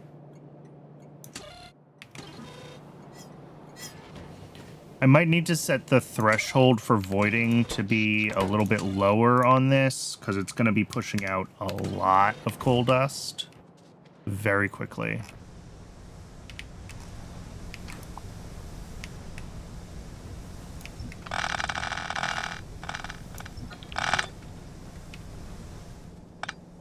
Oh, whoops.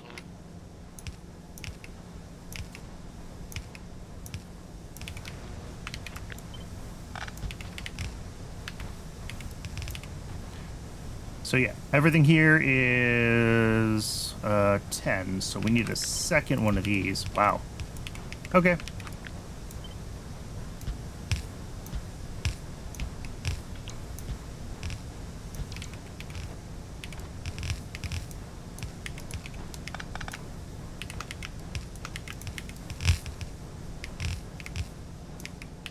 And then we can split that to tin ore.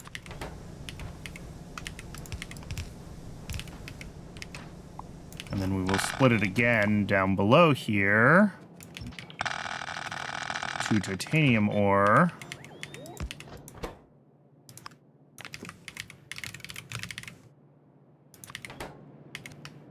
And then because it's all stacked, we can get away with, you know, just one. And then we will split it again here for the coal dust.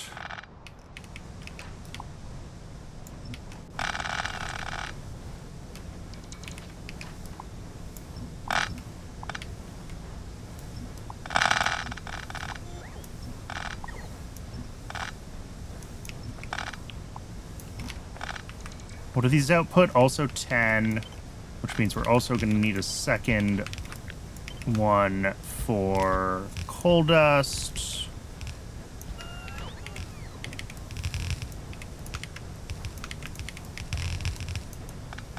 I am just going to do something like that.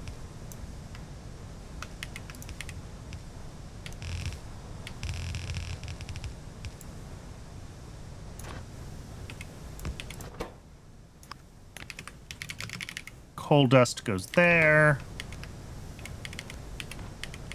The rich dust comes back this way. And how much rich dust do we potentially have? 24 a second. Each of these is a little more than 4, so that's fine. Outputting 3 a second, that's fine. And 2 a second on the back, that's fine. Okay. Those outputs are fine. This should all be fine running stacked now. So I think... And again, it's split evenly, but if either side of these backs up, I want either side to be able to handle the whole load. Are we having trouble getting enough?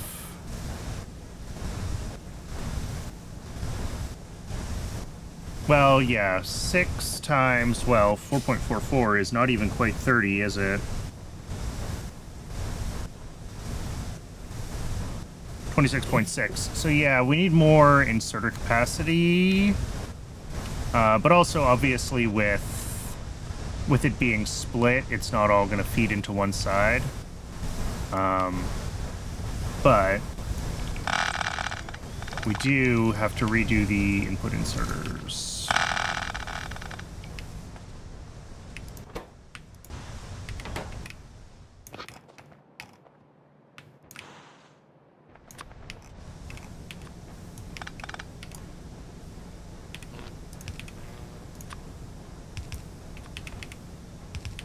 So 10, 20, 30 a second.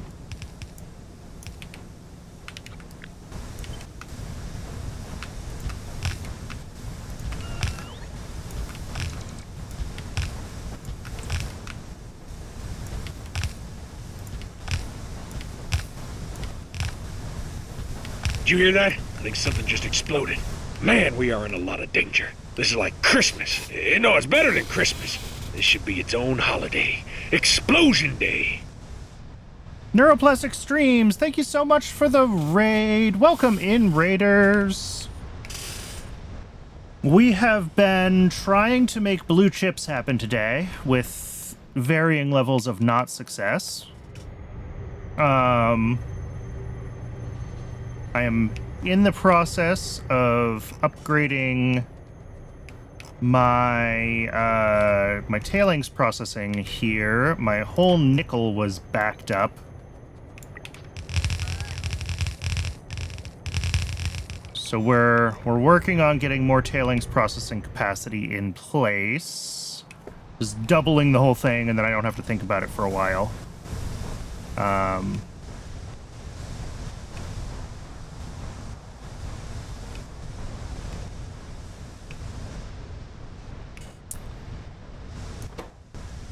So yeah, progress of a kind, I guess. If I check at the mall, where are we at with these? Yeah, 16 out of 80. Okay. I'm hoping that just having a third of this fully upgraded is going to be enough tailings capacity. Because as I was saying earlier, it did seem like we were right on the cusp of having enough capacity. So hopefully now this will be able to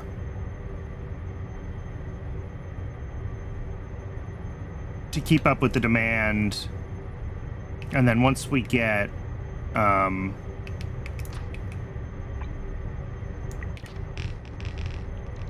few more, once the mall is done crafting up all the things that we need, we can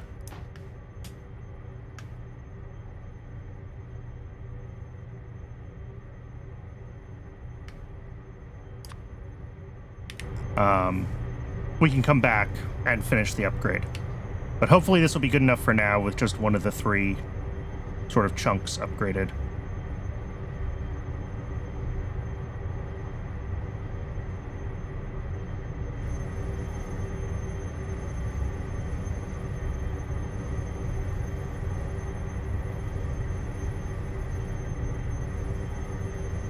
All right. Yeah, this is sitting fuller than I would like, but it was disabled for a little bit while I was doing the upgrade. We only have, hey, we're down to only one station that's sitting fully blocked on tailings. That is an improvement, although I think it was making some progress on the backlog before then. And then, like, this one is sitting at, where are you? What are you? Hydrogen chloride, all right.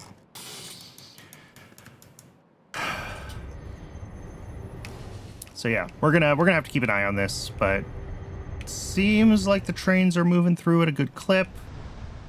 This all is, ooh, this is backed up. Okay, why are we backed up? We're backed up because, oh. Thank you, Fire Wizard. Yeah, I definitely chose form over function with the rails, but totally worth it.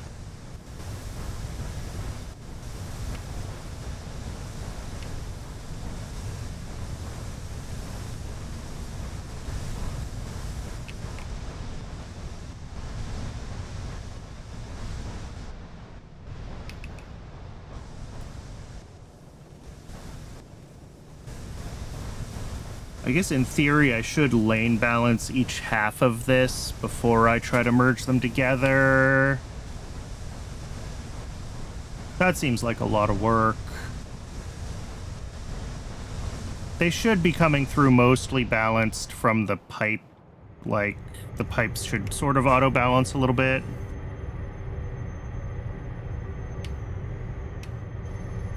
All right.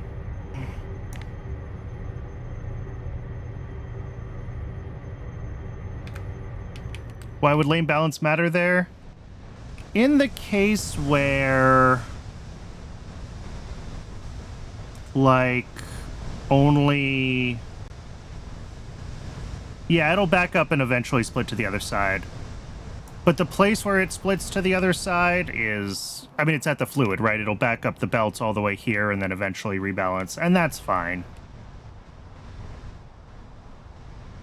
And if it's doing that, then, like, we're having other problems, really.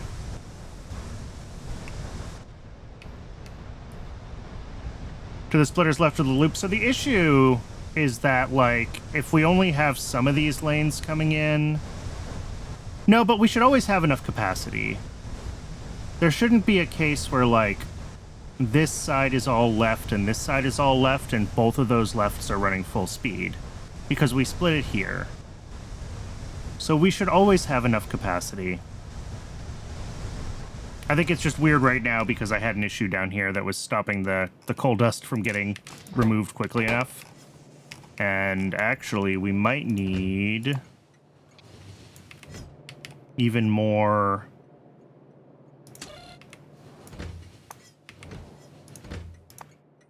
We might need even more coal dust voiding, because this is going to dump a lot of coal dust.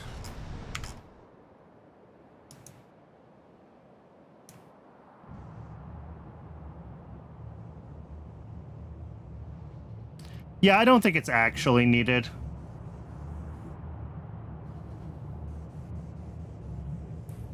It's backed up on one side, but I think that's only because we're failing to get the coal dust out fast enough, not because it's... All right, so this can take as many trains as other stations can feed it, keeping this station full.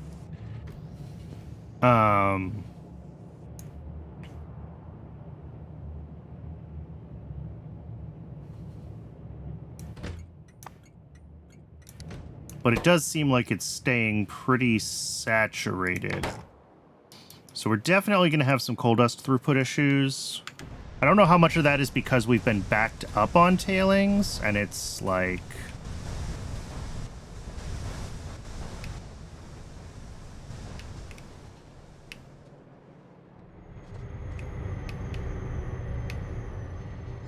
Wow, these are empty. Okay.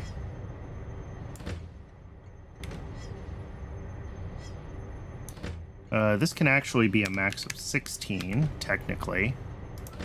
And there are 15 trains en route here right now. Wild. Okay. That is so much tailings.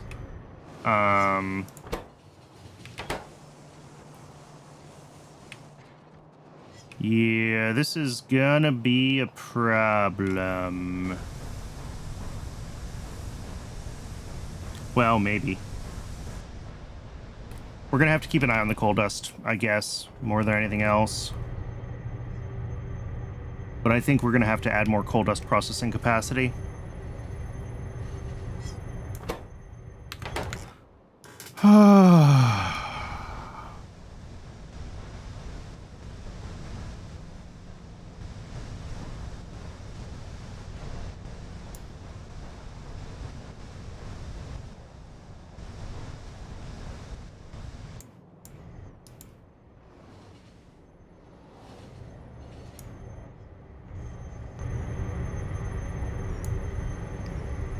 Although, like, we're definitely pulling through everything that's being delivered almost as quickly as it's being delivered, which I also think means that we need to add another tank here and we can let it potentially queue up more trains, although the trains are queuing. We're just pulling through a lot of tailings very quickly now. I mean, it'll start filling up the buffer when enough trains are queued up here. So, yeah, we could be sending more trains this way, and it would not hurt.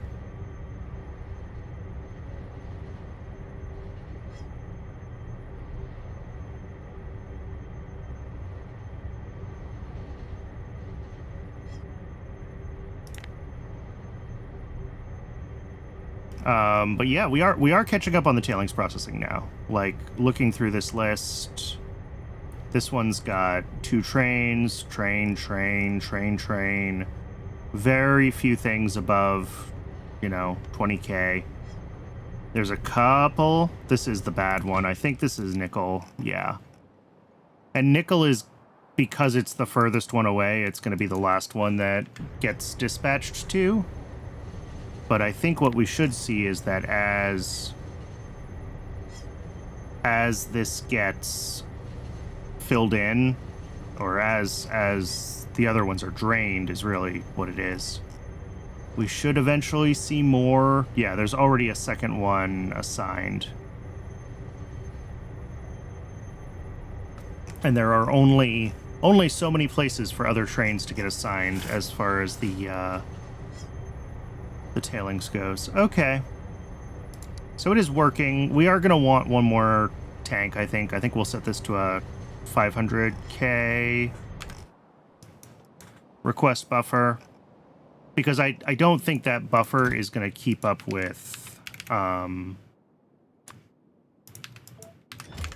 the other 2/3 are upgraded. I don't think we're going to be able to keep up with deliveries. So we do need to keep this moving faster. And I can extend this this parking lot if we need to, so there's just always a queue of trains emptying as quickly as possible.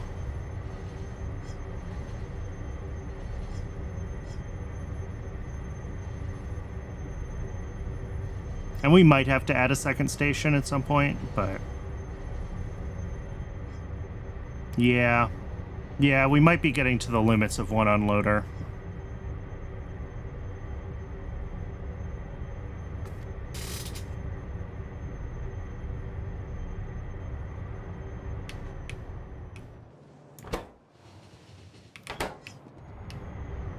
Yeah, well, extending the queue space is just about making sure that they don't end up down here. Because, like, we have dead time, right? But we want to make sure that if it's bursty,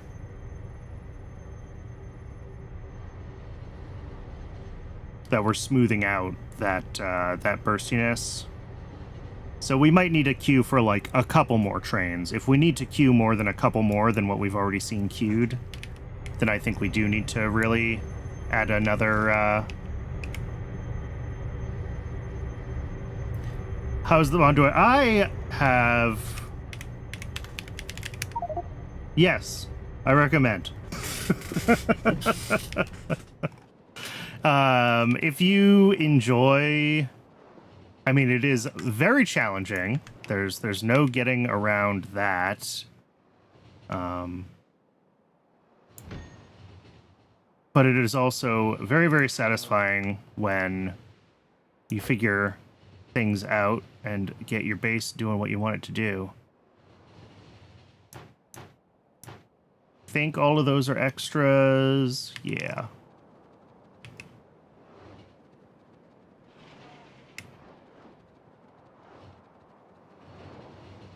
And for me, I have found Pi hard mode to be a lot more satisfying than the base Pi was. The lack of voids in hard mode and having to use all your byproducts really makes the logistics puzzles more interesting, and it makes real trade-offs between, like, using different tiers of recipes that might add different byproducts, and can you even process those byproducts. So for me, it has definitely been a lot of fun.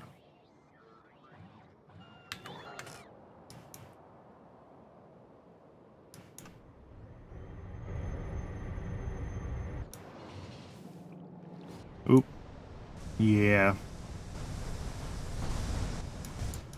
So we definitely need to deal with coal dust. Well,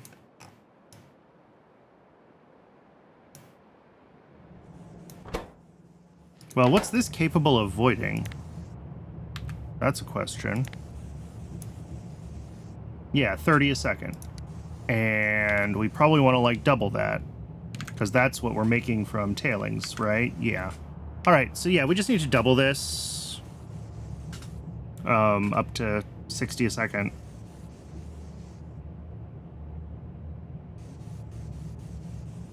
Space. Space. Rouge? I'm so sorry. Thank you so much for the follow. What do I need here? I need gasifiers. I need 4 more gasifiers. Okay.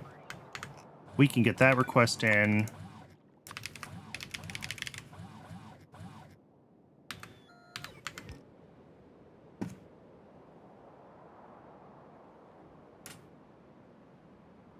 Look, Mr. Frodo, more byproducts. Yes, it's definitely that. And as I was saying, that is why I enjoy hard mode, because then at least the byproducts are part of the puzzle, and it's not just like, oh, gotta hook up another sinkhole and dump all the stuff. Because hook up another sinkhole and dump all the stuff I don't need is not enjoyable, right? But, like, figuring out how to process it all and turn it into useful things, more enjoyable. For me, at least. Other people would probably disagree with that. But, yeah, 4 gasifier Mark 1s. That's fine. I was debating if I wanted to just upgrade those to Mark 2s in place, but we have the space for them. So let's just stick to the Mark 1s. That is true. A lot of it is just prioritization. I will agree with that.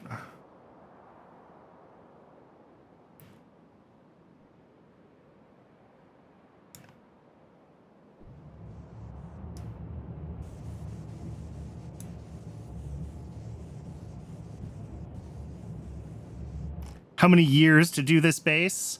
We are at about 18 months, 19 months. I started November or December of 2024, I think. I'd have to double check the date on the first VOD.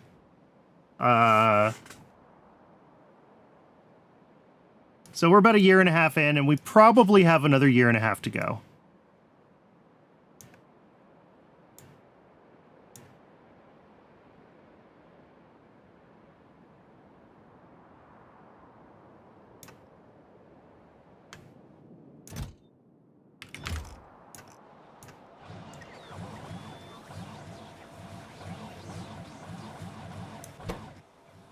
Yeah, I just flashed it earlier, but 801 hours. Oh, we crossed 800 hours at some point today. I forgot to be on the lookout for that.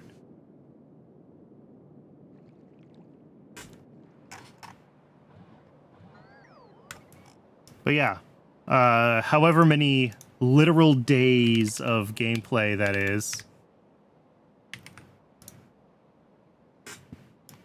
More than a month if I did nothing but play Pi. All right, well, then the math says it's possible to beat Pi in 2 months.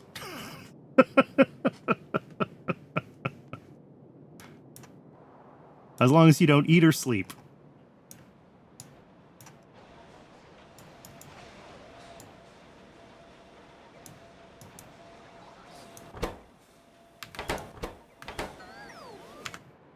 December 11th, 2024. Thank you for checking. Yeah, so probably the 10th or the 9th would have been... If that's the YouTube published date, then it would have been the day before. I'm usually pretty good about uploading the VODs the day I, Space. Space. Sneck! Thank you so much for the follow.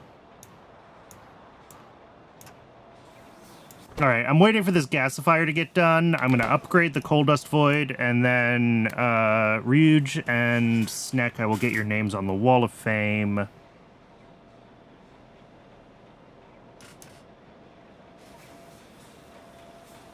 Fitting subtitle. How bad could it be? Yeah. Ugh. That's the thing that I lost motivation on before anything else, is coming up with names for the VODs on YouTube. I think for the past couple months, they've just been episode numbers. I've ran out of good ideas for names for Pyanodon's episodes.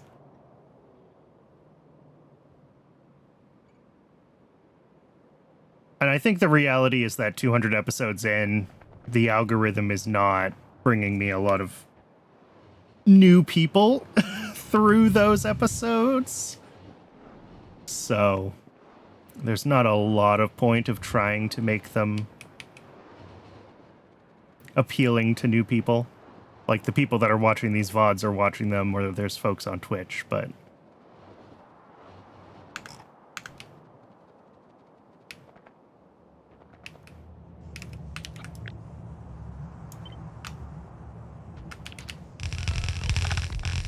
All right, and I'm going to change this back to a yellow belt, and we're going to go with a stacked belt.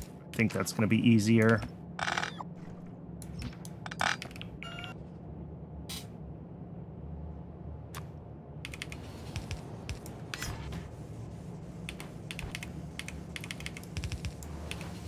.3, so we need 2 more. Oh, I may as well just do whatever.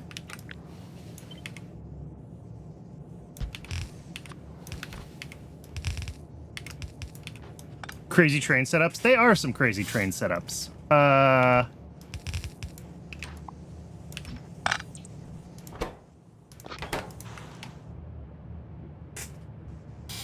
right, there we go. That should... This should be able to void about 60 a second now. Let me double check. Yeah. Although that's just what the tailings will be capable of doing. Maybe I should have tripled this. Set it up for 90 a second. I mean, it's not like I never need syngas, right? We can turn as much coal dust into syngas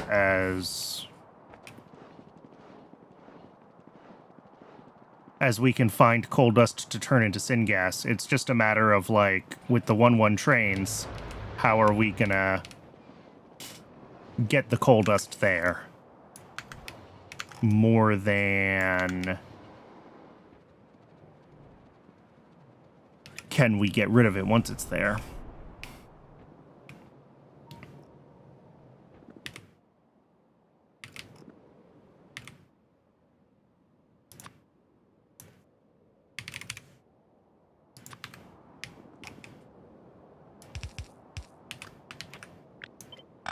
And, of course, even center.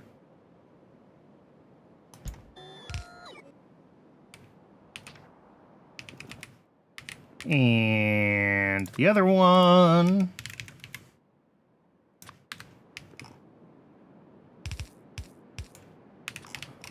All right. Thank you both so much for the follows. I really, really appreciate it.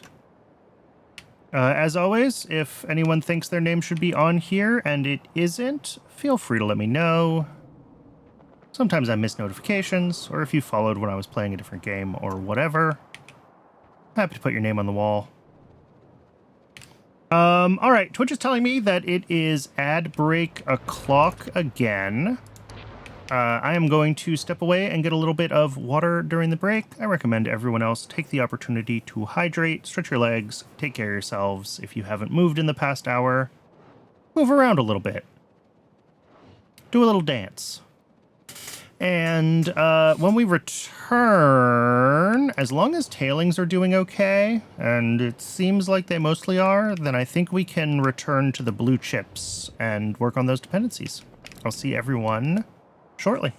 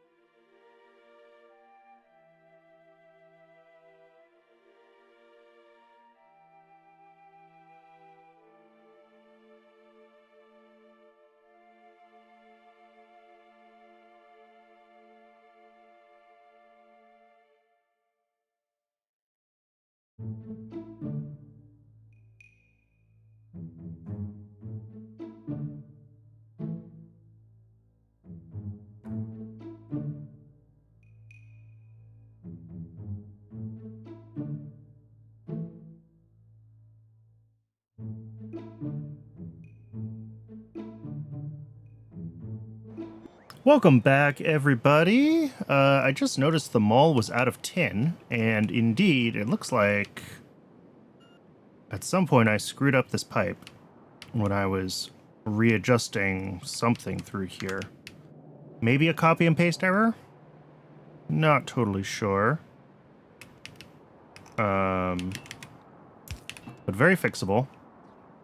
I was worried I was going to find out that, like, my molten tin was totally screwed up, so I'm glad that I realized it was a pipe issue.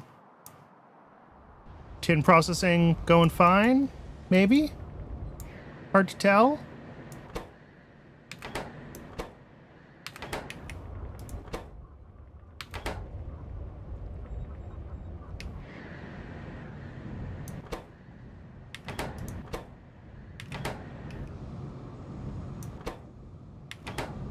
Yeah, I think we're fine.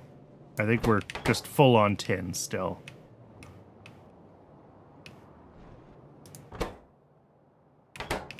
And then wherever the iron ore dust goes, I don't know. There we go. The bots are happy again. We have tin plates. That should get our evaporators running again. That's what I noticed was blocked during the ad break.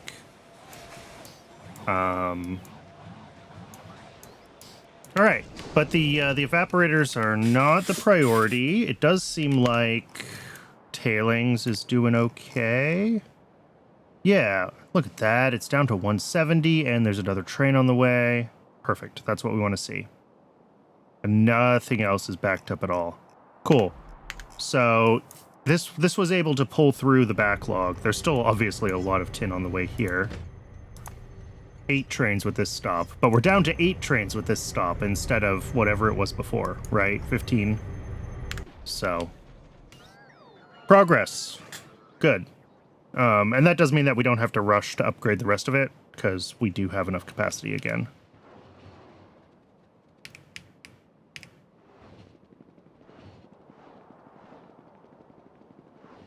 So if we come on down south, oh, we should be able to see, did this run ever? Yeah, this is running. What are we up to? 40K. Oh, did that get delivered over here then? Oh, oops. No, it didn't. Did I even hook up the pipe for that? No, I didn't. All right. Well, we'll do that next. And then we'll, what does YAFC say is the next thing to build? Cooling systems. We'll look at cooling systems. I'm really hoping we'll, whoops, this is not where I want to be. We need to go much further south than this. I'm hoping we can get through most of these components pretty quickly. And then,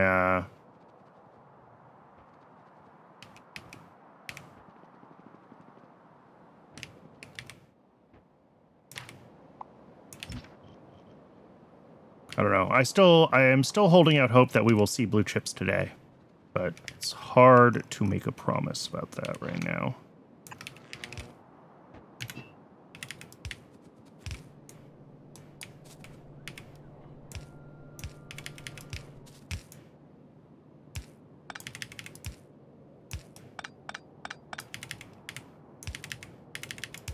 There we go. All right. This should get a delivery.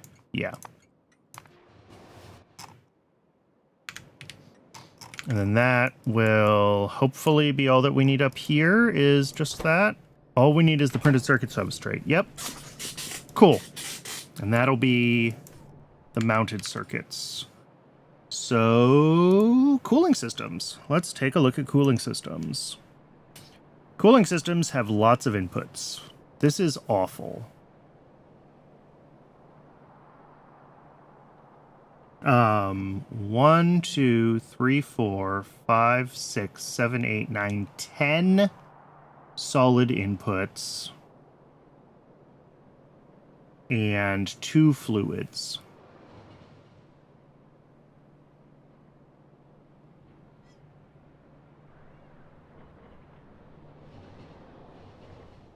Okay.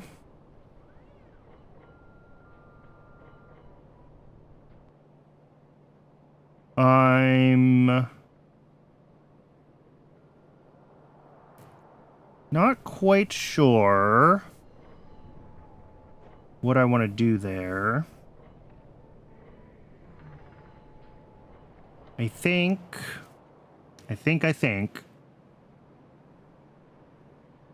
There's one other place where I had like a ridiculous number of inputs, and I just gave up and I used underground belts, and I don't remember where that was. But I feel like that's what we're going to end up doing. If anyone remembers what build that was, let me know.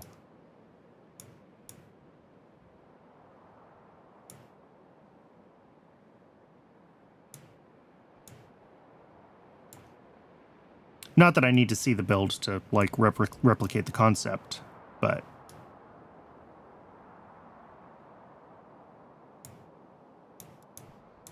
none of these are looking like they were the thing that I did that on. But I should be able to see, like, a bunch of belts coming up to the end of a row of buildings, right? Because that would be the underground routing there. I just don't remember what it was or where I would have done it.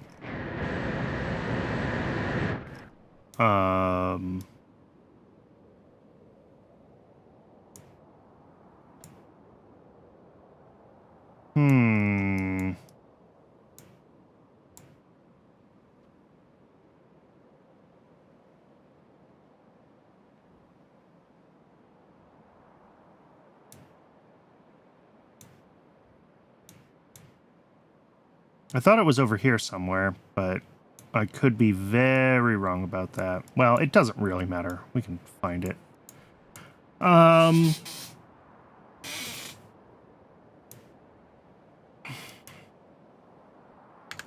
So yeah, I think what I'm going to do here, we're going to disconnect this. We're already making changes.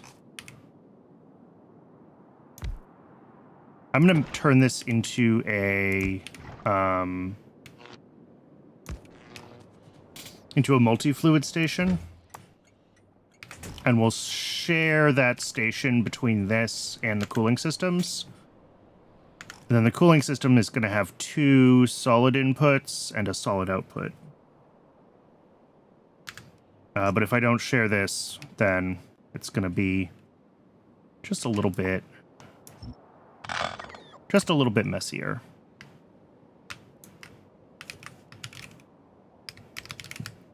So we do need the MSA. Oh, that's single.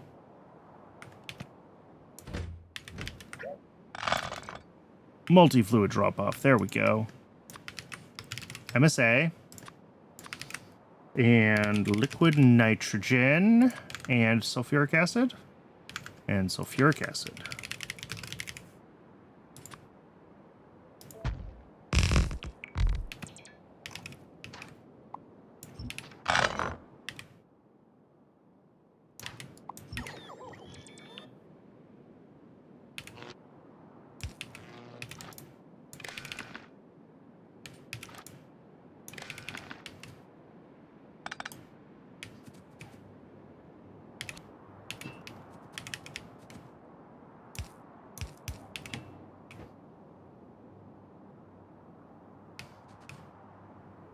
And dump the MSA back in.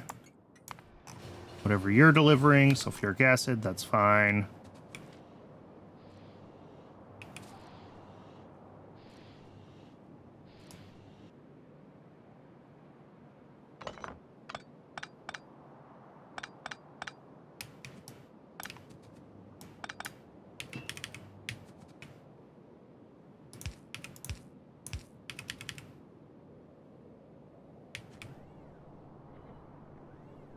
Oh, really?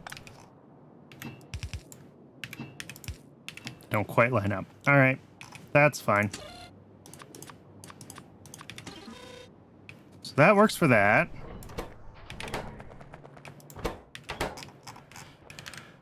Now on our inputs, we have 5, 6, 7, 8, 9, 10 things. So that's going to be 2 input stations, and I'm going to have to retrofit them to handle 5 items.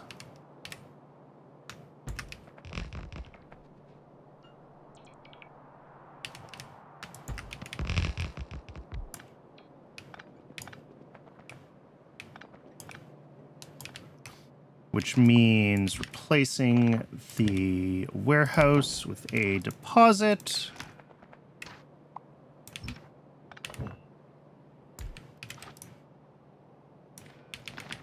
And hooking up the signals correctly.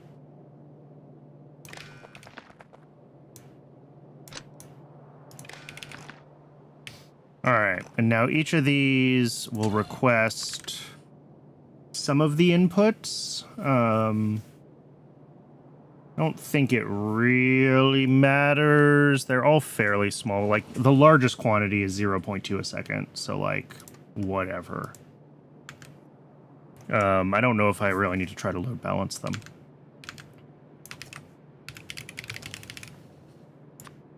But because... yeah, we're only putting 5 on each of these, so that's fine.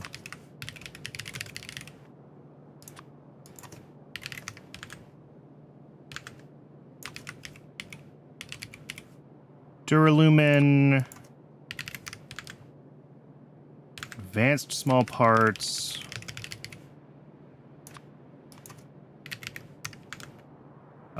stainless,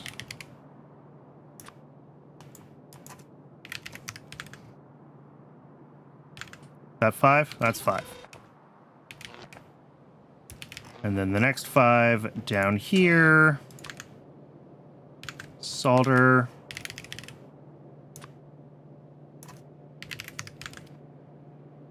Graphene.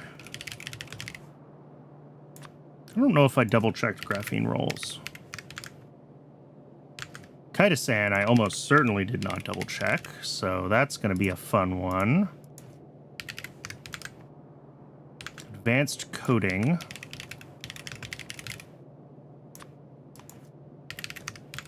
And Kevlar.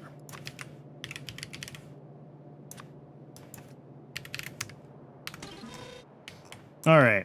So for each of these things now, we get to do little 1, 2, 3, 4, 5. 5.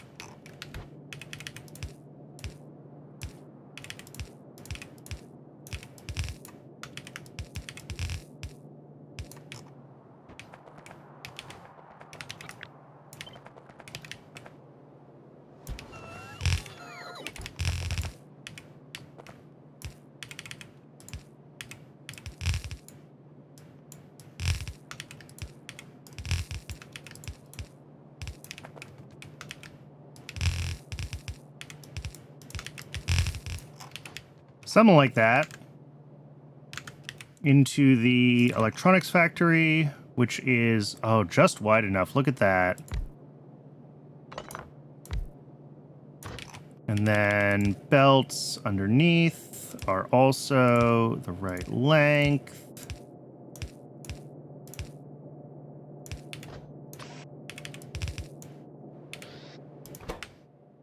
Making cooling systems.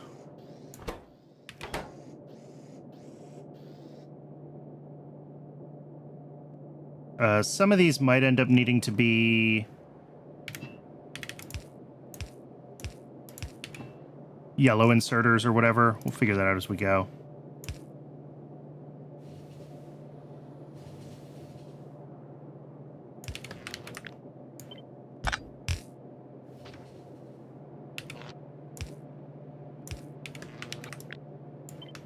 And then that will tile. Beautiful.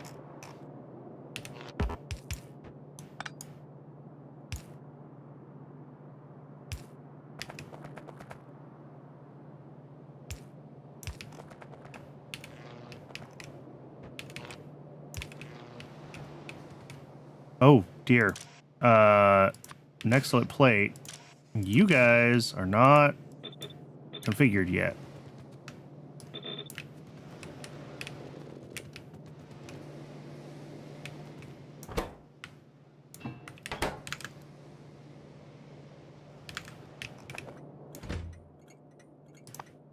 There's a couple more trains on the way. There should be more. There's 3 here.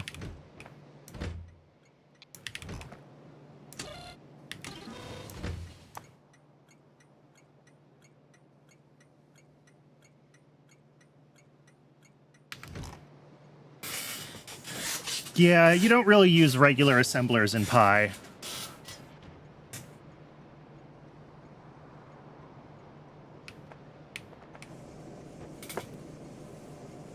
Alright, the Duralumin can go wherever. I don't really care what goes on which lanes. Like I said, it's all such low amounts. These numbers cannot be trusted because we're calculating everything with prod module 2s, and these are only prod module 1s. So, this whole thing is going to try to run like twice as fast as it's supposed to.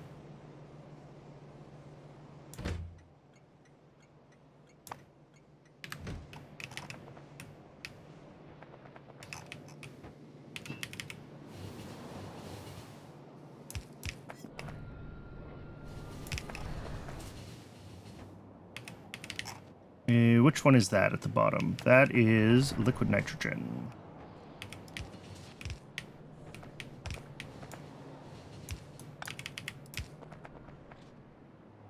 And then the sulfuric acid will also zoop on through.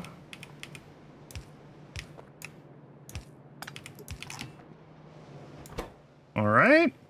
So now I think we're just waiting for all the random ingredients to make their way. Honestly, let me show you the recipe for red belts. Cause like, all right, it doesn't look that bad.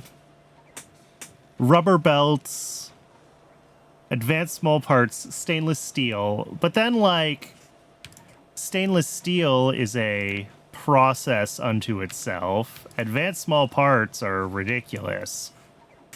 And like at this point, I'm probably making enough advanced small parts in stainless steel that I could use red belts by default. But also, why? Infrastructure is a big cost in Pi, so it's worth... I mean, going out of your way to make your life difficult is not worth it, but... you know, it's worth being cognizant of your infrastructure costs. Also, is stainless steel broken? Oh, nickel. Of course it is, because nickel's been screwed up, and that probably also means we don't have advanced small parts. We super do not have advanced small parts. Is nickel running consistently now? No. But it's not because of tailings. Uh-oh.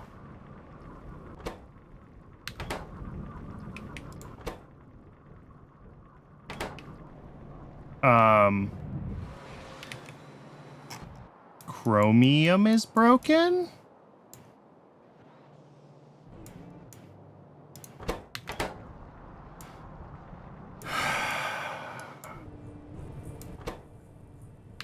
Sure, that's not what I want. This one? No. This? What's backed up?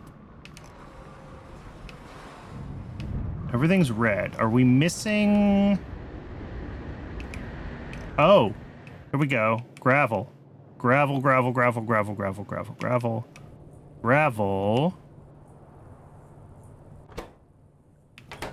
That shouldn't be possible. Huh?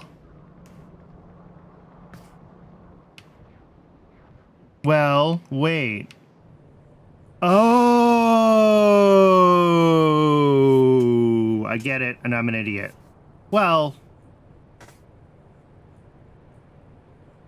do I get to say that I'm not quite an idiot and this was a little more complicated and not an obvious failure? I think I get to say that. Not totally an idiot. So when we calculated out the upgraded chromium build, we said that, oh, we're a net importer of gravel. But gravel is only used when we're making gold. So what has happened is because we haven't had circuits built and have not been consuming gold, we filled up on gravel. I think if we believe that we will have a sufficient regular draw of gold, then we can just put a little buffer over here. And that will be sufficient to...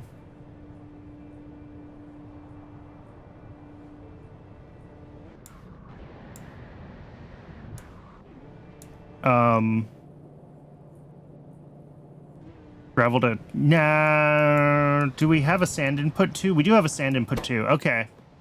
So yeah, we could overflow gravel to sand and then use that as our sand input.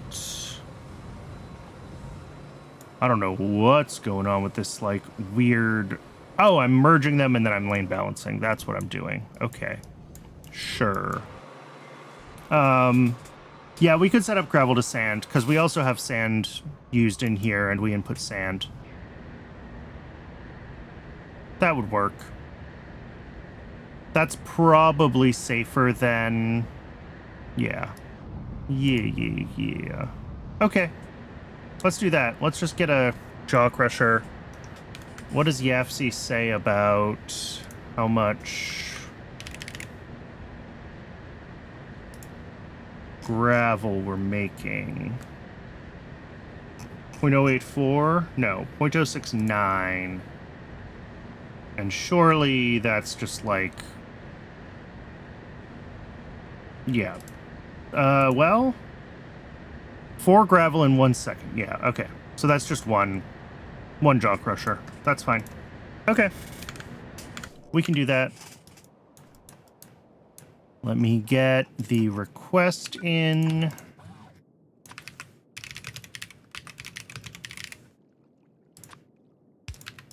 One jaw crusher.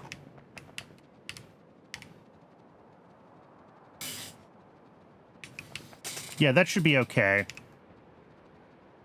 I think our net, yeah, we're net bringing in 7 sand a second, and the sand is used at the chromium stages, right? We don't wait until gold for that. Yeah, it's used here. So yes, I think that'll work. We just merge it in, I don't know, over here somewhere.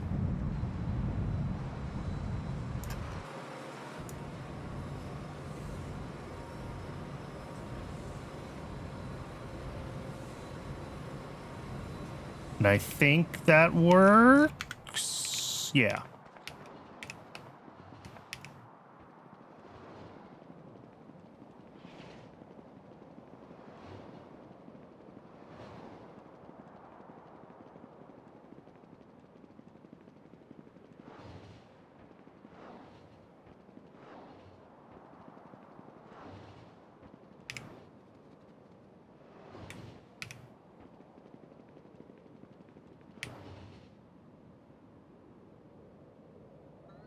So, don't need that.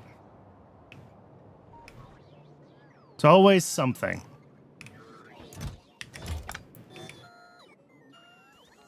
That's something I didn't think about. Like when I was balancing between gold and chromium production, I just didn't even double check the gravel. I was focused on the main ore bearing. Resource bearing ores.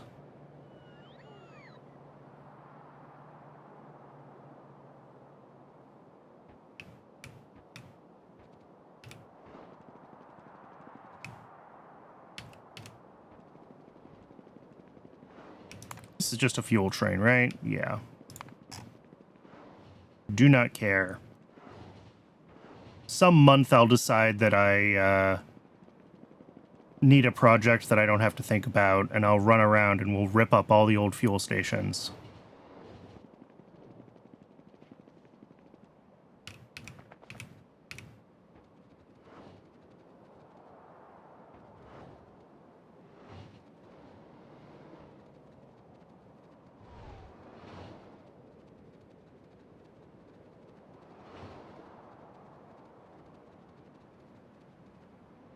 boy, it is a trek to get to chromium. I think it'll be faster to sneak down here and then cut across. Woohoo! More tech. Let me keep queuing things up. So, what we need to do is split that. And then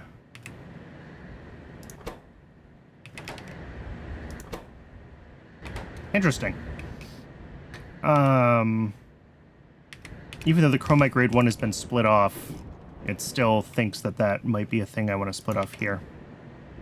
We can grab our jaw crusher for sand.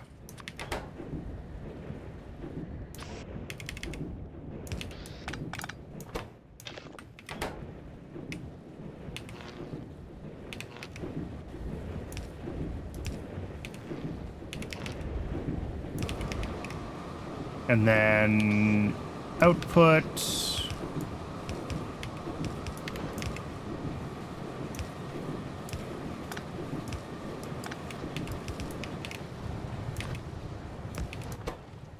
Priority right, output priority filtered. That should do it. Like, yes, we prioritize the sand from this stage first, but that doesn't matter.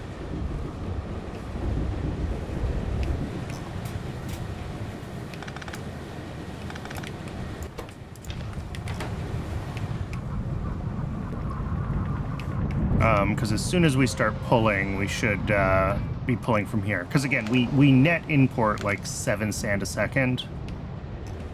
So as long as enough of these can run that we start to pull from the sand belt, and I think we're just like waiting for processing chains to make their way through. Here we go.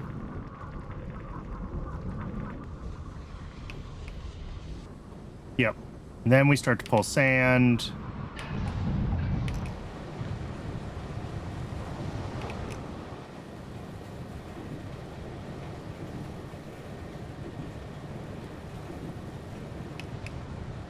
Yeah. Oof. Yep, I think we're just still waiting for it to catch up on processing, I hope.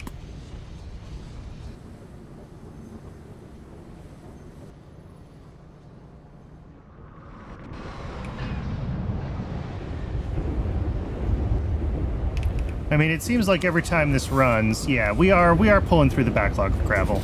We're working through it. Cool. Yeah, perfect. Perfect, perfect, perfect.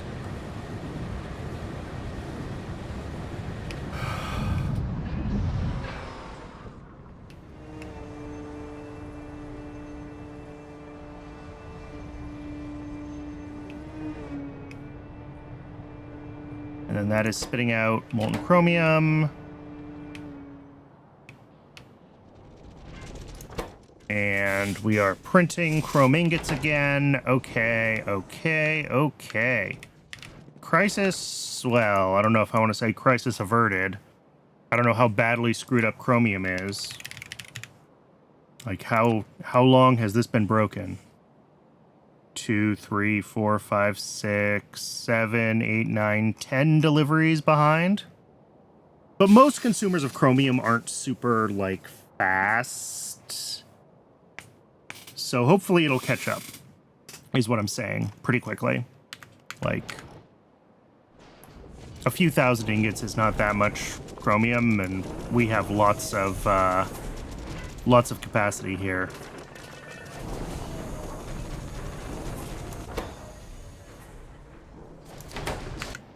All right. Well, unfortunately, like that chrome or, nickel being messed up from tailings and now also chrome means we don't have stainless steel, means we don't have advanced small parts, which means lots of things are not going to make... We're not going to see blue chips today, is what I'm saying. Even if I go and lay down all the buildings, I think we're going to have some more troubleshooting and bug fixing to do. And I suspect we're going to find more issues. I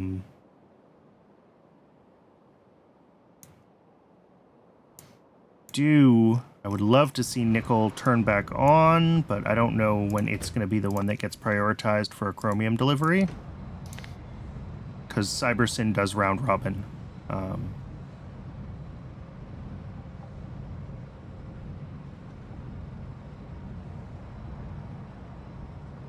Ooh, our sea sponge is also broken again. Maybe. No. But also yes?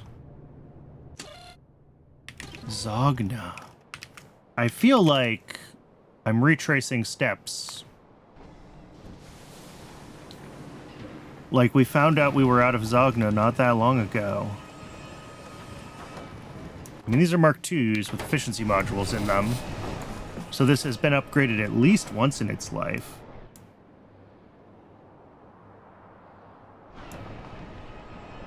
Alright. We may need more Zogna.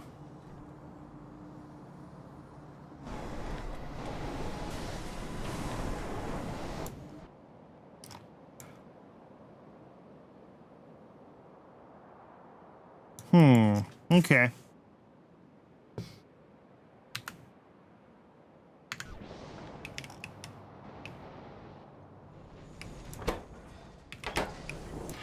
Yeah, we are catching up.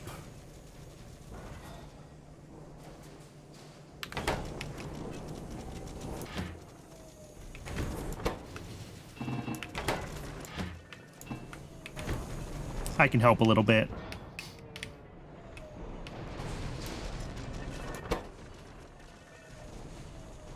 All right. Let's, well, is there anything else to be done on what we were working on, here?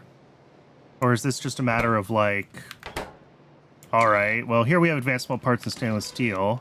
Here, we've gotten 3 of our 5 as well, so let's start turning these on. Kevlar, graphene, solder. We're missing advanced coatings and chitosan. And doesn't advanced coating also use chitosan? So, like, if we don't have chitosan... Yeah, we're also not filled up on coated containers, so... I'm pretty sure our chitosan is being starved of mutant enzymes because of this trying to run. But this is done now. Well, for now. We're going to pull 900 of these out. So, for now it's done. But I think this has been starving chitosan of mutant enzymes. This has been sucking down a lot of mutant enzymes. But also, did we scale up chitosan for our new demand, needing it for circuits? Did I account for that?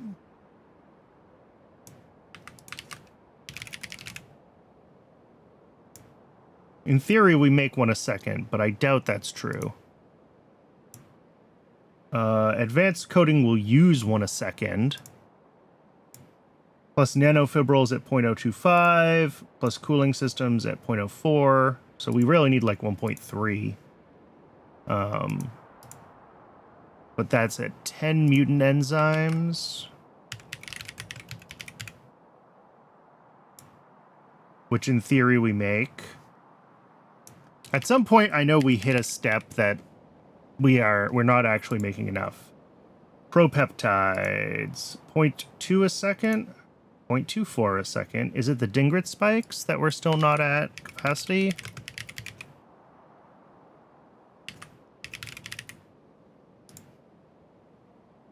Point 0.2 a second, 0.2 a second. And that's at 0.2 Dingrits a second. And we make 0.22. Okay. So this is saying that we should be making enough of all of this that mutant enzymes are basically always running, and that's obviously not true. So why are propeptides broken? Bones. We're out of bones? That's disgusting. How does that happen?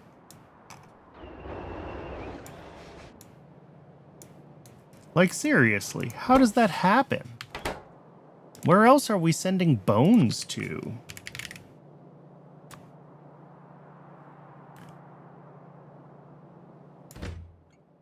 What is this? Fertilizer.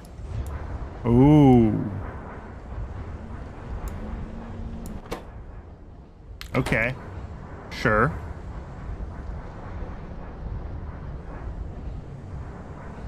I mean, nothing else looks like it's consuming them particularly quickly.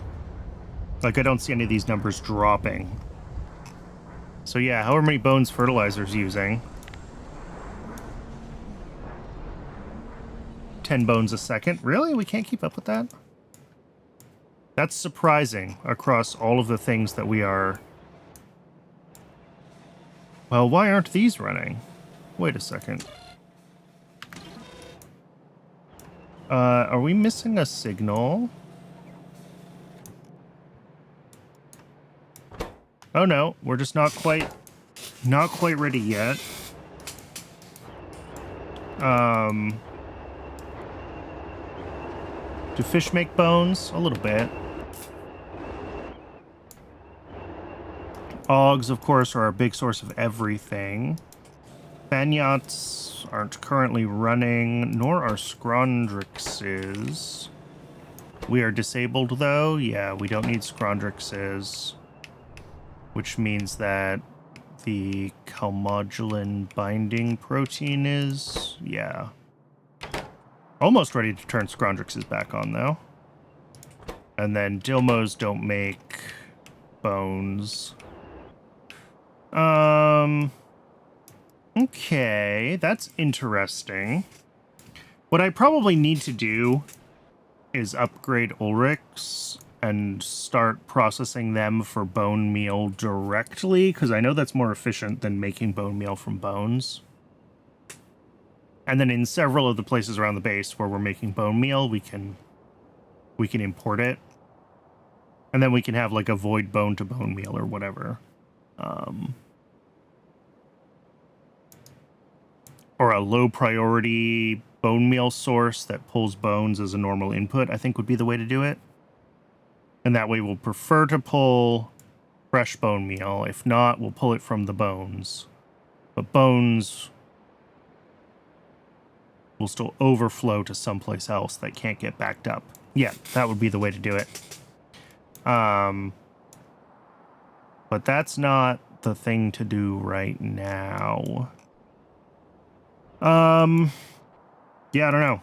I'm surprised that we are running low on bones.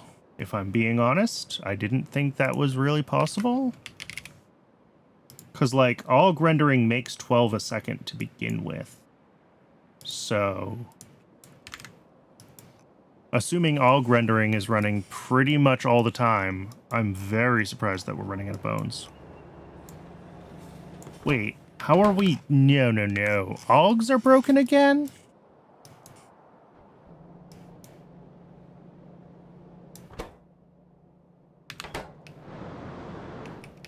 Oh, I did this to myself. Okay, I know what's up. This is, the kick-out shortage, because we turned on the upgraded, nanocrystalline cellulose without getting the kick-out upgrade done, and it's just sucked down all the kick-outs, and it broke Augs. Okay, we have to get the kick-out upgrade done. That needs to be the project. So let's do that now. I think we can get that done.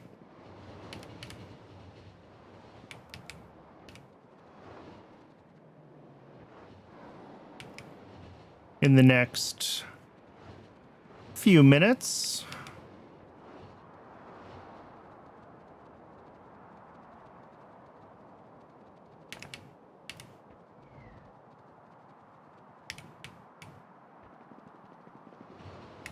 So how many modules do I need for that? Let me pop back into YAFC. Kickalks. We need 40 times 24. So that's 960.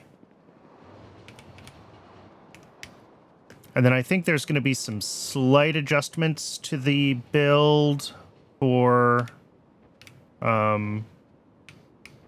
upgrading the recipe, but nothing catastrophic. I don't remember the details, but I know I looked at it and I decided it wasn't that bad. So we'll find out when we get there, but hopefully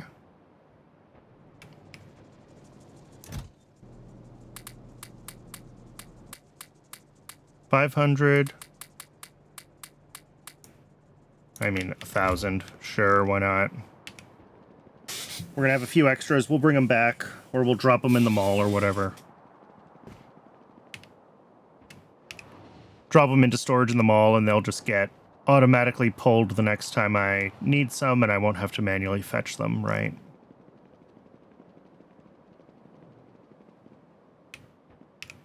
All right, so kickalks are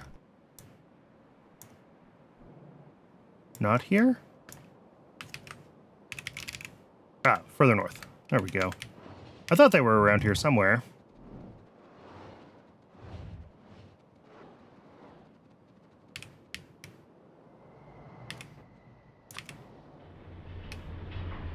So yeah, first things first.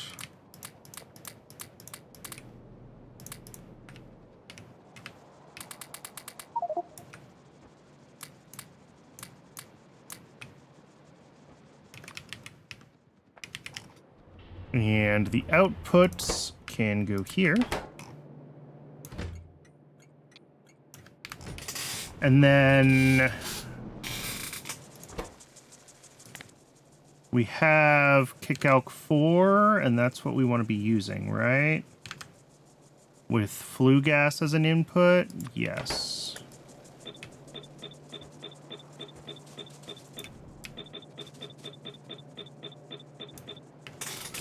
So, where we're currently bringing in CO2, which we're doing on site, pull that out.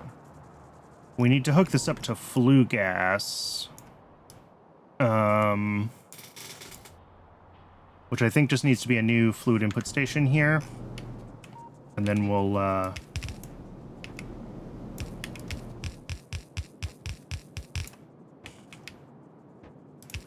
get it routed in. I'm going to make this a multi-drop-off because I have the space and because I don't know what else we might need to bring in here eventually. So we're just going to leave it. Well, we'll take off the extra ones, but we'll leave it as a multi-style. I should probably change the single so that it's multi-style instead of whatever it is right now.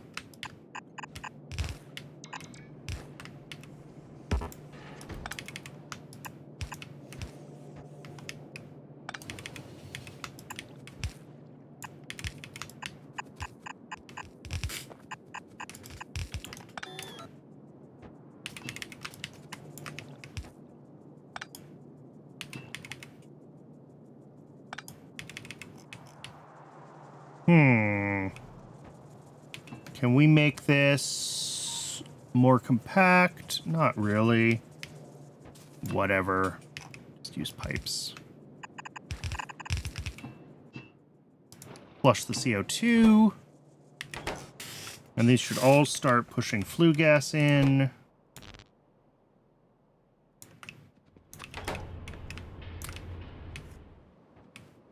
Once we get the delivery anyway. Which is en route. Beautiful. So this will fix Augs, and hopefully that's the only reason we have a bone shortage, was that we hadn't done this upgrade yet.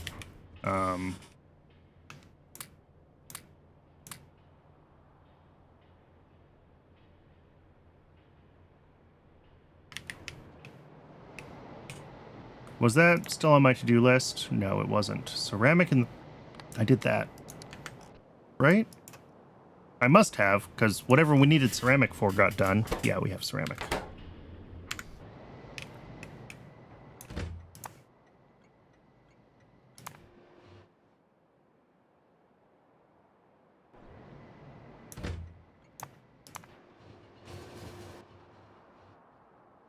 All right, we're almost here with the first delivery. I just want to see all these machines turn back on when we get the flue gas hooked up.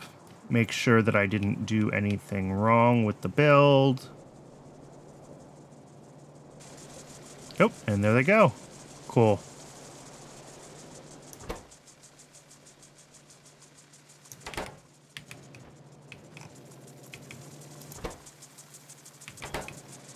And that is going to be significantly more kick elk production.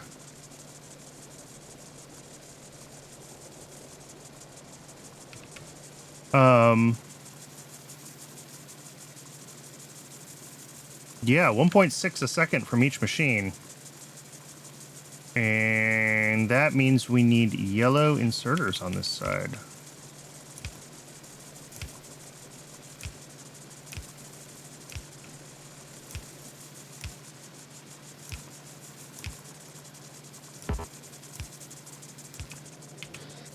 And then we shouldn't need them for the seeds, right? No, none of the inputs are particularly high numbers. This all looks like it's keeping up just fine on all the different input belts. Yeah. Yep, no issues on the inputs. Okay. Wait, how much are we making in total? 40 kicalc a second.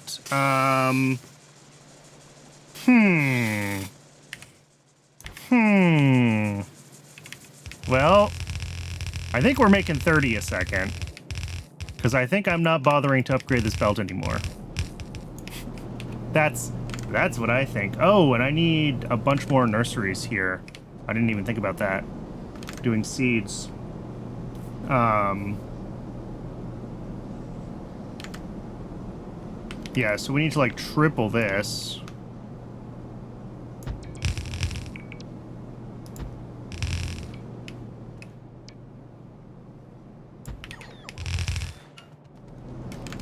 How many kicalcs feed the seeds? 7.7. That's fine. But that means this needs to be a red splitter, and this needs to all be red belts.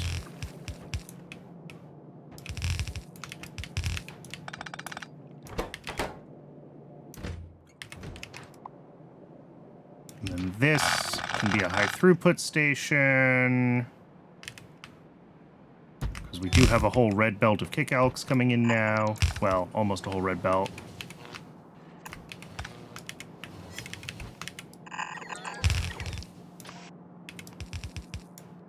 Minus the ones that are needed for seeds.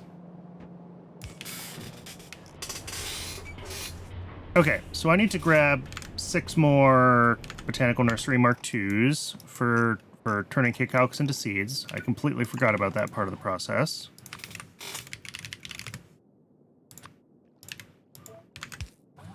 And, I mean, the other thing would be, if I wanted to, I guess what I could do is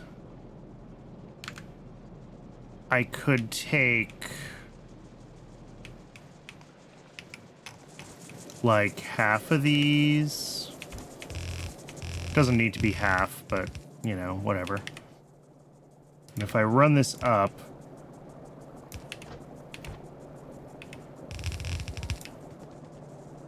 I think they're just being starved for seeds, is why the ones on the top aren't running right now. But like if we do that, we can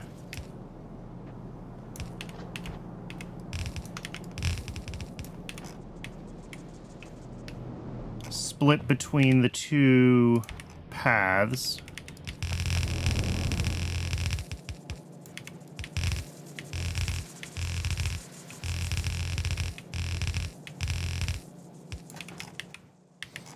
And I think that'll let us get the, like, 40 a second out that this is actually producing.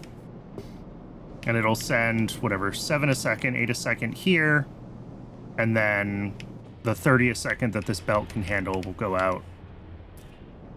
We do want to prioritize, prioritize feeding seeds. Perfect. So I just need those machines. And then I think this is done. Always something I forget about when I'm doing an upgrade, and we have to go back to the mall. But that's okay.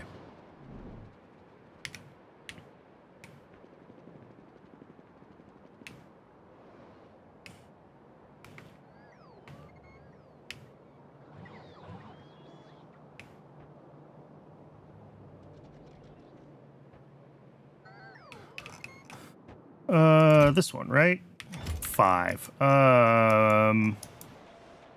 It's probably en route.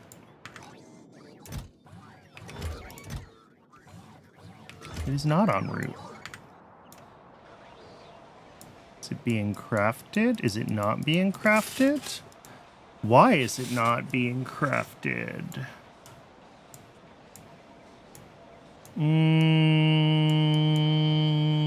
I don't know. Should be in the allow list, right? Surely it's in the allow list. Yeah. Oh, there it is. All right, it showed up. Whatever. I'm not going to pretend to understand how logistics work.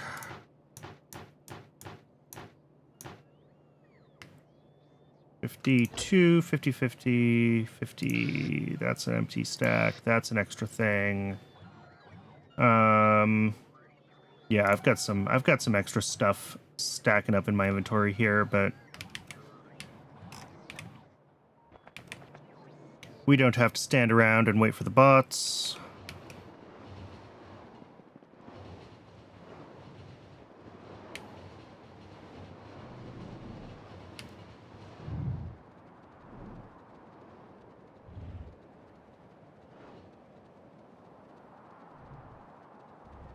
Nope. Too far. Missed it. Kick out. Here we go.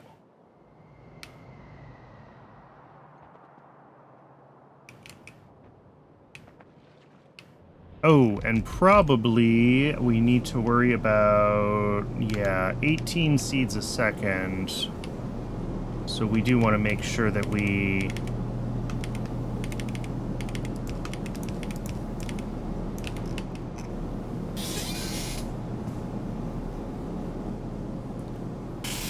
So we split both halves of the belt there.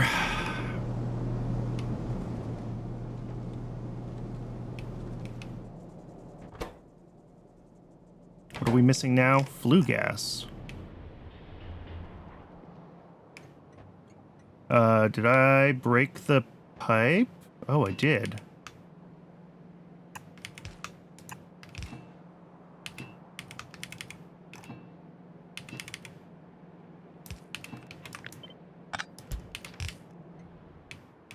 And I guess also we can fix this corner now, too. Okay. That should be fine now.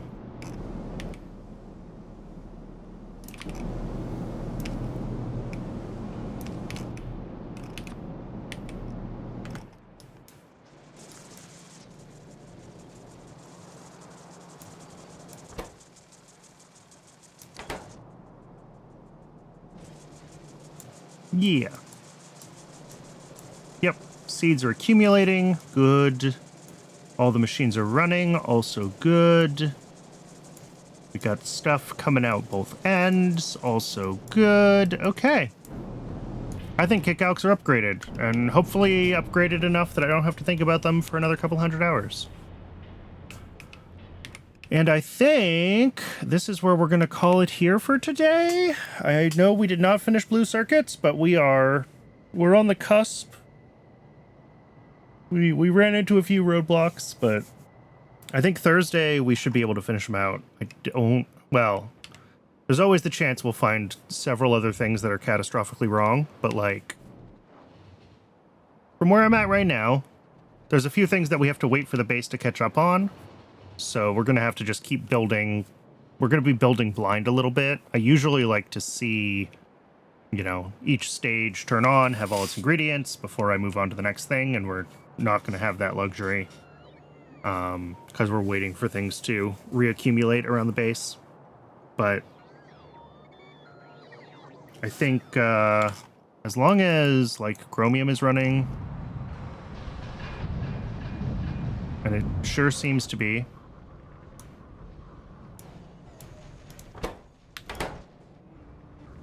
some stuff is kind of backed up. What's going on with the chromite pulp? Why are you backed up? Oh. Huh. Interesting. Okay. So yeah, we're making molten chromium faster than we can turn it into chrome ingots. So we might need more ingot capacity. That would be wild. We can check on that. And then, yeah, as long as chromium is catching up, then most other things should figure themselves out. Hopefully, fixing kick-alks fixes Augs and other alien life stuff. So we could and should be in a good place for. Yeah, we're printing plates again over here. Good. We should be in a good place for Thursday. Hopefully Thursday's the day. If you are watching this on YouTube and you're looking for an excuse to come hang out on Twitch, Blue Chips could be a good one. So yeah, thanks everybody for tuning in. I really appreciate it. If you're on YouTube and want to see live, the link to my Twitch is down in the description. Tomorrow, that is Wednesday, will be Isles of Sea and Sky again. I still haven't quite finished it. We have been making steady progress each week, so be doing some puzzling. And then Thursday, we will be back with Pyanodons wrapping up Blue Chips. Thanks again, and I'll see everybody next time.